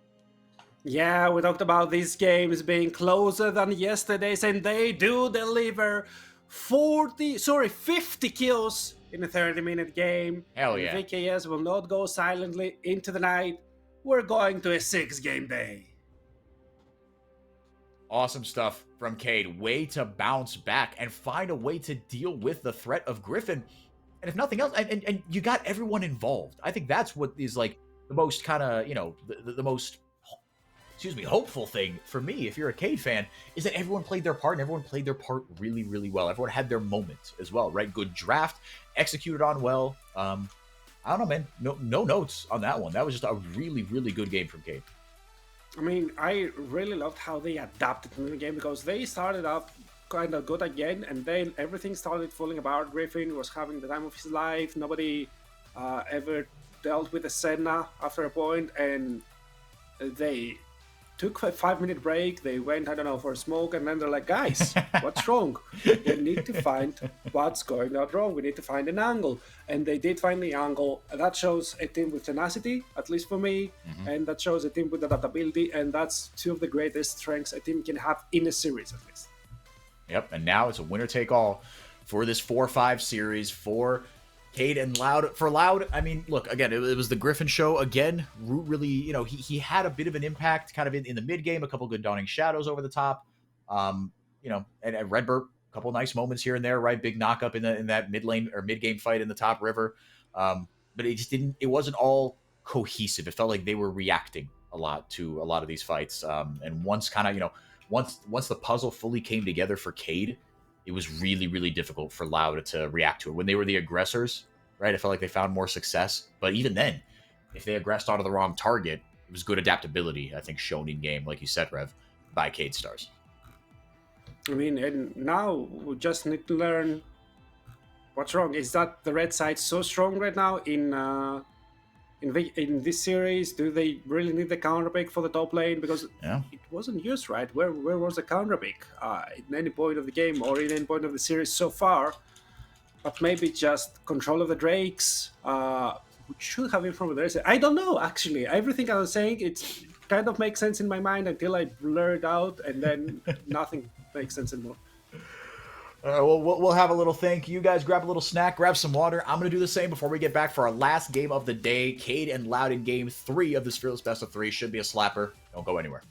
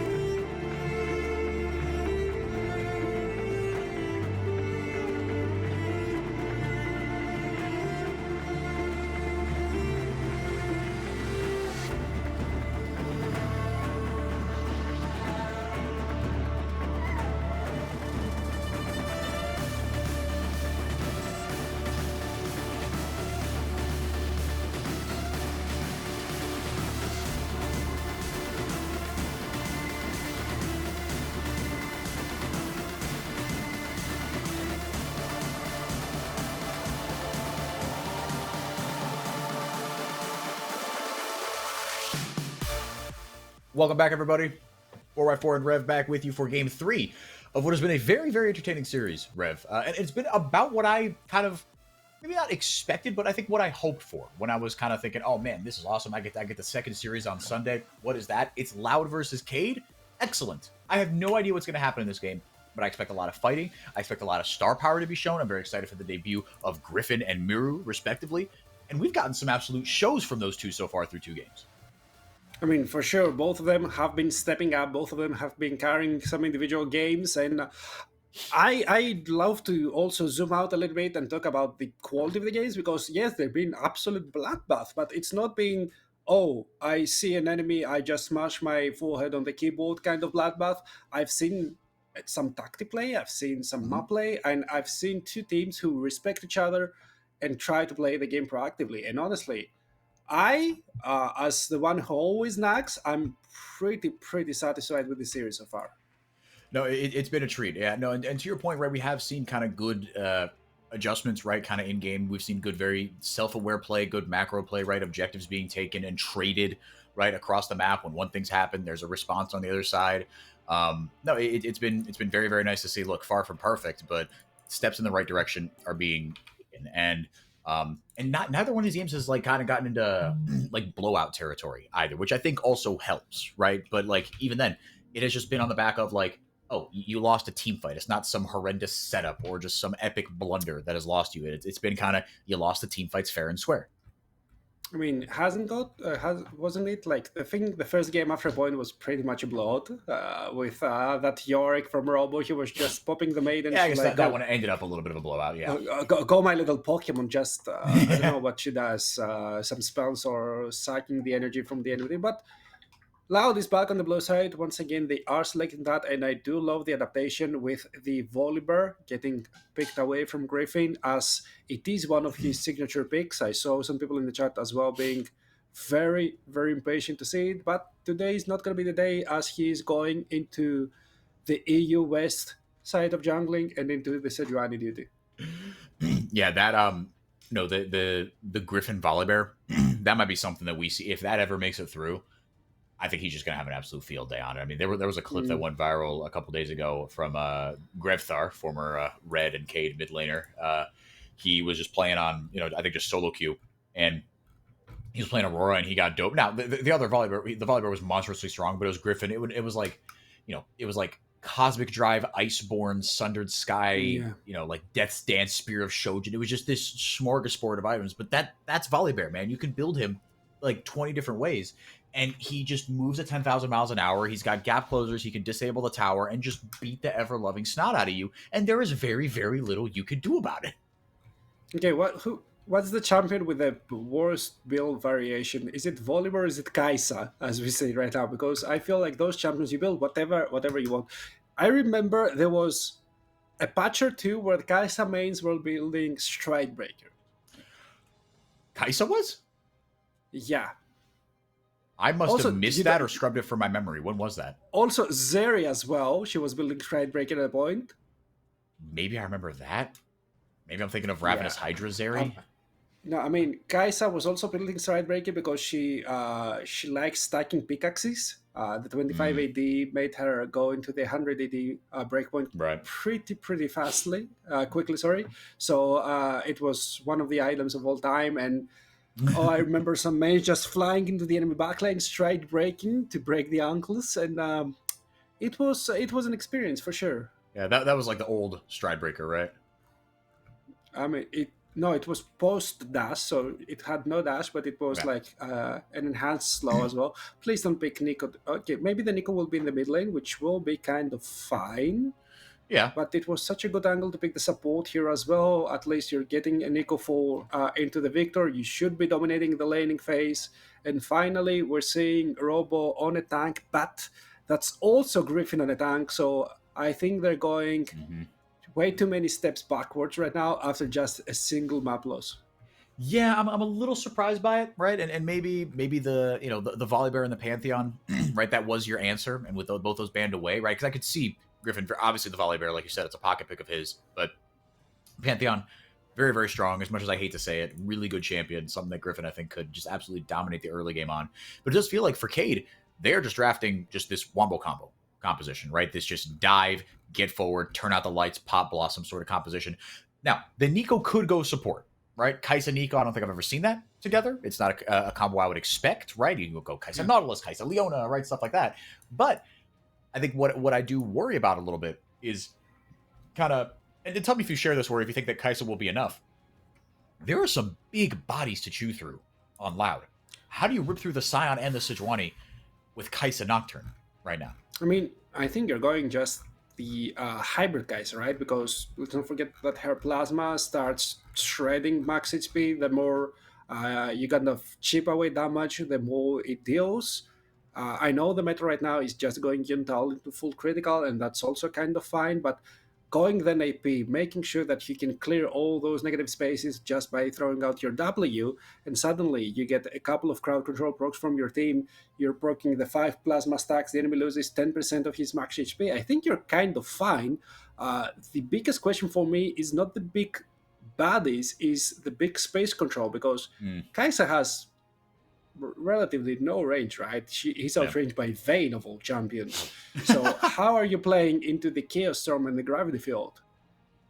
Yeah, no, that's fair, right? Yeah, no, the space control here from Griffin is very, very good, and this is a very short range composition. Aside from the Nico, right? You can clear a screen in a hurry. We'll see how much damage she's able to do. Again, we don't know whether she's going mid or support just yet. But like you said, the Nico into the Victor, that's not a terrible matchup. Maybe you just take that. But you also said that you would have liked them to pick up the support in the first round. And honestly, maybe that's what they end up doing, right? I mean, like you banned away the Akali and the Rise if you're Loud. So you're kind of calling Cade's bluff here in draft. I mean, you are, but I think Cade still will go into the support counter pick. The Ezreal pick into... Yeah. Wait, but who picks Ezreal into Kaisa? Isn't Kaisa supposed to be like one of the premier Ezreal counters? Because you have one dash over, you can you have the mobility buff to escape from a couple of Qs, and then you just win. And that's going to be a Nico support? No? Oh my god. Ooh. I don't know how I feel about this. I feel like we started playing chess, and now we're not even playing checkers. We're playing something with dice in it. Yeah, now we're playing craps. Yeah. Silas. And look, some really, some awesome ultimates to steal, and I think that is kind of half the calculus here when you pick Silas, but it doesn't really solve the range problem. The bottom line, I mean, I was stoked because I saw Bard, and I always love Bard gameplay, but it can giveth and it can taketh away, right? But you have tremendous amounts of damage in this composition for Loud. You've got really only one kind of tank to deal with here. Good team fighting composition for Loud. So this seems kind of you're going stock standard here. But for Cade, this comp has a little bit more of an identity, a little bit more of a dive identity. It does, and you have to follow up. I mean, the Silas does work with the rest of the dive identity. I'm not sure how you will follow up and Nocturne engage, because that's usually the Nico's job. And after the 15-minute mark, the Nico will be just a glorified knockup bot. Especially in support income, you don't expect to be dealing enough much to facilitate the guys as well. I mean, if you reduce the enemy tank's HP by 25-30%, then the Kaisa, especially hybrid Kaisa, can start popping off. But if you just, chip 5%, that's not enough max HP missing so that your plasma starts to actually hurt. And thing is, okay, I'm a nerd right now, and I'm thinking in numbers. Good. And this is Latin America League of Legends. There's no numbers. There's only vibes. It's only vibes. And the vibes can be immaculate for either of those teams. So I'm gonna plead ignorance. I don't know what's going on, and I'm just gonna wait to see how will stuff happen.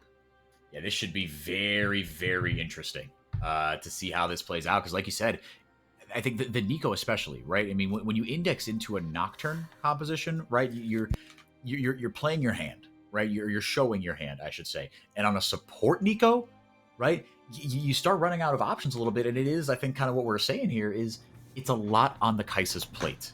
and with a short range Kaisa, right? When it seems like, right, you are kind of shoveled into a build path. Does the lethal tempo give you any sort of insight into how they might be playing this, or does it just confirm your suspicions? I mean, that means that most likely she's gonna play the critical route, the Yuntao. That's the meta right now. It can go either way, honestly, but usually when you're playing the AP, you kind of index into the PTA, so you can have, you know, that little bit of extra execute damage. You can index into Hail of Blades if you want to, just to proc the extra lethality. Ooh, and that's a nice engage from Mirio, taking away Rout's Flash very, very early on. Yeah, that doesn't feel great if you are a Root. But look, you're still on Ezreal.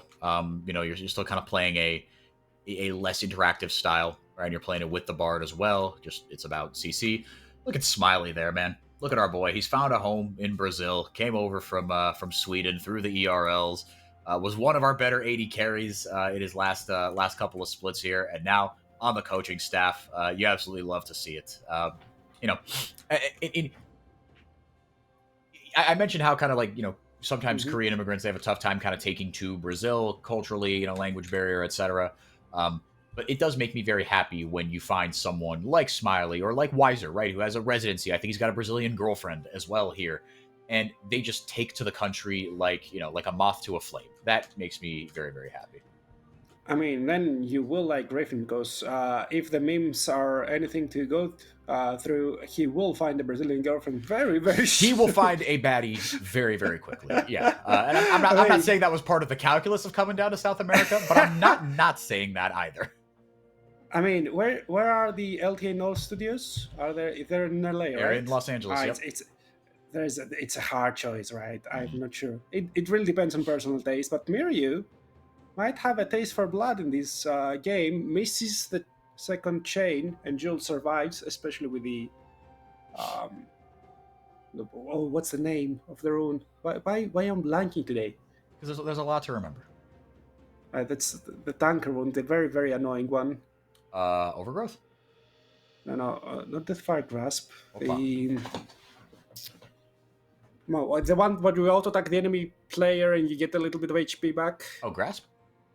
Yeah, Grasp. Why didn't I remember Grasp of the Undying? Come on, it's also a song from Pentakill. True. Based in true. Something has gone on here. Either the camera. Oh, all right. Now we're back to us. Yeah. Everybody. We'll take it to a break if it goes any longer, right? But we didn't see any pause, so I don't know, some sort of technical difficulty seems to be going on. But yeah, I mean, look, Griffin's gonna have a good time in his 3 months in South America. But what is kind of crazy about this format is that I'm not saying this will happen aloud, but you could have, I mean, for example, Yempi, his contract goes until November, right? So it goes until the end of this year, as Trimby joining the party here up on the top side, just kind of leaving. Oh, he got me.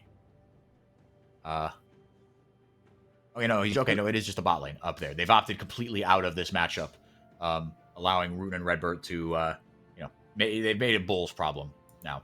But yeah, but this play could be over in 3 weeks, which is the crazy part about this this format, is that you sign a guy, right, like Yampi, let's say, and he's on Fluxu, so it could be a very short split indeed, and he's going to get like 6 months worth of work, right, for just 3 weeks, and you will stop playing competitive League of Legends, assuming you get another contract, until the end of January.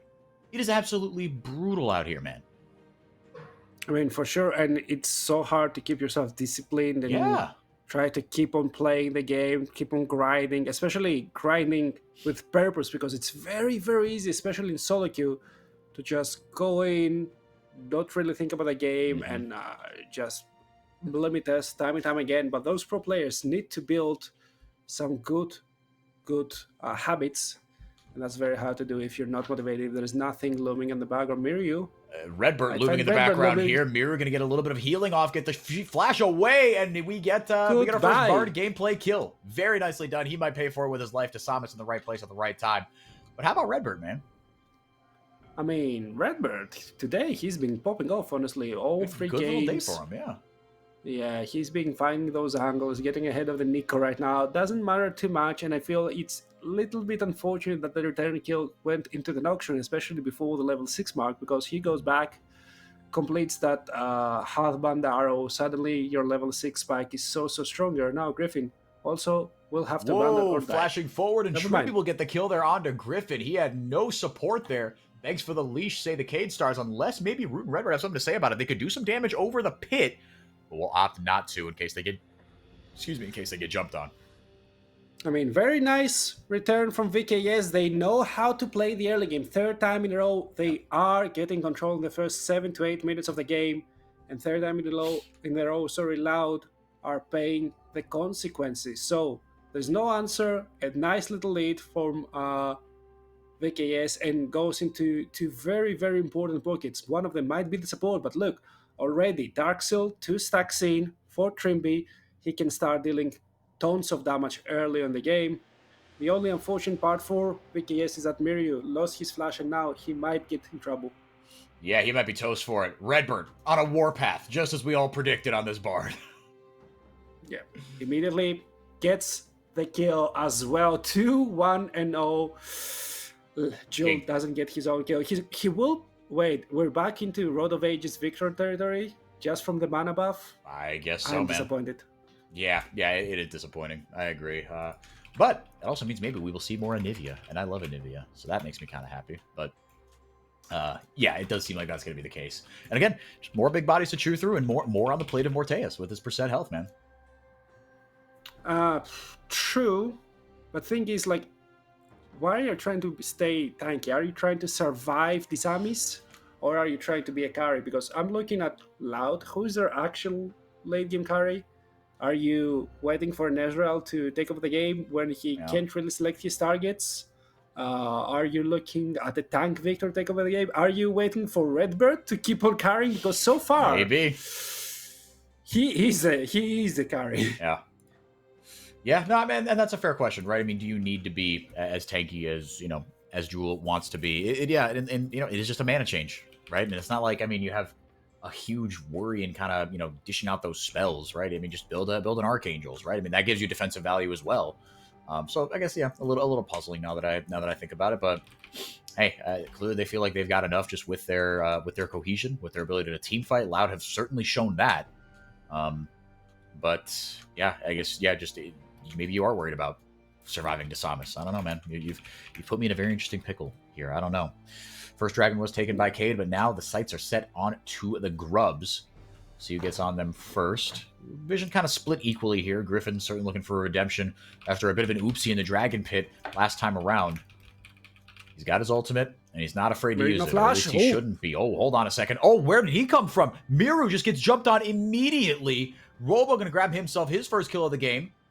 Bartle down there onto the Samus, gets the W down. Q not going to find its mark for Root, but that should be enough here as Bull has to flash out as well. That went swimmingly for Loud. I mean, they got the second grab as well. Somehow, I think Redbird was the one stealing it. I did miss that. But Loud find their footing back in the game. Redbird is doing... Oh my god.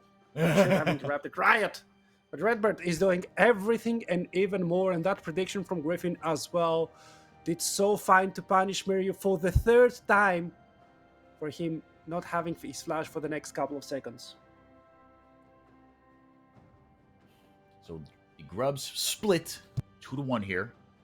Lot able to get out in front. Let's get another look at this one. Yeah, Miru just trying to be a bit of a nuisance, and Jules said, all right, Griffin, Redbird, come here. Right, my Pokemon, a fantastic ultimate by Griffin. I mean, and even if that ult missed, it was Robo coming from the other side with the train, making sure that there's no escape for Miru. And honestly, it's a very, very interesting game because for the first time in this series, Miru isn't taking over the lane, right? He is falling behind, and it's only a 300 goal lead for the side of Joe, and Joe is going into the tag route, so he's not going to be the most oppressive victor to ever bless LTA South, but simultaneously, Miru will have to show that he can do stuff from behind, and he's not playing an Annie, he's not playing an Orianna, he's playing something that has to go in and show his presence, has to get himself in harm's way, and unless he, I don't know, steals the greatest ultimate of all time, he doesn't have the greatest go buttons. No, not quite. No, he'll have to steal a couple very kind of key ultimates if he wants to be useful. Now, thankfully, he can cycle through essentially like, Bard, Scion, Sejuani, right? Or just, you sit back, stack your stats, and just throw a Chaos Storm out there. But if you're Silas, right, that's not exactly what you want to be doing. And again, it just puts way too much on Morteus, in my opinion. He needs to find a way back into this one. Jewel with a rare early lead here in this one. Like you said, Mirror for the first time, not exactly the model of stability. He's been all of the team's deaths. Trimby in with a Pot Blossom. That is pretty big, but it doesn't do a lot of damage. Bartle comes down, will buy everybody time to get in position. Here comes the Nocturne ultimate. Morteus ripping through the enemy health bar. Griffin, not long for this world. They should get the Dragon as a result. Yeah, Redbird wasn't too quick on the R button. That means that VKS can connect onto Griffin. They can deal damage before the Aftershock is enabled, and the kill goes to Morteus. Very, very nice pickup. He's gonna go into the Kraken Slayer as far as I can see, so that should mean the hybrid Kaisa as well. That should mean more damage and more range for Morteus to play with. Now things get a little bit interesting here, as it is just Robo and Redbird with these 3 kills, right? I mean, Loud, it's a bit of a false, gold, the gold isn't telling the truth, right? I mean, you got 2 kills on a Redbird early, fantastic. I mean, it's not really doing much for you. Trimby's got 3 stacks on the Dark Seal as well, so he's got one of the kills as well. Loud, they're actually going to be the ones that pick up this Dragon. I thought Cater were going to be able to take it off the rip after taking down Griffin, right? You delete the enemy jungler, and the next step is you go in and get that Dragon, but they let that opportunity slip, and now Loud have themselves a bit of source of borrowed power. It will be the Ocean Soul later on. If Loud can grab themselves those Ocean Dragons, that is going to be a massive boon, Rev, for this composition. I'm trying to think who really wants to be the one controlling the space over there, right? Because if you're VKS, you want to be controlling the vision. You don't necessarily want to be controlling the whole space. You have the champions that can go in and jump in, try to make the enemy team play a horror game instead of playing League of Legends. Not that it's not a horror game, but you know what I mean. Yeah. So you don't really need to be first to the play. You just need to be on the same page with Trimby having flash or having the rocket belt, and the Sam is following up with an ultimate, or at least setting up the vision play so that the enemy team can't really react in time. On the other hand, Loud isn't too keen into going in all those tight spaces as well, because the moment you lock the victor in the pit, you're kind of done for, right? You're not really controlling your own fate. You're waiting for the Samis or Miryu or Morteus to blunder, and you're setting yourself up for failure. So maybe we're gonna see a very, very polite volleyball match going on, where one team will say to the other, "Oh, don't mind me. I don't really need the space right now. I just need to lay down some vision. Please go ahead, control the space." And then they're gonna try and go in and stab the other team in the back, like in all volleyball matches. Yes, exactly. Yeah, I've seen Haikyuu. That's how that goes, right? I have not seen Haikyuu actually, but I've heard it's fantastic. So maybe. Yeah, same. Maybe I'll get that on the list eventually. I'm finishing up Jujutsu Kaisen right now. Finally, I'm very late to the party. Isn't season 2 absolute cinema? Dude, it's peak. It's peak, man. It is a blast. I mean, photography wise, at least. Oh my god, every second scene is a screensaver, and no, literally, like the animation. It's like they put so much effort into every single frame. You can tell. I mean, I know I'm like preaching to the choir here. This isn't, I'm not spouting opinions that no one has had, but man, oh man. It is peak, man. It is so much fun. I'm halfway through the Shibuya incident right now. I'm like, I think 4 or 5 episodes away from being done with the season. It's a slapper. I finally found the famous screenshot where Nanami has that dude by the ponytail. Oh yeah, I mean that Twitter was wild for a month. Yeah, they had a good time with that one, man. Nocturne, let's see, they get the combo off again, and it's look, on a support budget, you can't 100 to 0 anybody except maybe the support. That's exactly what they do. Griffin. He's got the hard steel going, though, so he's able to survive the follow-up. They get Bard, and that's about it. Another kill into the pocket of Cade, and another kill into the pocket of Trimby as well. So a lot of wet noodle fighting going on in this game. I mean, yeah, but VKS seem to be boiling the water right now. So the noodles are getting cooked from their side, finding the angles, even if it's only Redbird. Let's not forget that Redbird had collected a couple of kills, so his 2 deaths give full monetary value so far.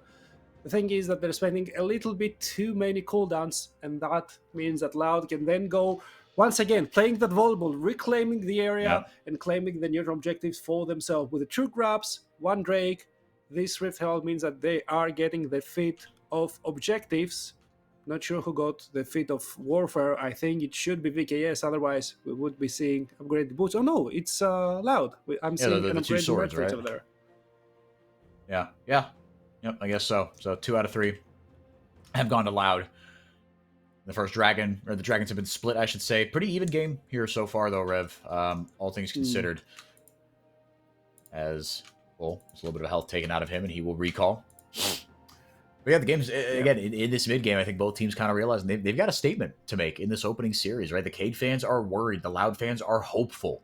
But this is a results-based business, man, and we've seen some, a lot of good from both sides in these 2 games. A lot of reason to be hopeful if you're a fan of either of these teams. But taking a statement win over another kind of top 4 challenger, that would be what really matters.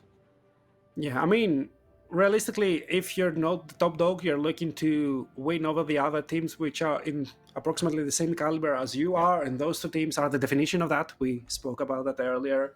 But also with this team selection system, I don't remember the name that we're having now in the LTA South. Pick and play. Okay. Isn't there some sort of merit into losing the first game? If there is, I haven't 5-headed that one out yet. I don't know. You then select your opponent, right? Because you drop down. I guess you do, yep. And theoretically, like in the first series, you don't mind going 0-1 so much. I mean, you want every win that you can get, but if you then can select your opponent, you can kind of create a more favorable scenario for you, hypothetically. Hypothetically, and I think purely just hypothetically. The end of the queue, able to get onto Morteus there. Miru takes a stolen Sejuani ult, dumps it onto Robo. Just Griffin takes his own Sejuani ultimate. Trimby! Big Pop Blossom. Trimby is on point with these. There goes the Chaos Storm trying to get a little bit of damage back. They survive it. The Pop Blossom goes off and the lights were turned out, but the damage just wasn't there, Rev. How wasn't that enough? Griffin survives with 100 HP, but that's 99 more than he needs to stay in the game. The next Drake will go into Loud's pockets as well, but that engage from Trimby, I thought that was it. Yeah. That should have been the game ender over there, but VKS somehow dropped the ball. And now they find themselves in a very tricky situation because that felt like, Rev, the perfect fight for them. The lights were off. The CC hit 4 people. And the damage just wasn't there. Let's get another look at how this one actually played out. And look, so many ultimates already missing. I think there's no ultimate, only the Chaos Storm there for the side of Loud, but the Chaos Storm will make Mirio get away. Morteus also 400 HP, can really connect to the fight, still no AP. And those big bodies that you mentioned, they're coming to fruition, like 0-2 Griffin, still tanky enough, still with the Aftershock. You can't really deal with him as fast as you'd like. You don't have a traditional hyper carry right now. No, well, and very interesting, right? I mean, like, I think it really was just the fact that Morteus wasn't there, right? Because when you have the lights out like that, it doesn't matter that you're short range. You just kind of get up close to everybody. It's like, well, you don't know where the damage is coming from. You can't see me. But he wasn't able to be there. And that ultimate that Griffin hit onto the opposing AD carry, even though he cleansed out of it, it's okay, well, enough damage has been done. Now everyone and their mother is invited to this party up in the top lane. Redemption will go down. Wait, Loud's ultimate coming. Stolen there. The rest of Loud is coming, but will it be too little too late? Will Robo buy enough time? They call it off in the end. Yeah, Route is looking to the mid lane, but wait, that's a 1v1. Root is in trouble. Will that end up being a good thing or a bad thing, that ultimate? Yeah, I think he wanted to hit the Nocturne there, but I think they might be able to get a kill back here. Of course, Redbird has 2 kills. He is an absolute demon, as we have established, but Griffin crucially gets the kill. And there's a tower trade as well in the top lane. Mortius together with Mirio, they will be getting the tier 1. They will be sacrificing another wave to the Void. Simultaneously, Joel in the bot lane dealing with the tier 1 over there. So that's an absolute trade, a blow for blow. The gold lead still under 1k. And I'm not sure who has complete control of the game, as every time I'm seeing one team make a good play, is the other team getting advantage and reaping the rewards.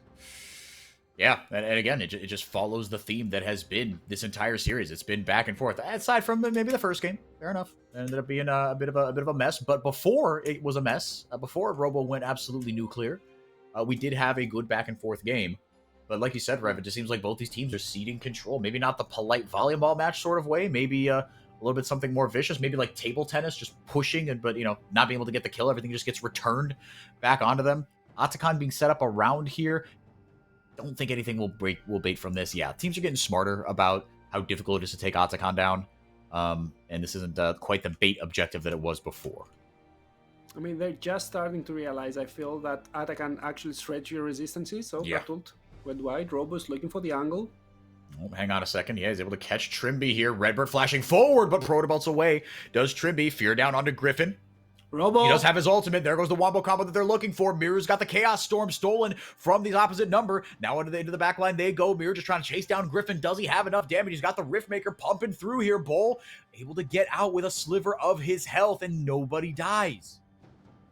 Somehow nobody dies indeed. Robo still half HP, has the teleport, can just reset and teleport back into the fray. Same with Bo. And I'm looking at the ultimates. I think everything is used except the Pop Blossom and the Killer's Instinct. So now VKS are trying to find the angle. Trimby staying in Fog of War, looking for his flash. It will be up in 10 seconds time. And he is looking for a big wombo combo.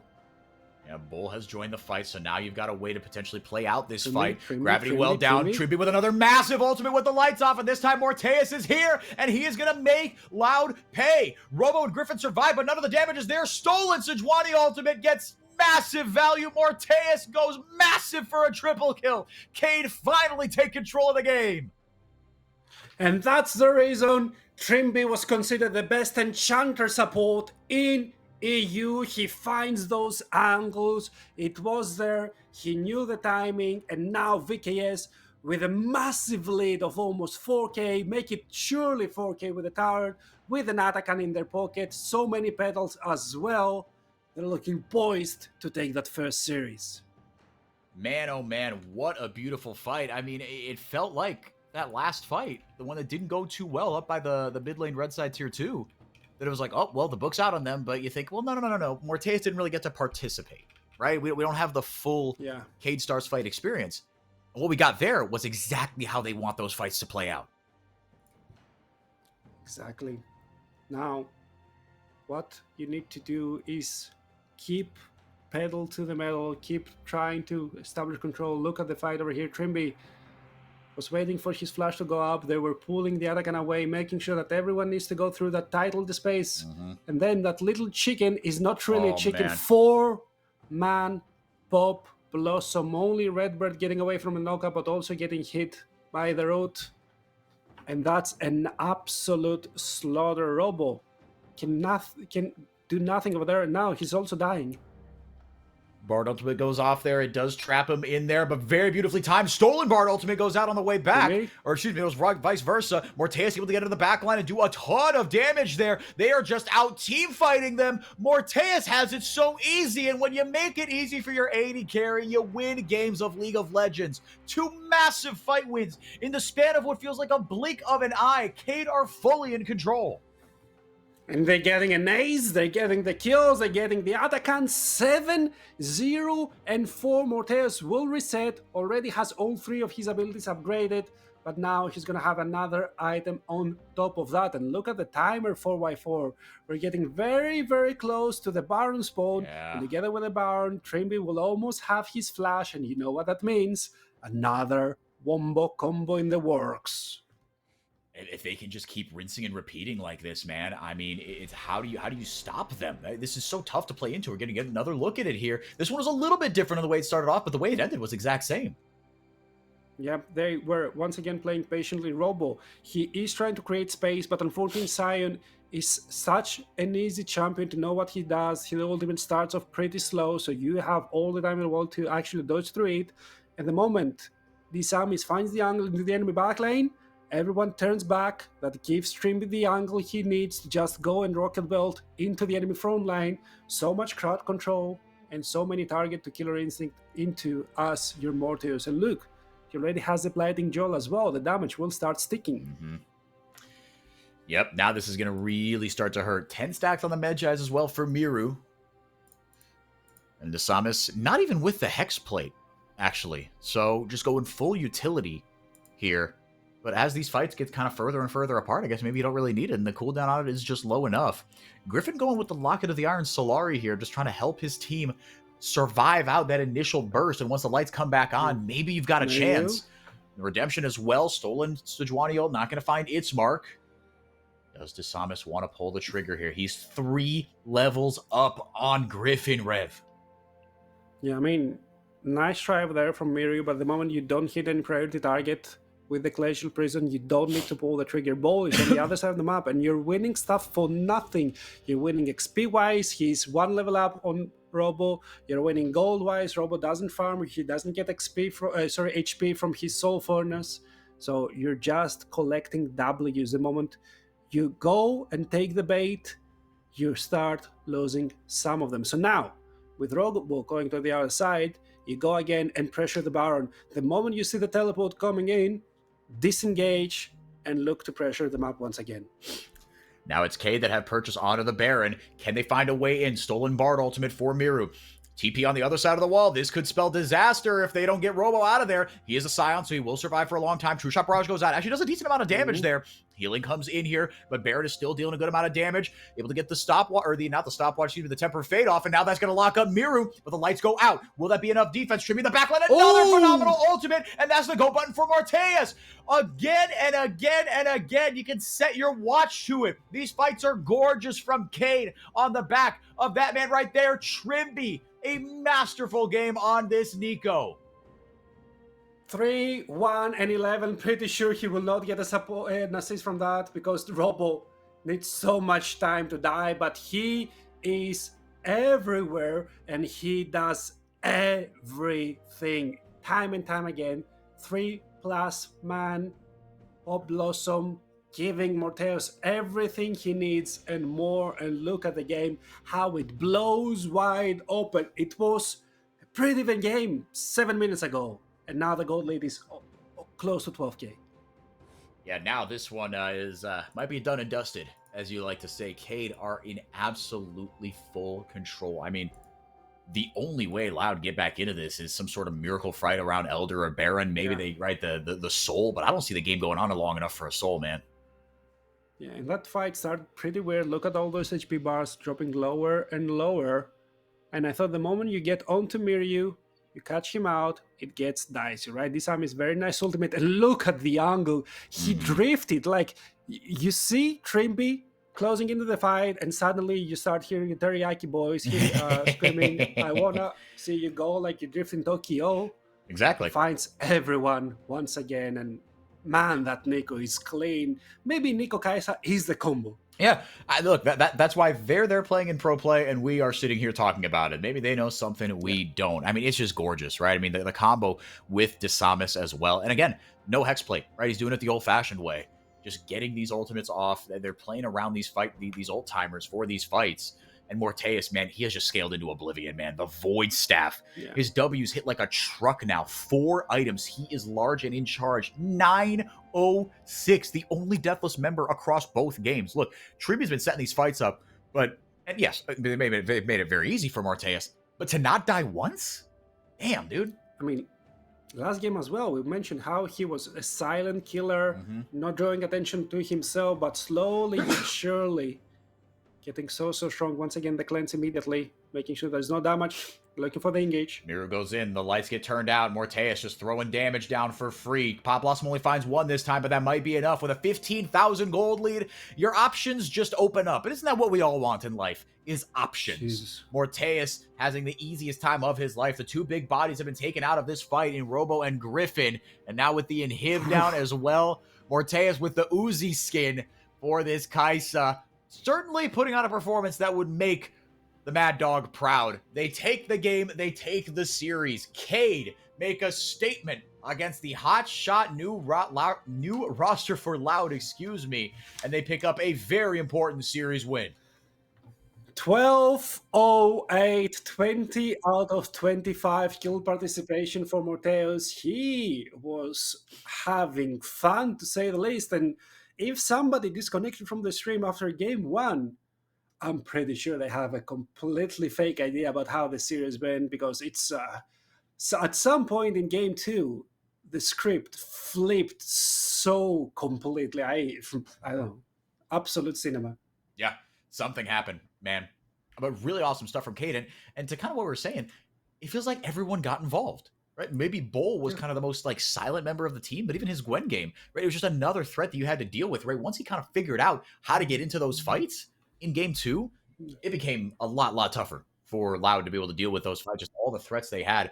But Morteus, man, Shribby had himself an incredible game, right? Miru popped off in games 1 and 2, and then in game 3, finally found his way back into it. But I mean, game 3, he didn't have to even be a superstar. And Desamis, man, I mean, it just feels like cohesive, right? And that was another thing we wanted to see. We wanted to see stability in the mid lane from Cade coming into this split, but also cohesion, right? Doing things together when they were behind, when they were ahead. Obviously, a lot easier to do it when you're ahead, but from behind as well, this team looked at night and day different. Really special stuff if you're a Cade Stars fan.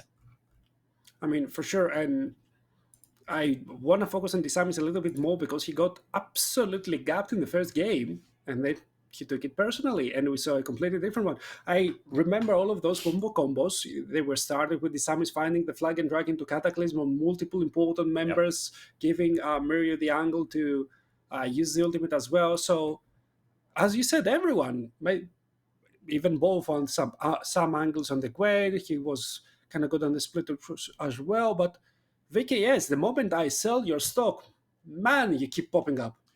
How? Am I just cursed? It's a tricky little thing, the LTA South stock market. No one has cracked it just yet.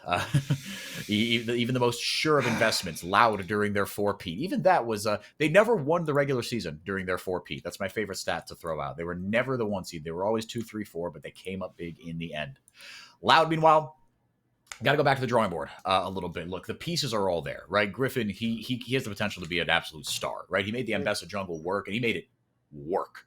Robo played very well. Jewel, solid, fine, right? Kind of got gapped in a couple of the first games, right? But because of the nature of the champion he was playing, was able to still have an effect. Root and Redbird a little bit silent, but Redbird had a sneaky good day as well. Anything that you kind of want to see more of from Louder? What were your kind of big takeaways for them? I mean, maybe try and enable the duo of Redbird together with Griffin, because that's what made them pop up in the first game, right? They had champions that could both press the go button, and when they did it simultaneously, the game looked so easy. From the moment that wasn't the case, Redbird had a disengaged champion or whatever, like, you saw the slight disconnect, right? They couldn't find the timing, and the team fights didn't start as cleanly. Yeah. The confidence wasn't there. So slowly yet surely, Loud started losing momentum. So maybe revert to that. And I know it's kind of hard to ask, especially in a fearless draft, but try to build a little bit more for that. As long as it works, it's the start of the season. All you need to do is reach the playoffs to start. Yep, especially in a format like this, right? Just don't lose these first couple series, and your season isn't over in 3 weeks. It's a brutal gauntlet, this third split. But so far, Cade come out on the good side of it. Thank you guys so much for being here. I've been 4x4. That's Rev. Shout out to Chippy on production as well. Shout out to SuperBren for stepping in at the last second in the first series, and AC as well for doing what he does best. For all of us, this has been the LTA South English stream. Keep watching, same time, same place next week. We'll have more slappers for you on the way. Until then, yeah, have a great week.